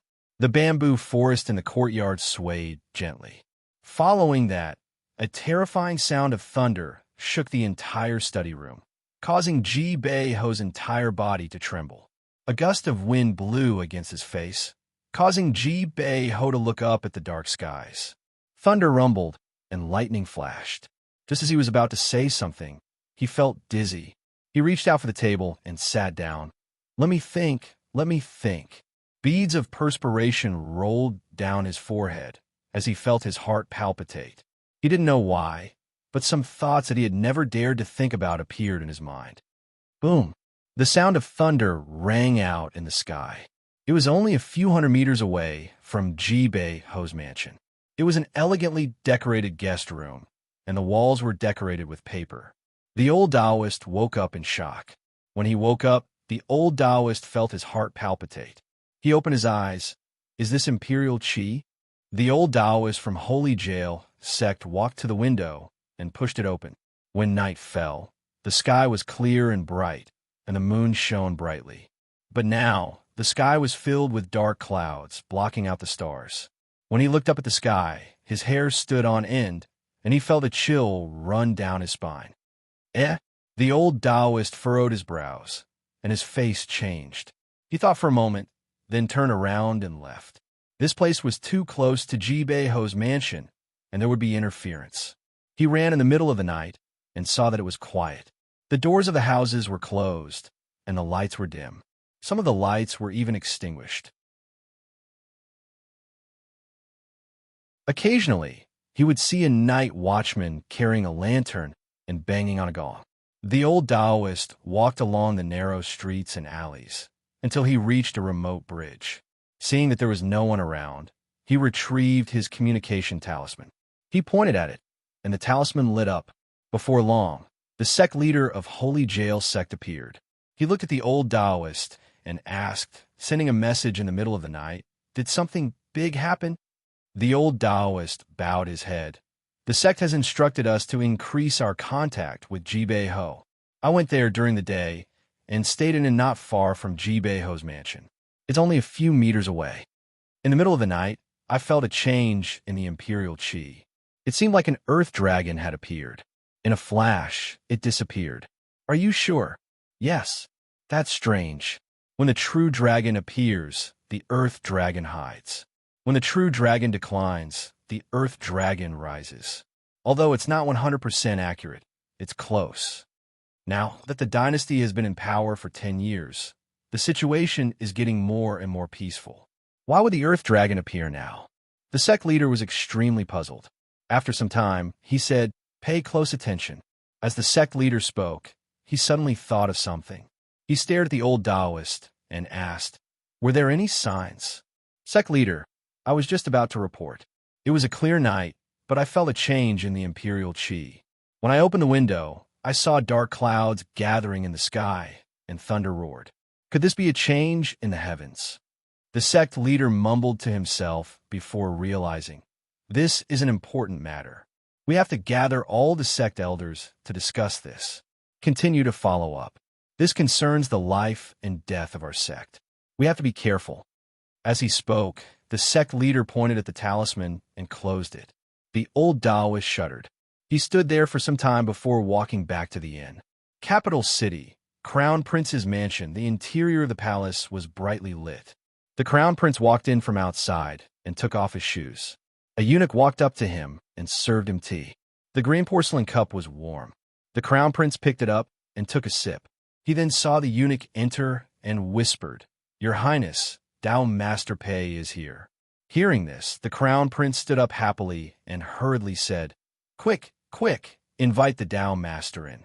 When Pei Zi-Yun entered, the Crown Prince wanted to welcome him, but stopped in his tracks. He then smiled and said, "Tao Master, it's been a long time." Pei Zi-Yun bowed as the Crown Prince hurriedly replied, "You may dispense with the formalities. You're not in the capital city, and it's been hard on me. For the past 10 days, the Emperor has been forcing me to read documents and learn about the affairs of the country. I haven't been able to rest for a single day." He then invited Pei Zi-Yun to sit by the side, serve the Tao Master some tea. A serving maid served the tea. Pei Zi-Yun took a sip before placing the cup down. He then looked at the Crown Prince and noticed that he looked the same as before. The only difference was that his face was pale and his eyes were dark. He then smiled. This is the emperor's painstaking efforts to nurture your highness. This was something that everyone knew. Although the crown prince kept saying that it was hard on him, and that he couldn't even rest for a single day, if the emperor didn't want him anymore, the crown prince would be extremely sad and depressed. He then changed the topic and asked, "Your Highness, there are rumors in the capital city that the emperor intends to remove the vassal states." Yes, the world is at peace. Removing the vassal states is the right thing to do for the country. Even if it's for those who have done so much, it's a way to protect them. It's the emperor's grace. The crown prince spoke casually as he took a sip of tea. It was obvious that he didn't realize the severity of this matter.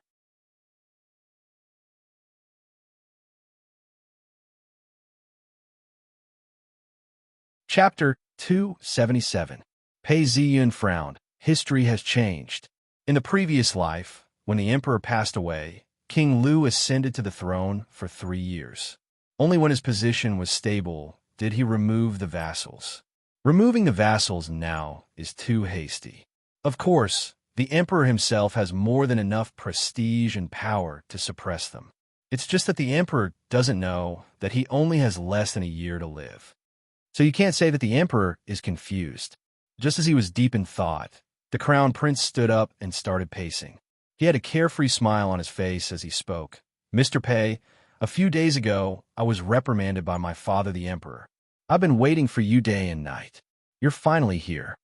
The crown prince had a lazy and relaxed expression on his face as he looked at Pei Ziyun and asked, "Mister, do you have anything to teach me?" Hearing the crown prince's words, Pei Ziyun raised his head and looked at the crown prince. The crown prince had a scholarly air about him, and he understood. Wise ruler in war, mediocre ruler in peace. Now that the world was at peace, there was no need for a wise and mighty emperor. The crown prince was kind and generous. In the eyes of the ministers, especially the civil officials, it was a good thing. The Lord is benevolent and generous, so that the ministers can be both comfortable and in power. If he met a wise master, not only would it be difficult to deceive him, but he would also be scolded for being careful every day. His days would naturally be very unpleasant. However, in the eyes of the ministers, the crown prince was the best choice, but in the eyes of his majesty, he was probably weak. It was just that since the crown prince had been appointed for the sake of the law, as long as the crown prince didn't commit any heinous acts, the emperor wouldn't be able to remove King Lu from his position. Especially when a country was just established, it was time for them to rest and build up their strength. If they were to choose an emperor who loved grandiosity and success, they might just die a second time. There was no lack of precedents in history. As for the crown prince's complacency, it was not malicious. This was the first time the crown prince was truly in power, and he was gradually growing, so he was naturally complacent. "Mr. Pei," the crown prince called out softly beside Pei Ziyun. Pei Ziyun had been lost in his thoughts and snapped back to reality. He hurriedly apologized. The crown prince didn't think much of it and asked in a relaxed tone, "Mr. Pei, what were you thinking about just now?" Pei Ziyun replied reluctantly, "Your Highness mentioned that the emperor is removing the vassals. I was just a little worried." "What's there to worry about? Father wants to remove the vassals. Who in the world can stop him?" The crown prince didn't seem to mind. Pei Ziyun sighed to himself. From the emperor's point of view, the crown prince was the most suitable candidate for the throne. Although the emperor wasn't satisfied, since he had chosen the crown prince as a successor, he would follow the crown prince's prescription. King Lu was a valiant warrior. King Lu could be at ease in handling the military affairs. Now, he had a hand over a relatively peaceful and obedient country to the crown prince. Therefore, he wanted to use his prestige to eliminate the potential danger ahead of time. It's a pity that the emperor's lifespan hasn't kept up. Pei Ziyun then asked, "Who's next? Can the crown prince give us some pointers?" "It could be Wu Xuanbo and Ji Beiho," the crown prince casually said. "It's just military power. It won't harm the riches and honor. It can be said that the emperor and his ministers are both safe." When Pei Ziyun heard this, he sighed and thought to himself, As long as the military power is there, it will prosper. If the military power is gone, it will perish. It is only right for the country to keep the military power. But there must be compensation, whether it be a position, a title, or a fortune. Emperor Taizu of the Song dynasty said, "Life is like a fleeting day. It is better to have more savings, land, and houses to pass on to future generations, singing and dancing girls to the end of their days. Between the ruler and his subjects, there will be no suspicion. Isn't that good? That would be a heavy reward." Zhu Yuanzhang was cruel and merciless, and those who contributed to the country would be able to command the 5 prefectures and 6 armies. If they were to leave, they would be given the title of Grand Marshal. They would be in charge of the army, but would not be able to meddle with the affairs of the 9 ministers. Now that Wu Xunbo earns 700 stones every year, and Ji Bei Ho earns 1,200 stones every year, I'm afraid we won't be able to suppress them. The crown prince then said, "Can Ji Bei Ho be delayed? I've seen him from afar in Ing Prefecture. He has an unyielding character and is extremely suspicious. There might be some changes." The crown prince then said, "The heavens have decided who would dare to be disloyal." Pei Ziyin replied, "Of course. It's just that more haste makes waste. We're in too much of a rush, and there might be some unrest." Removing the vassals was the right thing to do, but the dynasty had only been established for 10 years. The previous generation hadn't died yet, and the foundation wasn't stable yet. Pei Ziyin thought to himself. The crown prince was dressed in white socks and a pair of wooden clogs. He walked a few steps and thought, "Dao Master doesn't like the removal of the vassals. I hope that after the crown prince ascends to the throne, he can slowly remove the vassals. That would be the best plan." Pei Ziyun sighed. "No, these dukes, marquises and dukes, are all generals. Some of them are even my elders. If I were to remove the vassals, what can I do? This matter can only be done by Emperor Father. Besides, Emperor Father is still in his prime. If I were to do it, who knows how long it would take.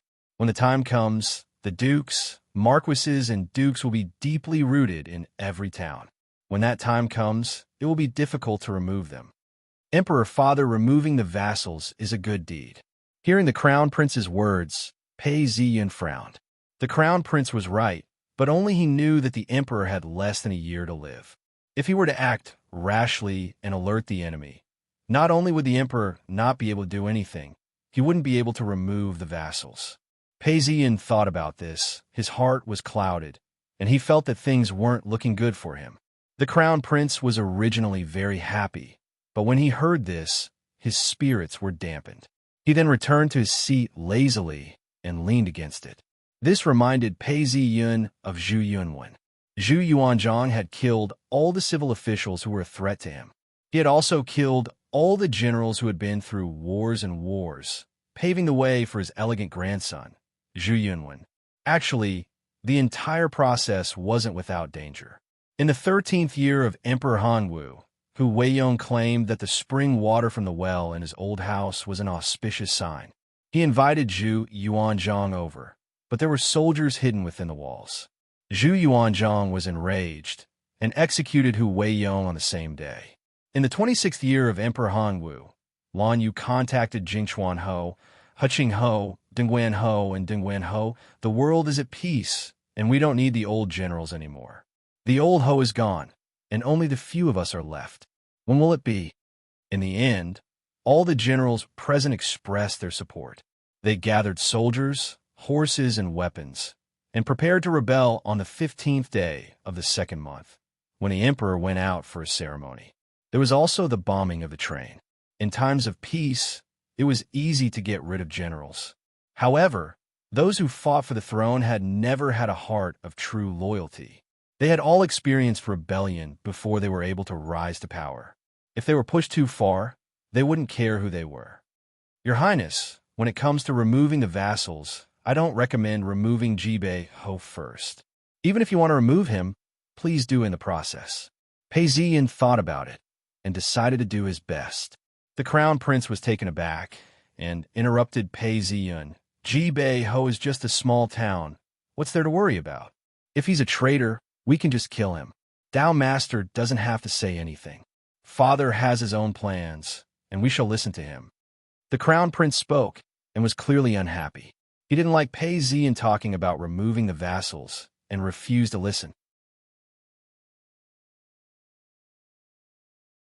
Furthermore, Tao Master has said before that I cannot express my opinion on such matters in case my father is unhappy. The Crown Prince said. A deep sense of helplessness welled up in Pei Ziyan's heart, and he was at a loss. At this point, a eunuch came in with a purple bamboo flute. When the Crown Prince saw the purple bamboo flute, his face broke into a smile. I've heard from official Qin that you love the bamboo flute. I shall give it to you today. A treasure blade should be given to a hero, and the sound of the bamboo flute should be with a true person.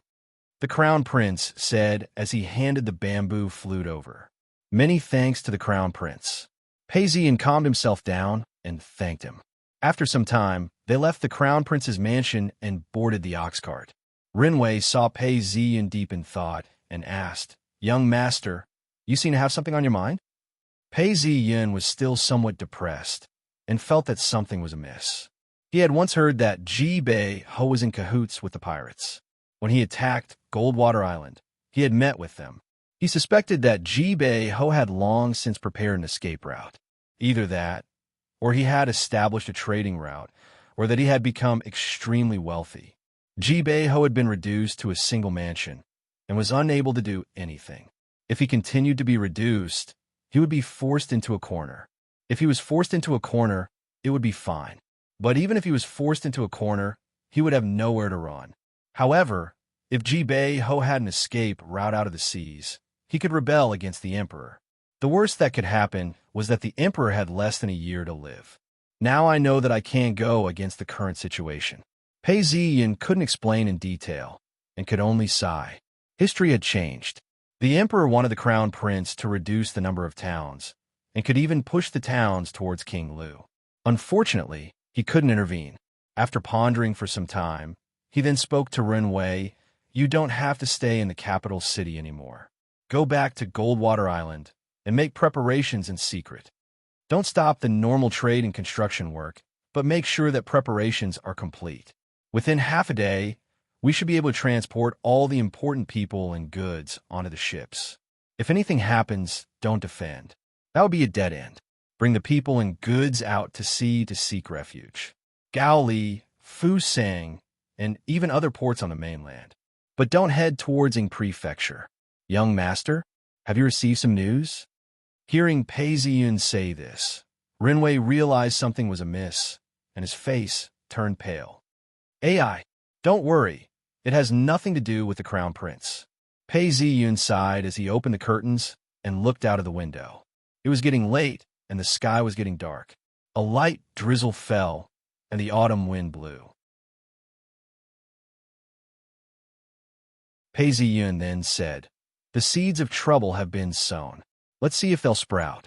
As he spoke, Pei Ziyan realized that he had said too much. You don't have to worry about all this. Just remember what I've said today. Yes, young master. Rinwei wasn't stupid and understood that Pei Ziyan had his own considerations. This was a form of worry for the future. As long as we have the ships, the people, and the money, it won't be difficult to retake Goldwater Island. If the bandits attack, we'll just hand the island over to them. Pei Ziyan was afraid that Rinwei wouldn't understand, and thus added, It's just 200 households and a few hundred mu of land. That's not considered rare. As long as we can protect our foundations, everything else can be discussed. If we were to defend the island, we would only have 100 to 200 men at most. We wouldn't be able to resist at all, and would only be sending ourselves to our deaths. We can't do that, Rinwei replied, but his heart was in turmoil. He then asked, What about the other areas in Ing Prefecture? Should I do something? There's no need. We won't be able to implicate them for now. Pei Ziyan thought to himself, even if something were to happen, Ing Prefecture wouldn't fall apart so quickly. His mother was at Free Cloud Sect, and he could just retreat when the time comes. Yes, Rinwei relaxed, knowing that the situation wasn't that bad. It's time for Free Cloud Sect to keep a close eye on Jibei-ho. Pei Ziyan thought to himself.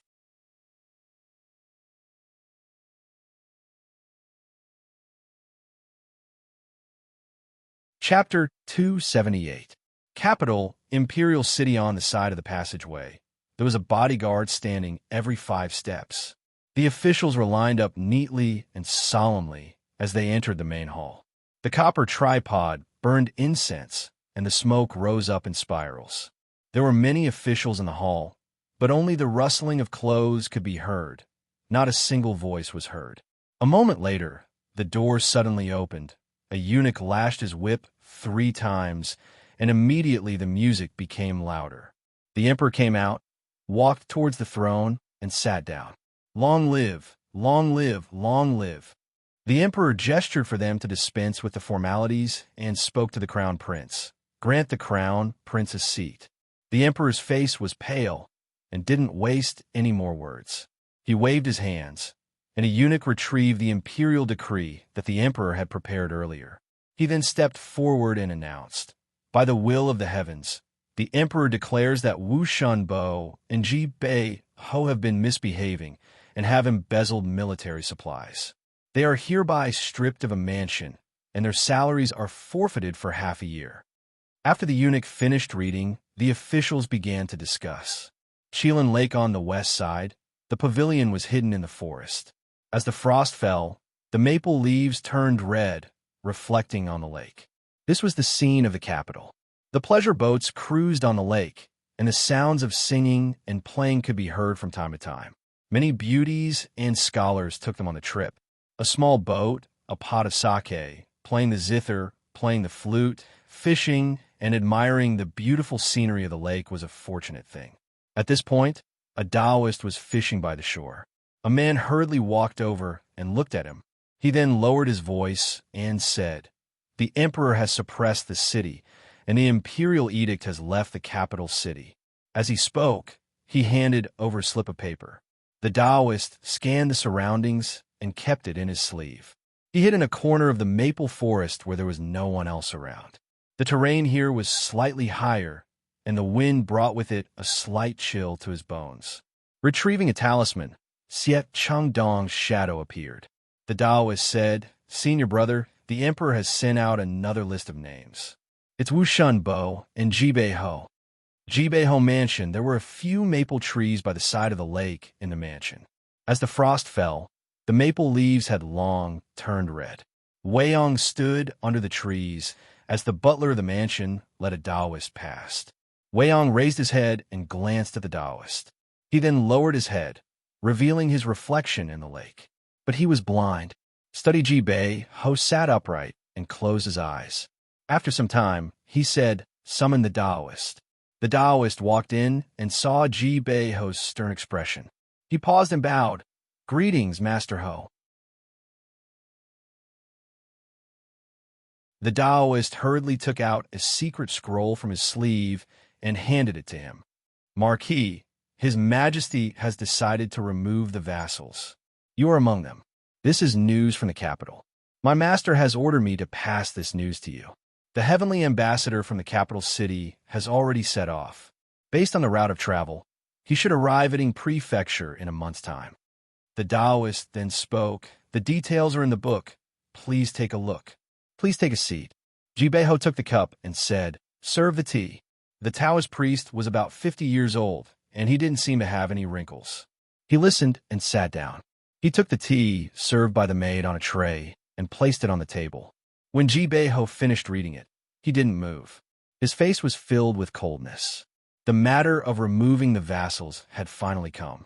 His heart was filled with despair and determination. He gave a cold laugh and took a sip of the tea. He then looked at the blue and white porcelain cup and didn't speak. Silence reigned. The Taoist priest looked at Jibei-ho, who seemed to be deep in thought. The Taoist didn't dare to disturb him and waited patiently. The most important thing is to be swift and decisive. According to logic, once the imperial edict has been issued, Jibei-ho would definitely be defeated. Why can't I see it now? Could it be that Jibei-ho's cultivation is so deep?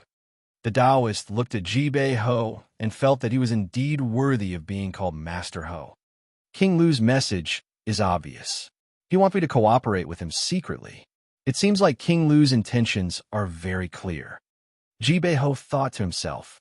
Jibei Ho then understood. He then stood up and spoke. King Lu knows our hearts. If King Lu has an edict, I will definitely comply.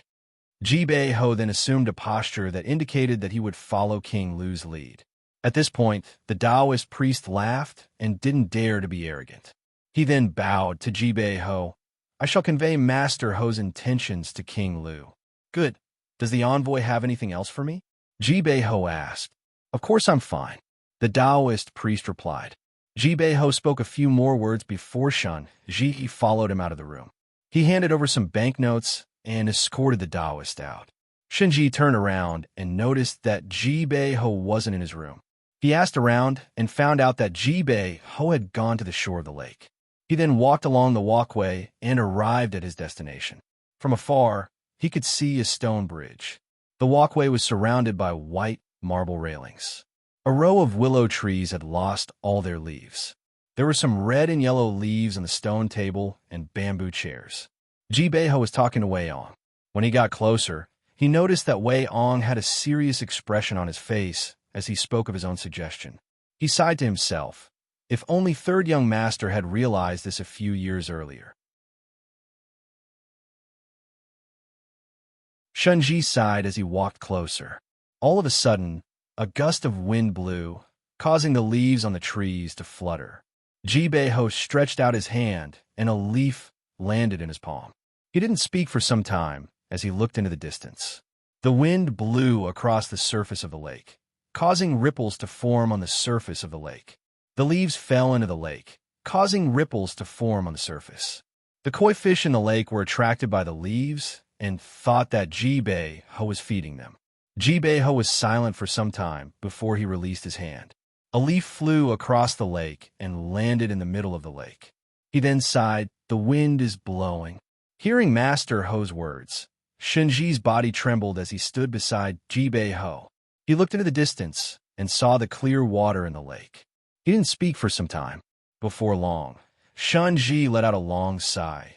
King Lu, I can tell that King Lu is a traitor. There won't be peace under the heavens. Jibei Ho laughed coldly. King Lu has long been a traitor. It's just that he didn't expect to lose to the crown prince in the capital city. It seems like he's preparing for a military remonstrance. As Jibei Ho spoke, the expression on his face was unreadable. Shinji looked at Jibei Ho as an idea surfaced in his mind. It wasn't that Master Ho didn't know about this, but he didn't want to bear the infamy. Shinji then bowed. Master Ho, although we know about this through our Tao arts, the Imperial Envoy has only been here for a month. If the Imperial Edict were to be issued, he would be stripped of his military authority, and everything would be over. You've been in the military for a long time. It's normal for a general to be reassigned. Once you're reassigned, no matter how great your reputation is, you won't be able to last more than 3 years. You have to make up your mind. If you don't make up your mind, you'll only get yourself into trouble. Jibei Ho didn't speak for some time. Wei Ong stood by the side and listened quietly as well. Mr. Shun, after some time, Jibei Ho gazed at the blue lake and walked leisurely. He then asked, "There's only us here. Do you think we have a chance of winning?" Shinji squinted his eyes and said, "The world is in chaos. The Emperor wields his 3-feet sword and slays all the heroes. Who would dare to defy him? The only problem is time. The world has only been peaceful for 10 years. Everyone is from the previous dynasty, and the hearts of the people have yet to submit. Of course, if the Emperor's health was good, we wouldn't have a chance of winning. But the Emperor's health isn't good, and he can't lead the army himself. Besides, the Emperor has removed many of his vassals, and the generals are all bitterly disappointed, who would put in the effort to fight against him. If we can drag this out until the Emperor passes away and the Crown Prince doesn't know much about military affairs, then we might have a chance. But even that chance would be slim. A gust of autumn wind swept across the lake, and from afar, The half-withered lotus leaves floated in the wind. The wind brought a chill to the bones. Jibeho stood there and looked at the lake. After some time, he spoke. I know that this is a difficult task. It's fortunate that you've been honest with me. It's just that at this point, I wish to speak my mind. When I was conferred the title of Jibeho, my salary was only 1,200 stones. You should know that in the south, 1 wheat and 1 rice can be harvested. The rice can be harvested 2 stones, and the wheat can be harvested 1 stone. That adds up to 3 stones a year. 1,200 stones, but that's 400 mu of land. If we were to talk about the price of rice, it wouldn't be more than 600 taels of silver a year.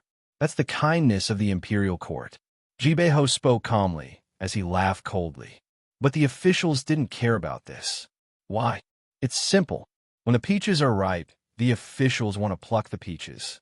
If the lords don't go, how can they wield power? As the saying goes, when the birds are all gone, the hounds are all boiled. Actually, there's no need for the officials to speak out on behalf of the officials. Who asked you to be so foolish as to sacrifice your lives to establish the country? Shinji stood by the side and listened quietly. He understood that the officials were doing this for the public, but also for the private. For the public, the country was at peace, and there was no need for the officials to kill the officials. Although killing them was a little cruel, it could be said that they were doing this for the country. For the private, it was what Jibeho meant by seizing power. If the officials didn't die, the officials wouldn't be respected. The commoners didn't care about these things. If the officials died, they would only cheer for them. In fact, if the commoners died, all the officials and officials would cheer for them. If they saw the heads of the officials who had been killed, they would go around the city to see it. Crying out for the officials who had been killed was something that only appeared in dramas. But for the officials who had done so much for the country, the voice sounded righteous. I was born and fought for decades. Just for a measly 1,200 stones? I can't even protect 1,200 stones? Just as he was thinking about this, Jibeho calmed down. He didn't know why, but his mind was clear and bright. He then spoke with passion. Some people say that if the country mistreats you, it can save tens of thousands of people. I don't agree with that. If you want to mistreat me, I shall mistreat the country. He paced a few steps before turning his head to look at Weiyang and asked, "What's the situation on 8 Gong Island?" Weiyang was stunned when he heard his father's question. He thought for some time before replying, "Father, 8 Gong Island is already under our control. We've sorted out our territory. It's about the size of a county with a population of 800 households. It's situated between the mainland and Japan. 800 households, a county's land. That's enough." Jibeho said coldly as he laughed. 800 households. That's about the size of an ancient marquee. I've made up my mind. Immediately send a caravan to this island. Officially set up a government. Organize the households and govern the people. Turn these people into citizens of Home Mansion. Yes, father. Weiyang didn't have any objections. As soon as Jibeho finished speaking, he hurriedly agreed. His face was filled with excitement. Jibeho laughed coldly. Originally, we turned the army into merchants. Now, we'll turn the merchants into the army. We'll rebuild our flag. They haven't been regular soldiers for more than a year. Therefore, we'll re-establish the system on 8 Gong Island. Also, our people and their families will all be moved to 8 Gong Island. The caravan itself will still be maintained. Use ordinary sailors and merchants to buy food and iron from all over the place. Contact the people of Japan. Launch another pirate attack. Tell the people of Japan that they don't need to fight. All they need to do is to attract their attention. Yes. Shunji shouted out. He felt his blood boiling. Jibeho gave a series of orders and laughed. Since you're heartless, I'll be unjust. Even if I fail, I'll confiscate the treasuries of the county and retreat to the island. Let's see if you can chase after me. Even if I fail, I'll raise a huge wave in the south and shake the foundations of the dynasty. Millions of people will die, and your dynasty will be ruined. He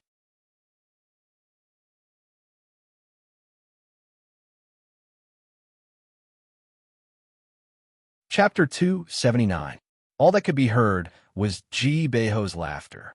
When he finished laughing, Ji Beiho fell silent for some time before regaining his composure. He then tidied his robes and looked at Shun Ji. Mr. Shun, do you have anything else to add? Now, what other taboos do we have? Tell me, just in case. Shinji thought for some time before stepping forward. Master Ho is unwilling to be a fish on the chopping block of the Great Su dynasty. Furthermore, you have a backup plan overseas. If you succeed, you might have the chance to become a dragon. If not, you could still become a home master overseas. That's a good thing. It's just that, Master Ho, there's still a month before the arrival of the Imperial Envoy. We can then make our plans more detailed. We can also test out the people within the prefecture. When the Imperial Envoy arrives, we can seize the opportunity and capture the governor in one fell swoop. We can then take control of Ing Prefecture, and no one will stand in your way. But that's not enough. The Great Su dynasty doesn't have a large navy. As long as we gain control of Ing Prefecture, the southern prefectures will be able to invade at any time. When that happens, Master Ho will be able to move unhindered in the south. If we move forward, we will be able to conquer the cities and establish a system of governance. If we retreat, we will be able to destroy everything within 1,000 miles. The people will not be able to make a living, and the country will be in danger. In order to achieve our goal, we have to recruit and control the Navy. Mr. Shun is indeed a genius. You have explained this thoroughly. That Qinping is the key. Ji Beiho laughed out, his confidence increased. Yes, Master Ho, we have to get Qinping on board. He has many old subordinates. When the time comes, we will be able to succeed. However, the governor is currently dealing with him. All we have to do is wait a little longer. Shunji said as he laughed coldly. Under normal circumstances, Qinping would not have agreed to follow. However, the civil officials had always hated the military officials. Hence, Qinping was at his wit's end. When Weiyang heard this, he looked at the lake. A gust of wind blew some maple leaves into the lake, causing ripples to form. Let's wait for another month then. In the blink of an eye, it was winter. The weather was getting colder. Although it didn't snow, the wind was cold and the water was cold. A thin layer of ice had formed over the lake. In the study room of Home Mansion, the stove was burning brightly. Ji Beiho sat quietly, listening to Shun Ji's report. Marquis, this morning I received news that Governor Gong Yin has been charged with corruption and has imprisoned General Wang Jugawei. However, he is also eyeing Qinping like a tiger watching its prey. According to the intelligence reports, he is about to make a move against Qinping. Qinping doesn't even go to the barracks much now, and has taken sick leave to stay at home. Shunji smiled. Hearing these words, Ji Beiho gulped down his cup of wine. It was winter, and the weather was cold. Drinking a cup of wine in the morning was good for blood circulation. He exhaled deeply and sighed. This feels good. It looks like the heavens still pity me and want to lend me a hand. Huh. Ji Beiho's face was flushed red, and he was smiling. It was strange, but after making up his mind, he looked a few years younger. He then knocked on the table. Mr. Shun, the governor wants to deal with Qinping. Let's take this opportunity to convince Qinping. Today is the day the Imperial Envoy arrives. How are your preparations going? This month, we've secretly contacted everyone above rank 9 in the state. We know who's willing to follow us, who's wavering, and who's firmly against it. We've definitely exposed ourselves. But since we're going to rise up, it doesn't matter. Once we rise up, we'll strike like a thunderbolt and wipe out all the people who are loyal to the government. This way, Ing Prefecture will be safe and secure. As he spoke, someone came over and whispered something to him. Ji Beiho laughed coldly. Mr. Shun, the Imperial Envoy is here. Do you have the documents on how to deal with Qinping? Shunji rubbed his chin and laughed. I've already sent a spy to the governor's mansion to steal the documents on how to deal with Qinping. However, it doesn't seem to have been obtained yet. We need it, and it's here now. Marquis, wait for my good news. Shunji stood up and tidied his robes before turning around to leave. Qinping Mansion Ji entered the mansion and was led to his study. A serving maid came to serve him tea. Ping hadn't arrived yet. Ji looked around and noticed that there was a sword hanging in the study. He took a sip of tea before rushing in. When he saw Ji, he forced a smile. "Mr. Shun, you're here." Ji looked at Ping and noticed that his hair had turned white. His face was wrinkled, and he looked as though he had aged 10 years. As he walked, he coughed. 2 serving maids helped him to his seat. "Cough, cough." Ping coughed once before pulling his robes. "I've caught a cold recently. I hope Mr. Shun will forgive me." He then waved his hands, and the serving maids retreated. Ping coughed once more before smiling bitterly. "Mr. Shun, I'm sure Marquis has some instructions for you. Speak your mind." Ping was in a daze, and Ji didn't reply. He then retrieved a scroll from his sleeves. "This is the governor's mansion's bulletin. General Wang has been killed. General Chun, take a look." Ji handed the bulletin over to Ping, who took it from him. He then said, "The next one is General Chun." "What?" Ping took a look, and when he heard these words, his hands trembled. "I said." Ji's smile disappeared. "The governor is going to take General Wang's head."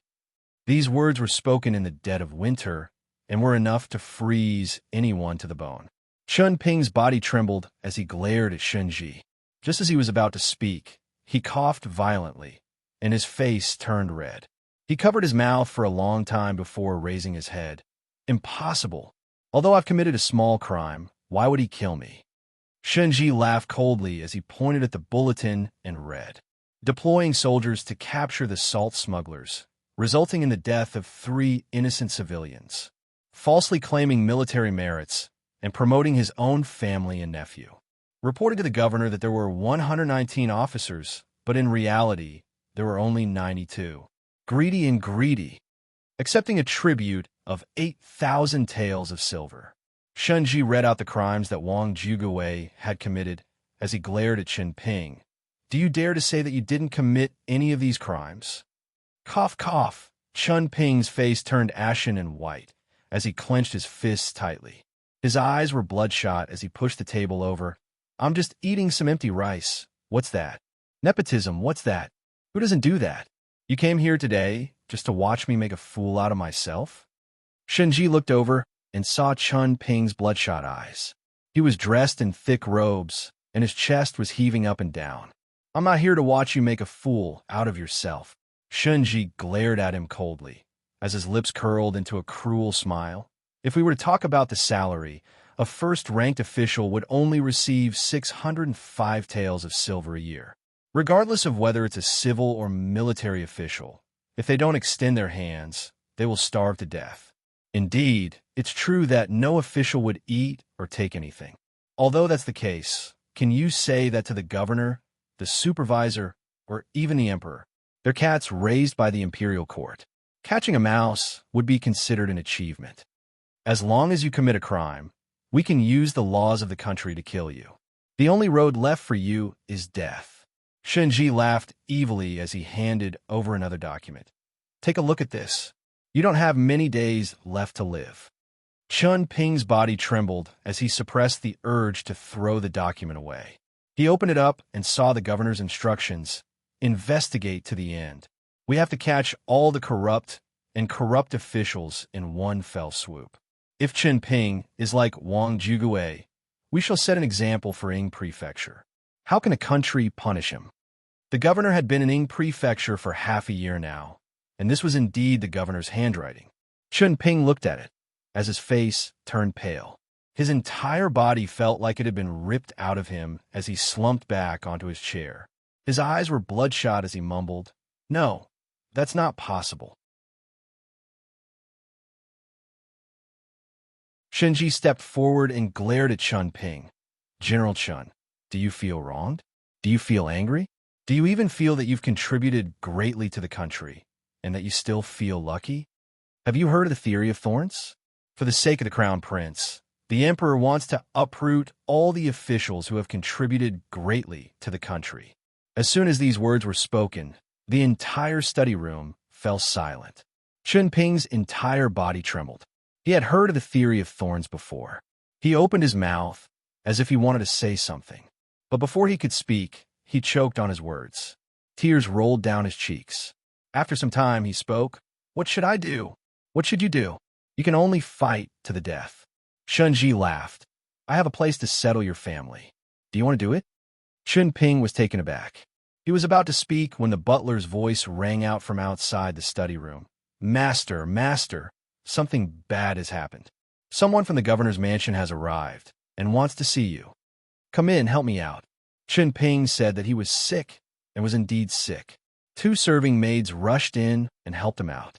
As soon as he stepped out, an official walked in with 2 lieutenants. The 2 lieutenants' swords clanged against each other.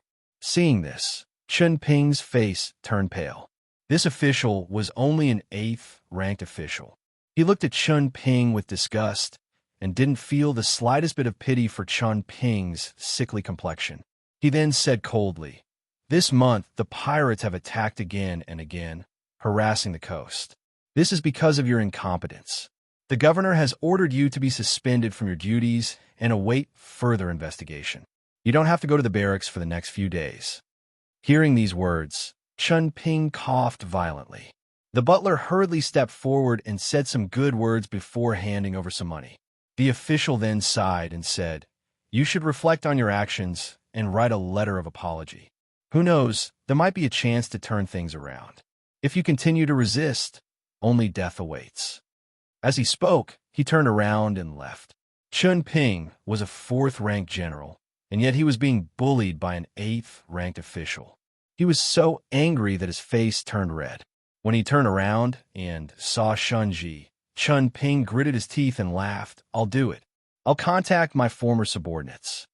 General Chun is indeed a hero." Shunji was overjoyed. He then said, "The times create the heroes, and the heroes create the times. However, do you still have any personal guards who are willing to kill for you?" Chun Ping paused and thought for a moment before his face turned pale. Shunji then laughed. "This is the power of the imperial court. Usually, no matter how hard you try to win them over, the moment they're demoted, they will fall apart. When that happens, you won't even be able to recruit a single personal guard. But Master Hone knows that you are in a difficult position and has already made preparations. Look." With a wave of his hand, 20 personal guards walked in and bowed to Chun Ping. When Chun Ping saw this, he made up his mind and didn't hesitate. He raised his eyebrows and exuded a killing intent. "Come, follow me to the barracks." Seeing Chun Ping leave, Shunji sighed in his heart. Anyone who understood politics and politics would know that life and death were decided by these 20 personal guards. It was because he understood this that Jibei Ho refused to back down. If he were to back down and accept the imperial edict, within a few months, he would fall apart. He wouldn't even be able to recruit 10 personal guards. When that happens, a constable would be able to humiliate him and kill him.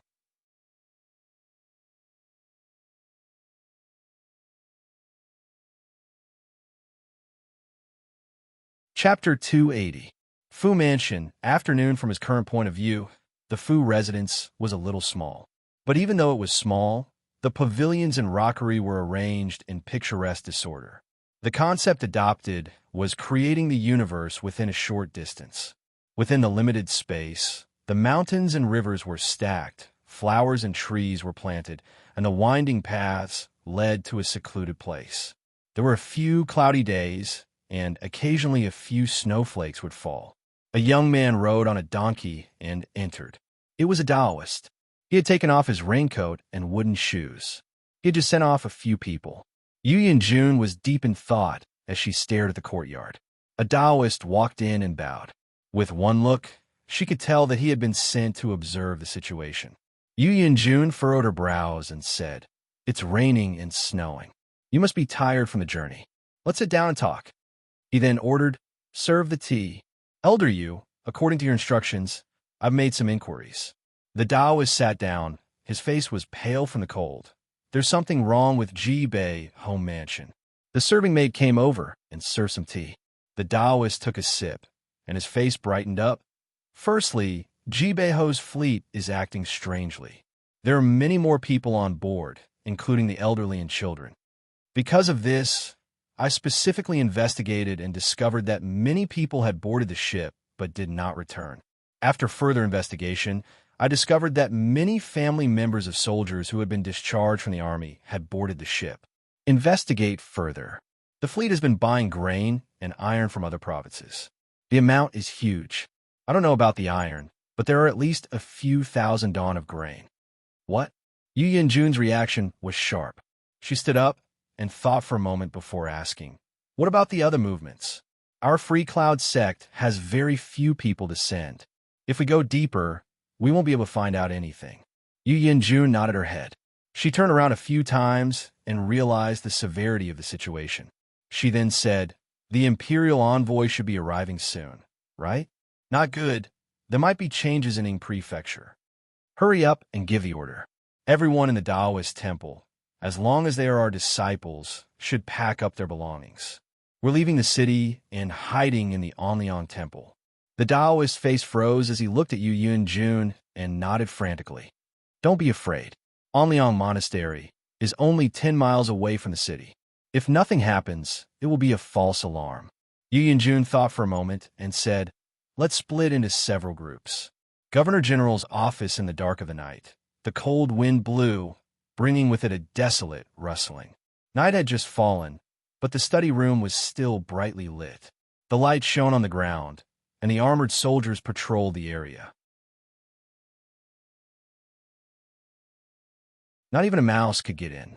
The Governor Gong Yun sat upright as he placed his teacup on the table before speaking. "A letter has just been delivered, saying that the Imperial envoy has already arrived at the relay station about 20 miles away from the prefecture city. He will be able to enter the city tomorrow morning and announce the Imperial edict. All of you are officials of the Imperial Court. If you have anything to say, feel free to speak." As he spoke, Governor Gong Yun toyed with the teacup in his hand and swept his gaze across the crowd. Hearing this, the official sitting on the right was startled. "I didn't expect the Imperial Court would really remove the vassals," he said. As soon as he finished speaking, he stood up and bowed.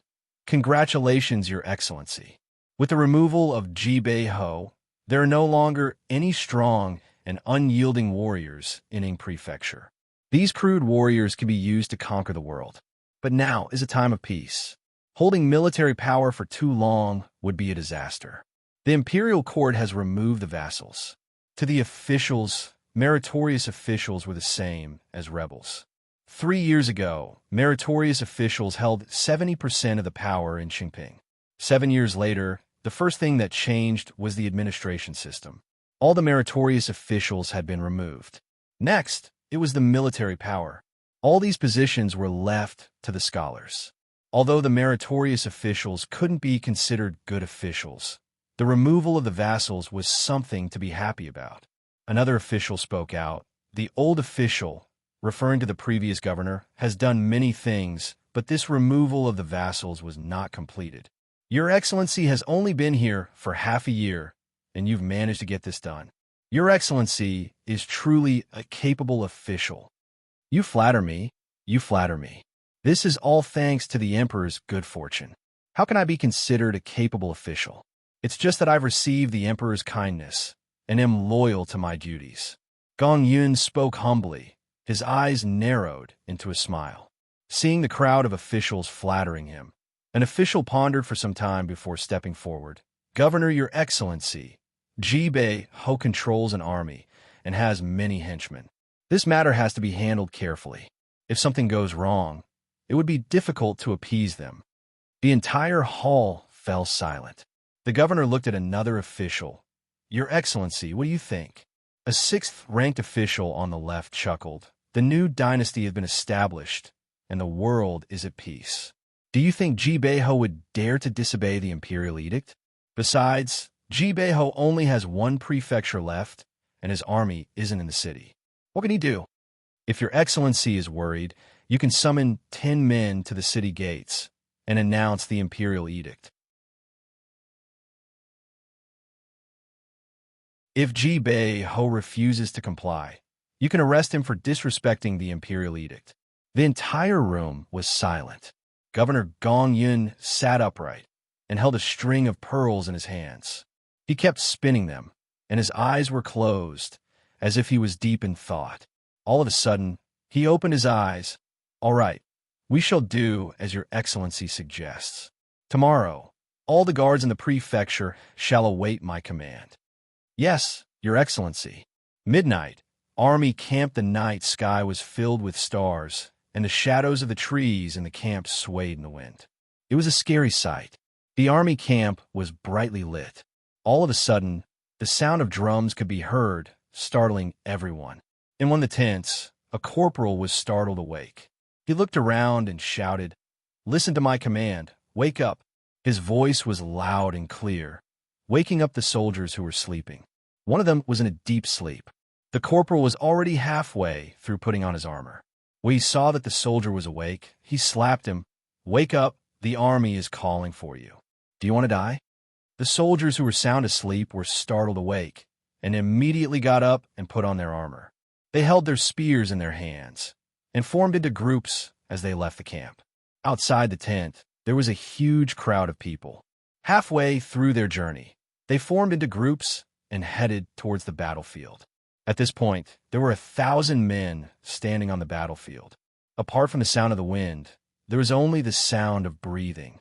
There was also the sound of footsteps on a tall platform. A general stood on the platform, clad in heavy armor. His army flag fluttered in the wind. Bonfires were lit up all around the battlefield, illuminating the entire camp. The armored soldiers had machetes on their waists, or were armed with long spears and bows.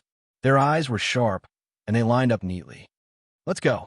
The general didn't bother to explain as he pulled out his machete and shouted. Thousands of soldiers lined up and set off. In the dark of the night, they were like a black snake slithering across the ground.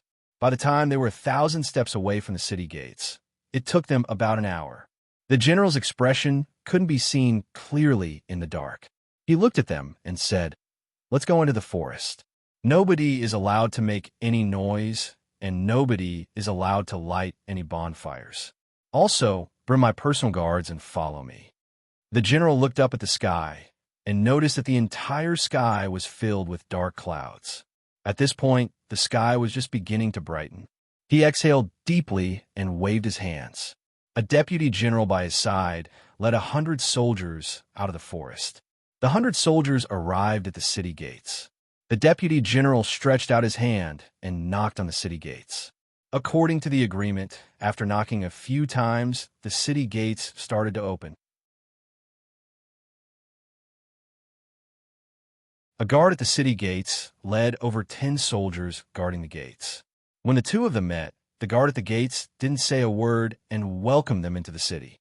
The sun gradually rose, and it was a rare sunny day. White clouds floated in the sky. All the officials in the city had been informed to head to the city gates to receive the imperial edict. They changed into their official robes and ate some food before heading towards the city gates. Before long, Governor Gong Yun and Jibei Ho led a group of officials to the city gates, waiting for the imperial edict. Jibei Ho's personal guards stood on both sides of the road. Jibei Ho was dressed in Ho robes, and a blade hung from his waist. The scabbard was adorned with gems. The officials of Ing Prefecture stood behind him. Jibei Ho took advantage of the convenience and walked about 20 steps before asking softly, "How is it? Has everything been prepared?" "Master Ho, everything has been prepared. The guards at the city gates have been replaced by our men.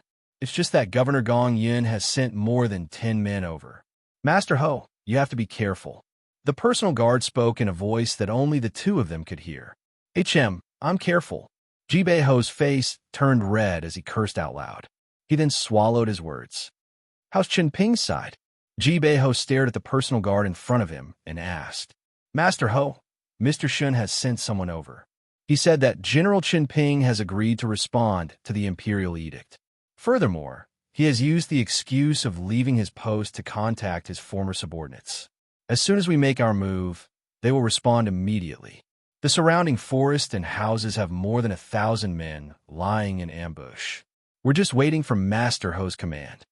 The personal guard noticed that Governor Gong Yun was looking at them and hurriedly lowered his head and whispered, "Good. Jibeho laughed out as he looked at the personal guard around him. Most of them were the governor's men, but he didn't care.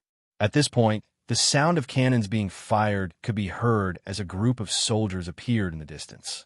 It was the imperial envoy.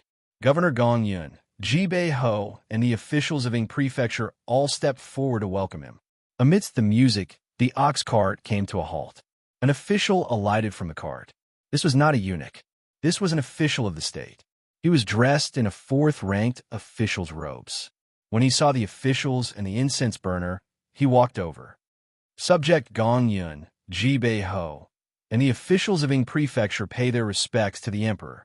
Gong Yun and Jibeho led their men to kowtow. Greetings to the emperor, the imperial envoy acknowledged as he walked over to the incense burner. With a solemn look on his face, he read out the imperial edict. In accordance with the will of the heavens, the emperor has decreed that Jibeho has been misbehaving and has misappropriated military supplies. He shall be stripped of his entire mansion, and his salary shall be forfeited for half a year. The imperial envoy was calm and composed as he read the imperial edict out loud. As soon as the words were spoken, everyone turned to look at Jibeho. Jibeho seemed to be in a daze as he knelt on the ground motionlessly. Jibeho, receive the imperial edict, the imperial envoy urged. Hearing these words, Jibeho raised his head.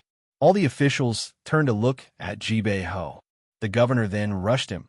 Jibeho, aren't you going to thank the imperial edict? Far away there was a tea stall. Although the imperial edict had been received, it only prohibited people from approaching the stall. There was no order for the stall to be dismantled. An old Taoist was wearing a bamboo hat, which covered half his face. He held his breath as he immersed his consciousness into his Yin master.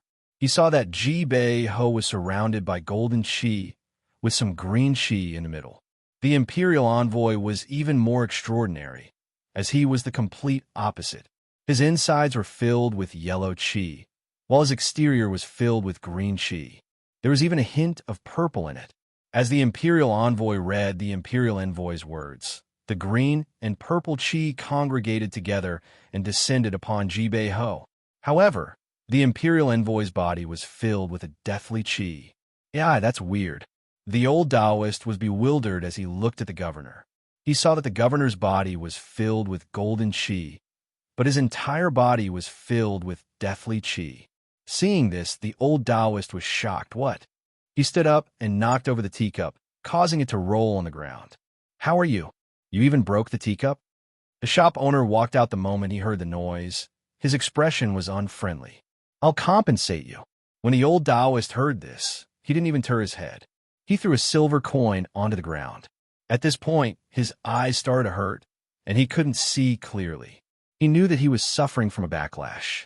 How can the number of nobles be spied on so easily? It's just that this is a critical juncture. I need to know the truth and determine the direction of my sect. I have no choice but to spend some precious treasures. As he thought about this, he retrieved a piece of jade and crushed it into powder. As it was crushed, his eyes lit up again. He saw that Jibeho's official chi had been shattered, as a yellow snake emerged from it and circled around his head. The snake inhaled and exhaled at the official chi, as it transformed into a pale red liquid. Jibeho's face froze as he made a decision. You're tuning in to the Warrior Lore YouTube channel. Don't forget to subscribe and join us on this journey to catch the most captivating stories.